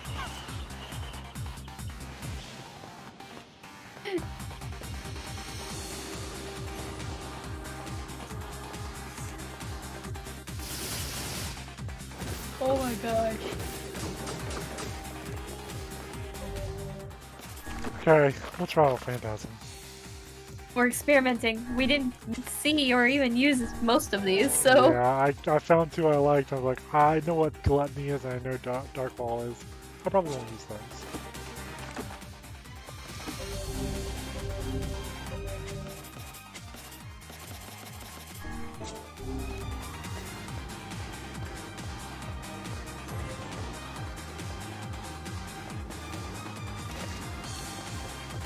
Oh, ow!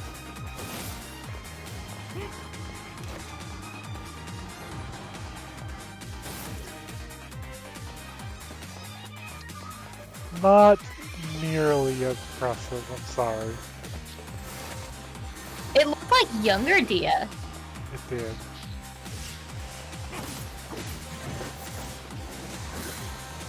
This is just too fucking cool. Yeah. Spin to win, baby.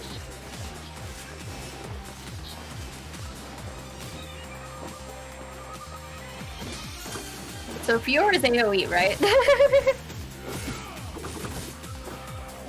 Yeah, keep dreaming, kid.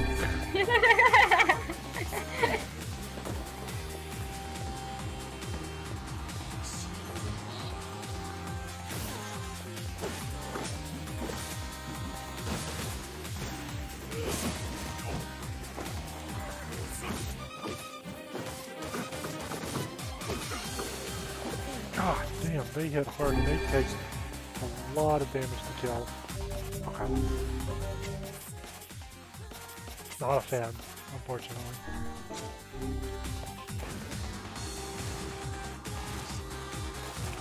This one, however. The Dark Hand.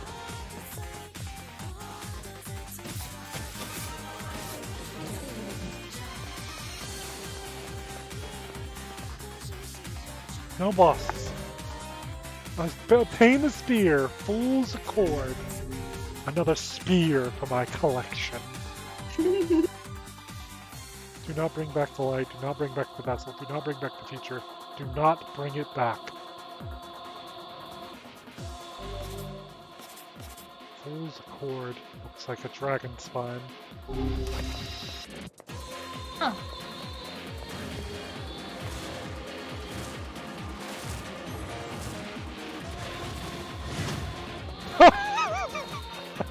Nice try, buddy.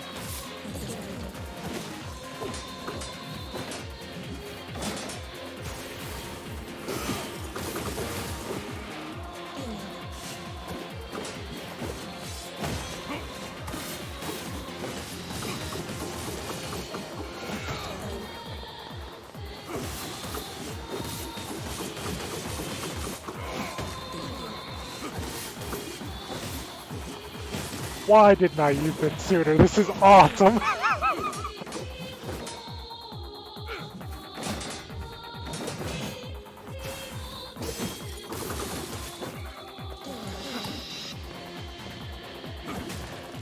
Just chalk it up to Dad and it being cooler.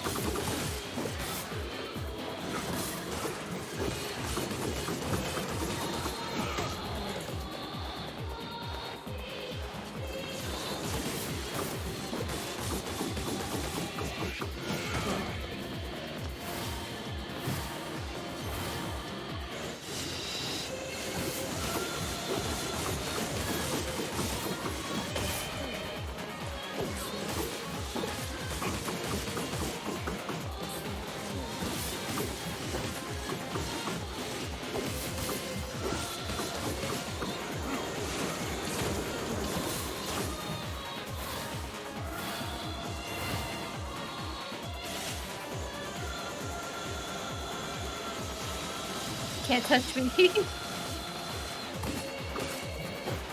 That's so cool.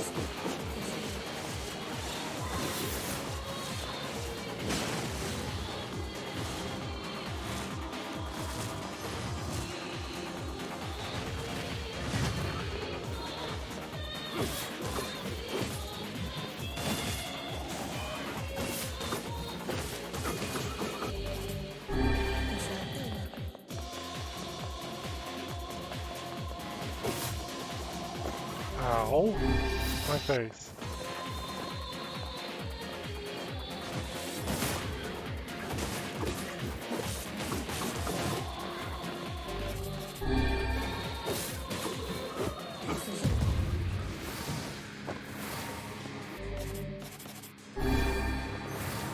Oh, I thought we could have freed.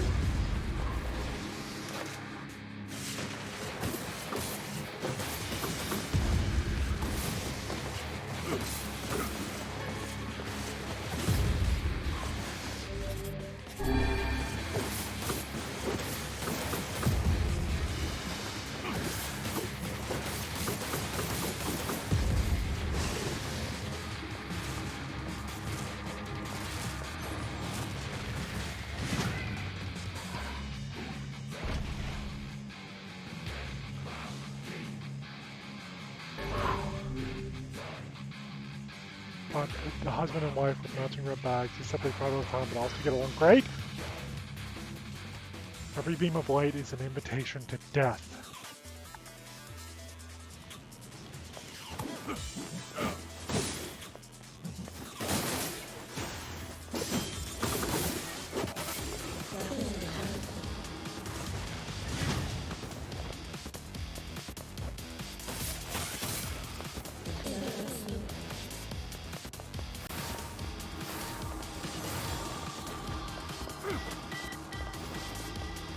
Just now putting together the correlation with that. Oh, you jumped down. With knowing that the shades are human souls and they die in the light. People with near-death experiences and just generally have stated that when you die, there's a light. And that's supposed to lead you to the afterlife. Oh my god.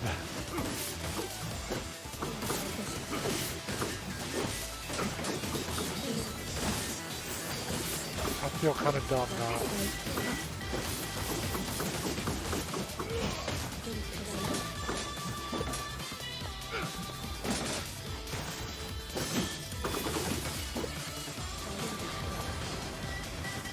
Listen, it took me this long, and one of my original theories was that the souls are fucking souls of peoples. Or the shades are souls of people, so...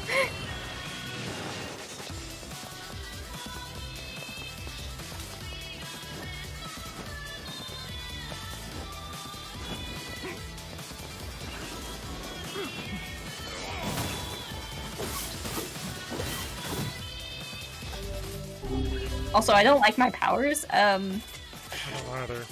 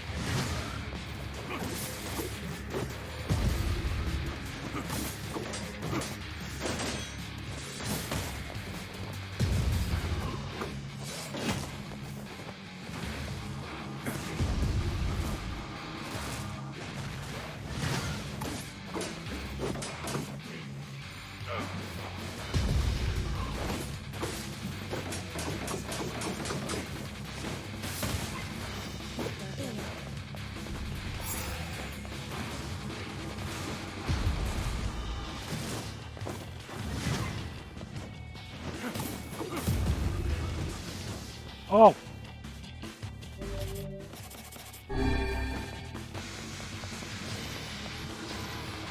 Oh no. 6! Thought it was 8.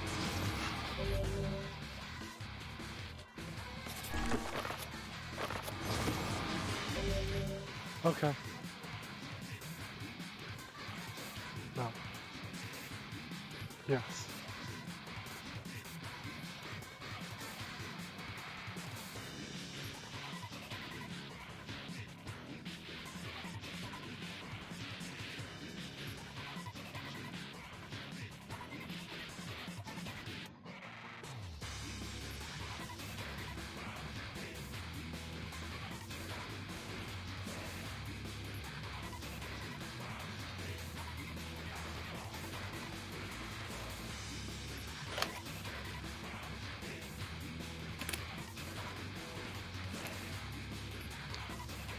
Okay, sorry about that.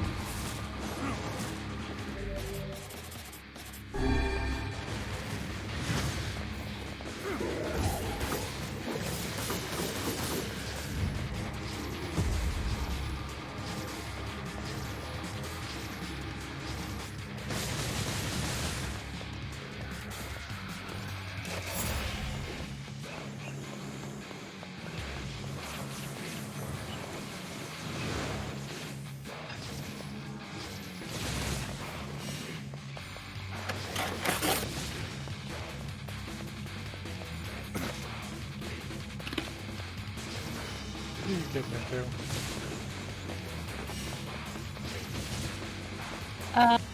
Chips. What kind of chips? Tortilla chips.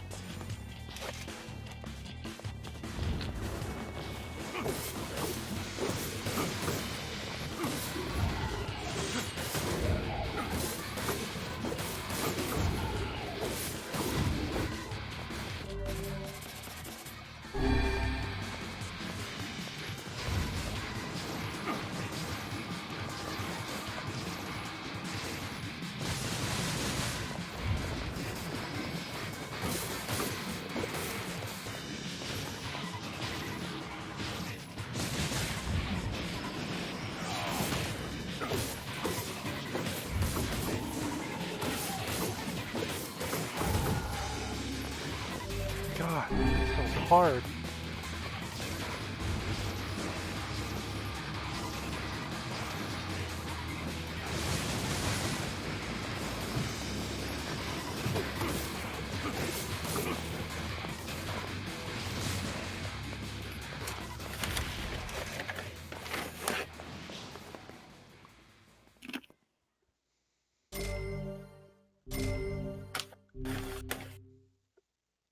A dreaming vessel in a recycled world until the time of its awakening comes.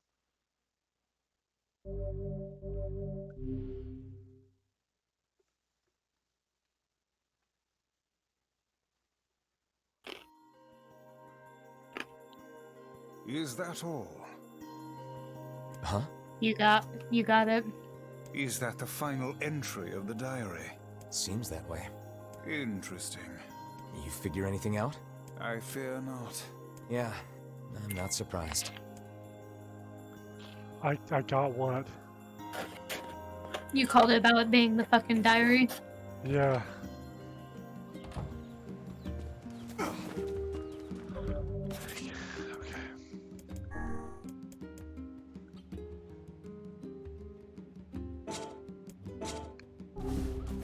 Okay, so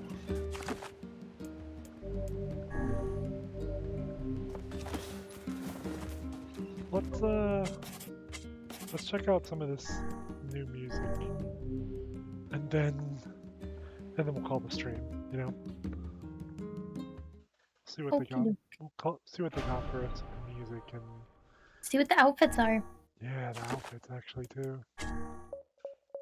Kabuki and samurai. Kabuki. Oh, they have outfits for Kaine and Emil too. Like the magic orbs and Emil? What does that mean?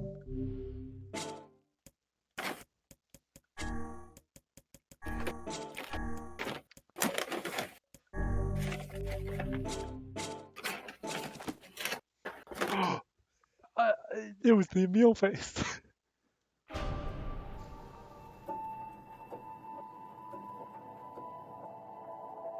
This is Weight of the World from Nier Automata. Or, wait, no, this is not Weight of the World, this is Significance.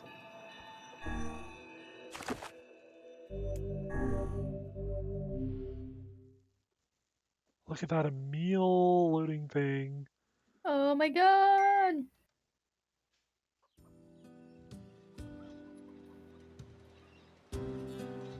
This is the Kabuki outfit.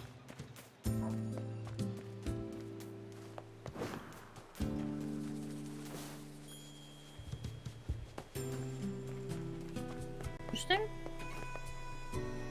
Hi, Devila. Hey. Traitorous bitch. Hey, fucker.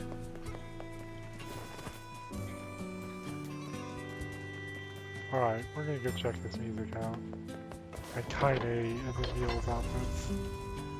I got a letter from Emil. He said D is super strong and really cool. I hope I can see him kick butt someday. What? Hold on, just stand still. Stand still so I can actually see it. Look at her hips. I told you, them hips don't fucking lie. Alright, Emil, where are you? Oh my god! He looks awesome. He's a fish! Look, his scepter is different. It is. Oh my god, it looks like a, Can you shoot shit, a I magic don't remember orb, what the Debbie? word. Shade. Someone shoot a magic orb.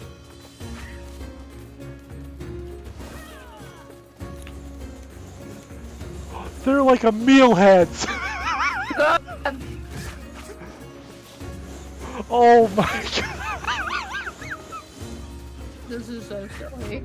Okay, we're gonna go see the other outfit, and then we'll run around and find some music, you know, and then we'll call stream.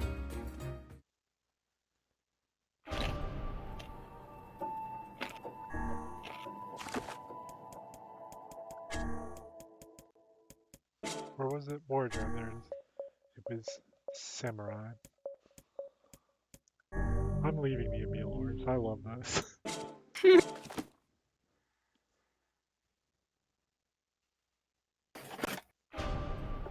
We look kind of weird with the Kabuki outfit. Yeah.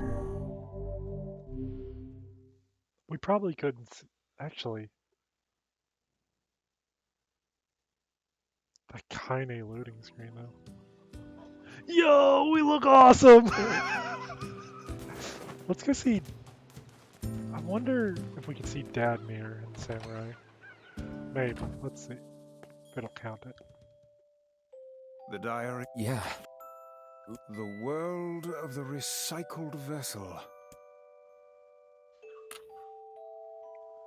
Decided to go look for a flower on my own and ended up causing trouble for Dia. I hope he doesn't hate me. Oh. No, Dadmir doesn't look any different.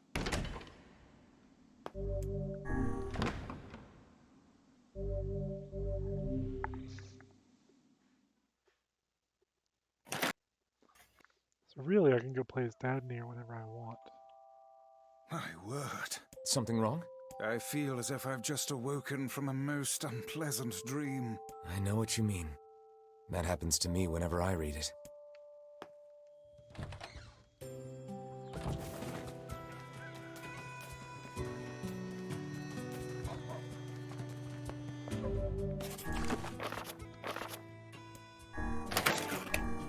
There are no uncompletable quests.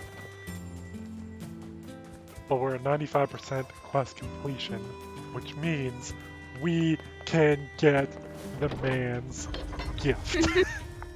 Devil and Poplar. Okay.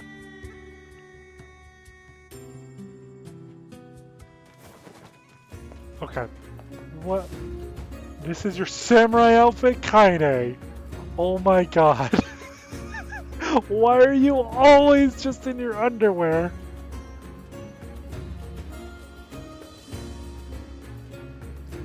You look pretty cool. I don't hate it, but holy shit, her hips. Yeah, like, good god. And then there's a meal! Oh my god! Hell, he has like a little fucking sword! No, it's like a, not a sword, it's like a halberd thing. That looks Oh, awesome. Naginata? Yeah. Let's go hear some of this music.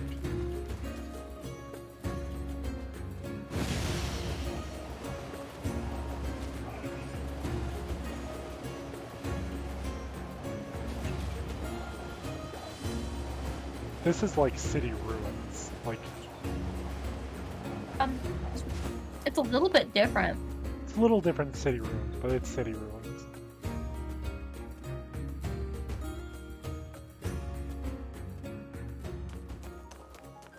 Like there's an extra instrument in there. Yeah. I need loading!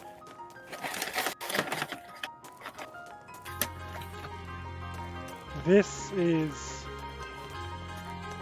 I don't remember what this is, but I recognize this.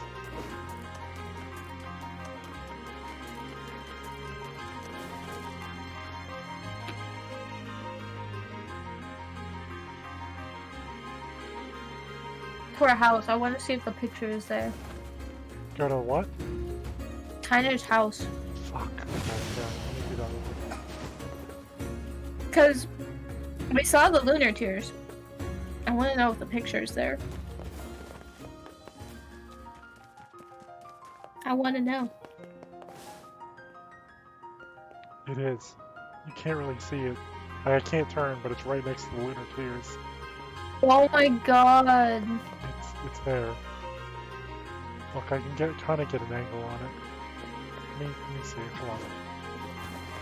Oh my god. I can't get the camera to work with me, but it's there. You saw it. It's Yeah. there. What the Mailbox fuck? empty. I hope I get a letter from Dia tomorrow.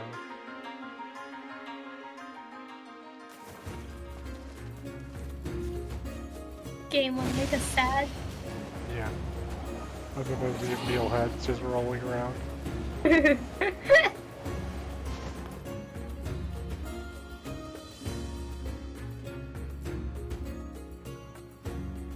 The home of that blasted dream. Yeah. Truly a nightmare I hope never to experience again. I hear you. If the fortune teller has anything else for us.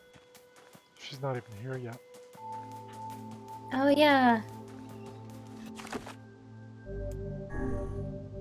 This She is doesn't show up until you get all the pieces. This is what plays on the Yorha base in space. You go to space? A little bit of spoilers for you, but sort of. Space!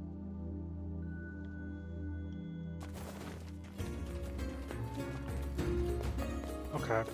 We go to the junk heap, then we're gonna run around this seafront. We're gonna go to the desert, and then we're gonna call it.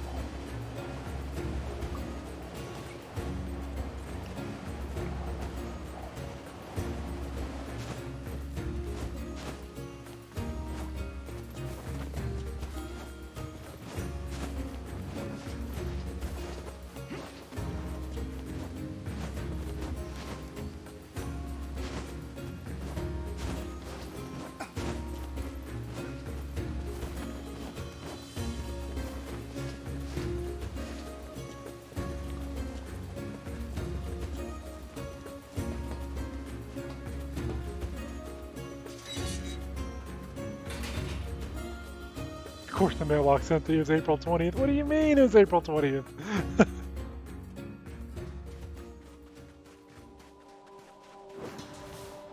Maybe that's a bad day for him. Maybe. They appear to be out at the... Damn, I actually can't place this.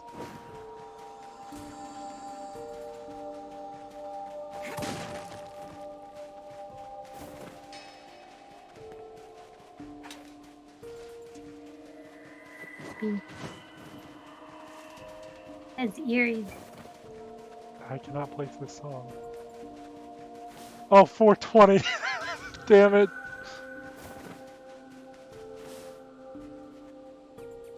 It's eerie. I can't place it. Let's see what's in here. Music.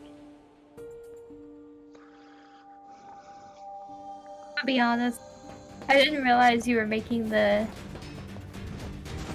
Of course it was empty April 20th. I thought that was a card because I wasn't looking at my screen. I didn't realize it was fucking Brandon in the chat. It's not the Brandon that you know. It's a different Brandon.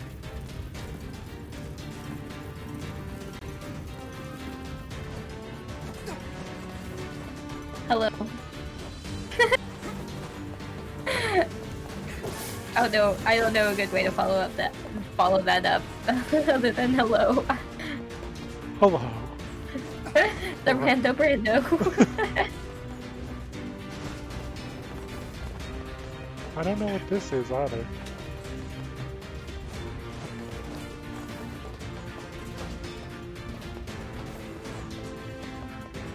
Sounds like dramatic story boss music.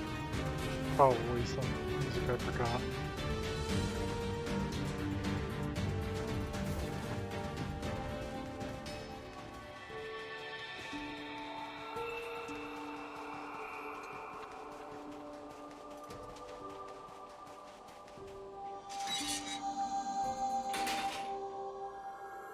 I'm the better Brandon. The Brando. The Marlon Brando. Oh god.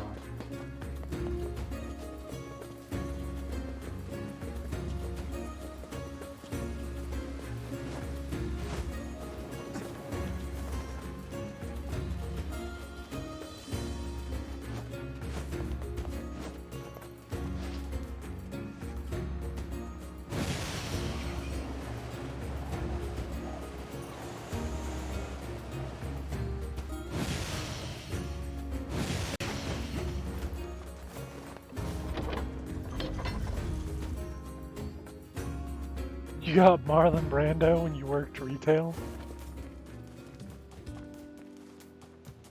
This is like the camp you go to in between missions to talk to... I think it's where you talk to Jackass. Man, I'm pushed. What does the bar sound like? Exact same. No. It sounds like you're at home. Oh, it's you, eh? Got Yeah, any it's more me. weapons? Welcome. Black's.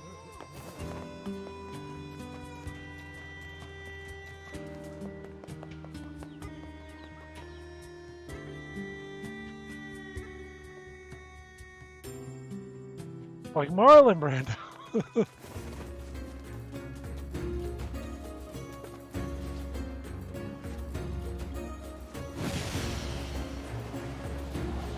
Oh, we gotta go to the mansion too.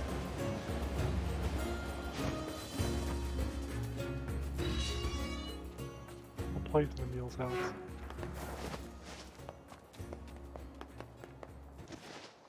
God, that really just means that the butler was our first hint at everyone being fucking robots. Yeah. Hi, butler.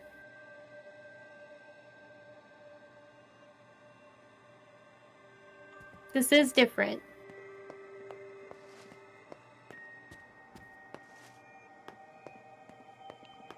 Just But only slightly? I swear I will.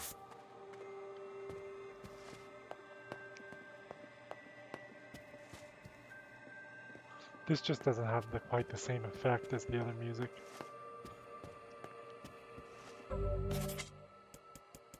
You know?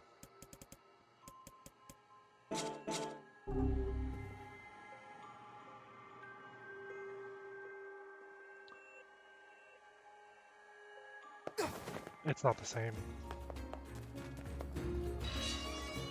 So far, none of it's been the same. It's not exactly Nier Automata music, you know?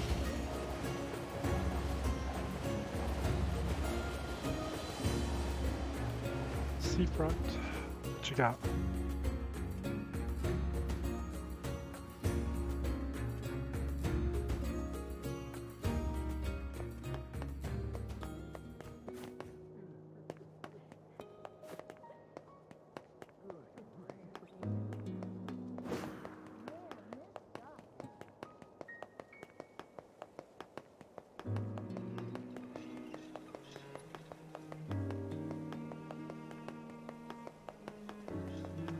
I know this music.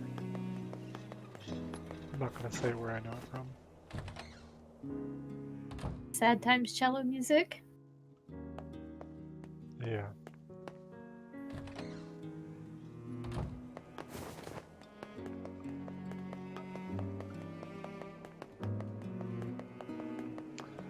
We're in the desert in Facade, and then we'll leave. Or we'll end the stream. Dia and Moisey are always together. He even says they argue a lot. They're actually good friends. I wish I could travel with Dia sometime.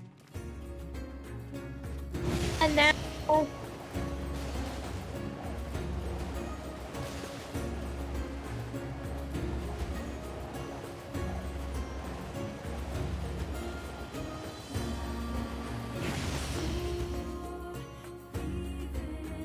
God, the singing started. I didn't expect it to. Because it hadn't before, you know? I wish I'd stayed.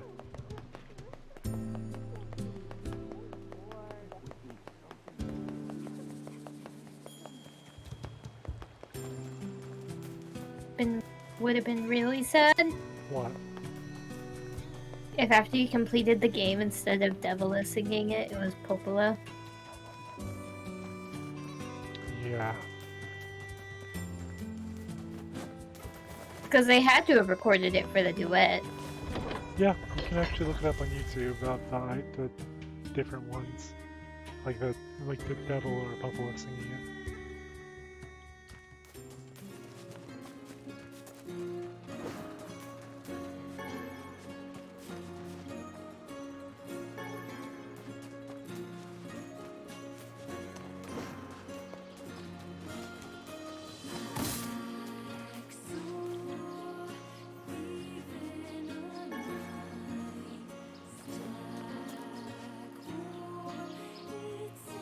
No sound for killing them?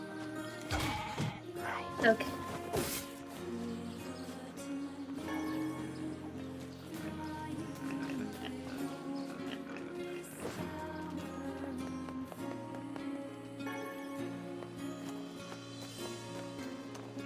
I think they re-recorded the vocals.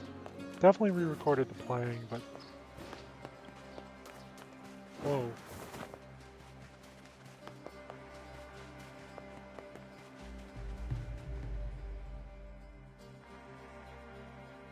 It's a different vibe. Yeah. Oh, yeah. I remember this. Desert music.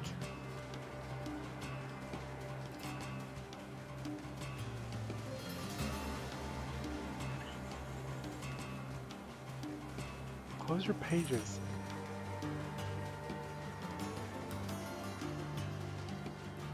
Gonna get sand in your spine.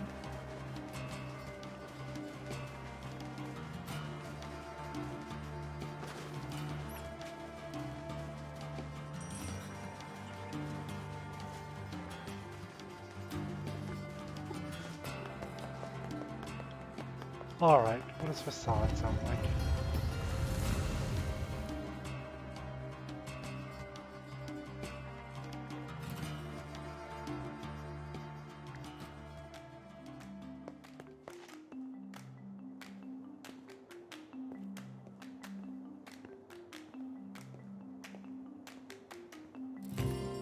Very fitting for them.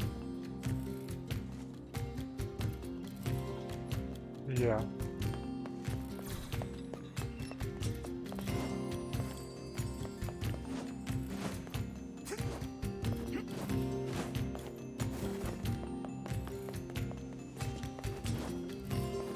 아르테르아치 우라는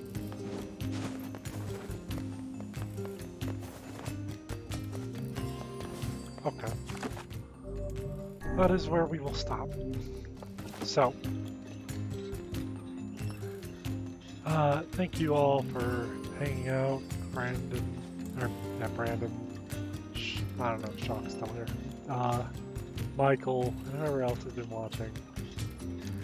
I appreciate you guys. And this is ending one of our near replicant journey. Not the final ending, for sure, but an ending. We will pursue more of the endings next week. On Wednesday, same time, same place. Be sure to follow me on Twitter at PalenorDBD. Yeah, I know. I made the Twitter when I thought I was gonna be doing DBD, and then they announced the Nier Replicant, and you know, I probably won't be doing as much DBD on stream anymore for a while, because there's a lot of games I gotta go through now, both for me and because I want to share them with everybody, but also on YouTube at Palenor YouTube, I believe. I think that's what my channel's called, Palenor as well. But most importantly, thank you to Megan, who's been helping out a lot with my stream. So yeah, thank you for hanging out with me, Megan and Cole. This has been a lot of fun reading with you and figuring stuff out and talking about stuff. Go check out Megan's stream. Oh wait, no, check out our stream, because tomorrow we're going to be streaming Resident Evil Village. We are? Yeah, we are. Yeah. It's going to be maybe at 6, sometime around that time in the evening. Oh yeah, Shock's gonna be there too. No, I'm just kidding. It's me. All of us. We didn't know you were still in the chat, TBH. It's me, Megan, and Shock.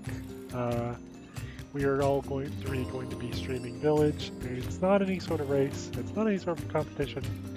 We will be like doing this multi-stream thing that they're gonna show me how to do. Which is going to be fun. And, you know, you get to see 3 different perspectives if you want. You can just hang out on my stream. If you want, by all means, you don't have to go look at these weirdos. But I'm sure they would appreciate it, as I would appreciate it, too, if you know, showed them some love that you're showing me. You know, follow them, and, you know, support them too. They're my friends. But if you don't feel comfortable doing that, then, you know, do what feels right.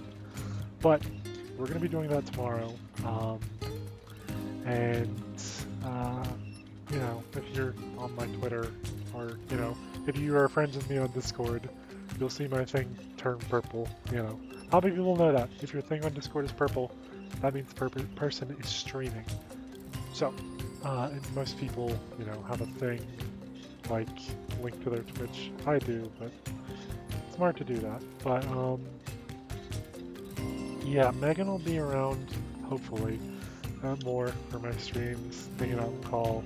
I'll be in call with Shock and Megan, and I will be, you know, I'll be doing the same thing that I do. It's sort of an unwritten thing that I do, unsaid, unspoken, but whenever like cutscenes are up here, I stay quiet, and that'll be like what's going on with Village. If you know, when we're in call, I'll be, if I suspect there are cutscenes coming up, I'm gonna tab out as fast as I can and mute deafen, so that everyone can hear very clearly. But yeah, To be showing him how to do a hotkey. Don't yeah, worry. yeah, never mind. They're gonna show me because I'm kind of a boomer when it comes to hotkeys and stuff. But yeah, streaming tomorrow, 6. Are we streaming Sunday? I don't. I think that's a touch and go.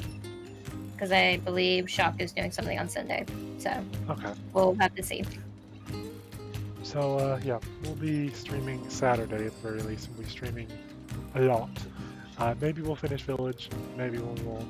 I know it's nowhere as long as Nier, so it's possible, but we'll see. Maybe I'll pull an all-nighter and finish it. Oh. Maybe not. Who knows? All-nighter life. Huh? All-nighter life. All-nighter life, yeah. But in the future, as I mentioned, if you were here for it, or maybe you weren't, I'll be streaming. I think I'm gonna start the Nier series from the very beginning in Drakengard 1. I will get a hand on a copy somehow. But I'm gonna plan on doing that. So stay tuned. And I'll what I think will be fun is I'll stream the rest of the Replicant. We'll go back to Drakengard 1, we'll do Drakengard 2, we'll do Drakengard 3. We'll go through Nier Replicant again. I won't do all the side quests because, well, I already know what the best weapon in the game is now. It's this fucking spear on my back and you just buy it. So I'll just do that. I'll just farm up the materials to upgrade that and then be done with side quests forever. Speed run only. Yeah, and we'll go through that. Then we'll go through Nier Automata, and then I think what I'll do after that is I will stream Final Fantasy XIV, but only and exclusively for the Nier crossover raids, which have some interesting story implications. So it'll be fun. And then after that, who knows what I'll stream? Who knows? But it'll be fun. Maybe on Fail Prime's recommendation, maybe I'll stream the Soul series. From Demon Souls all the way to Dark Souls 3 and Bloodborne as well. But who knows? But that is all for tonight. If you are not following, please consider following me. It would mean a lot to me if you guys do.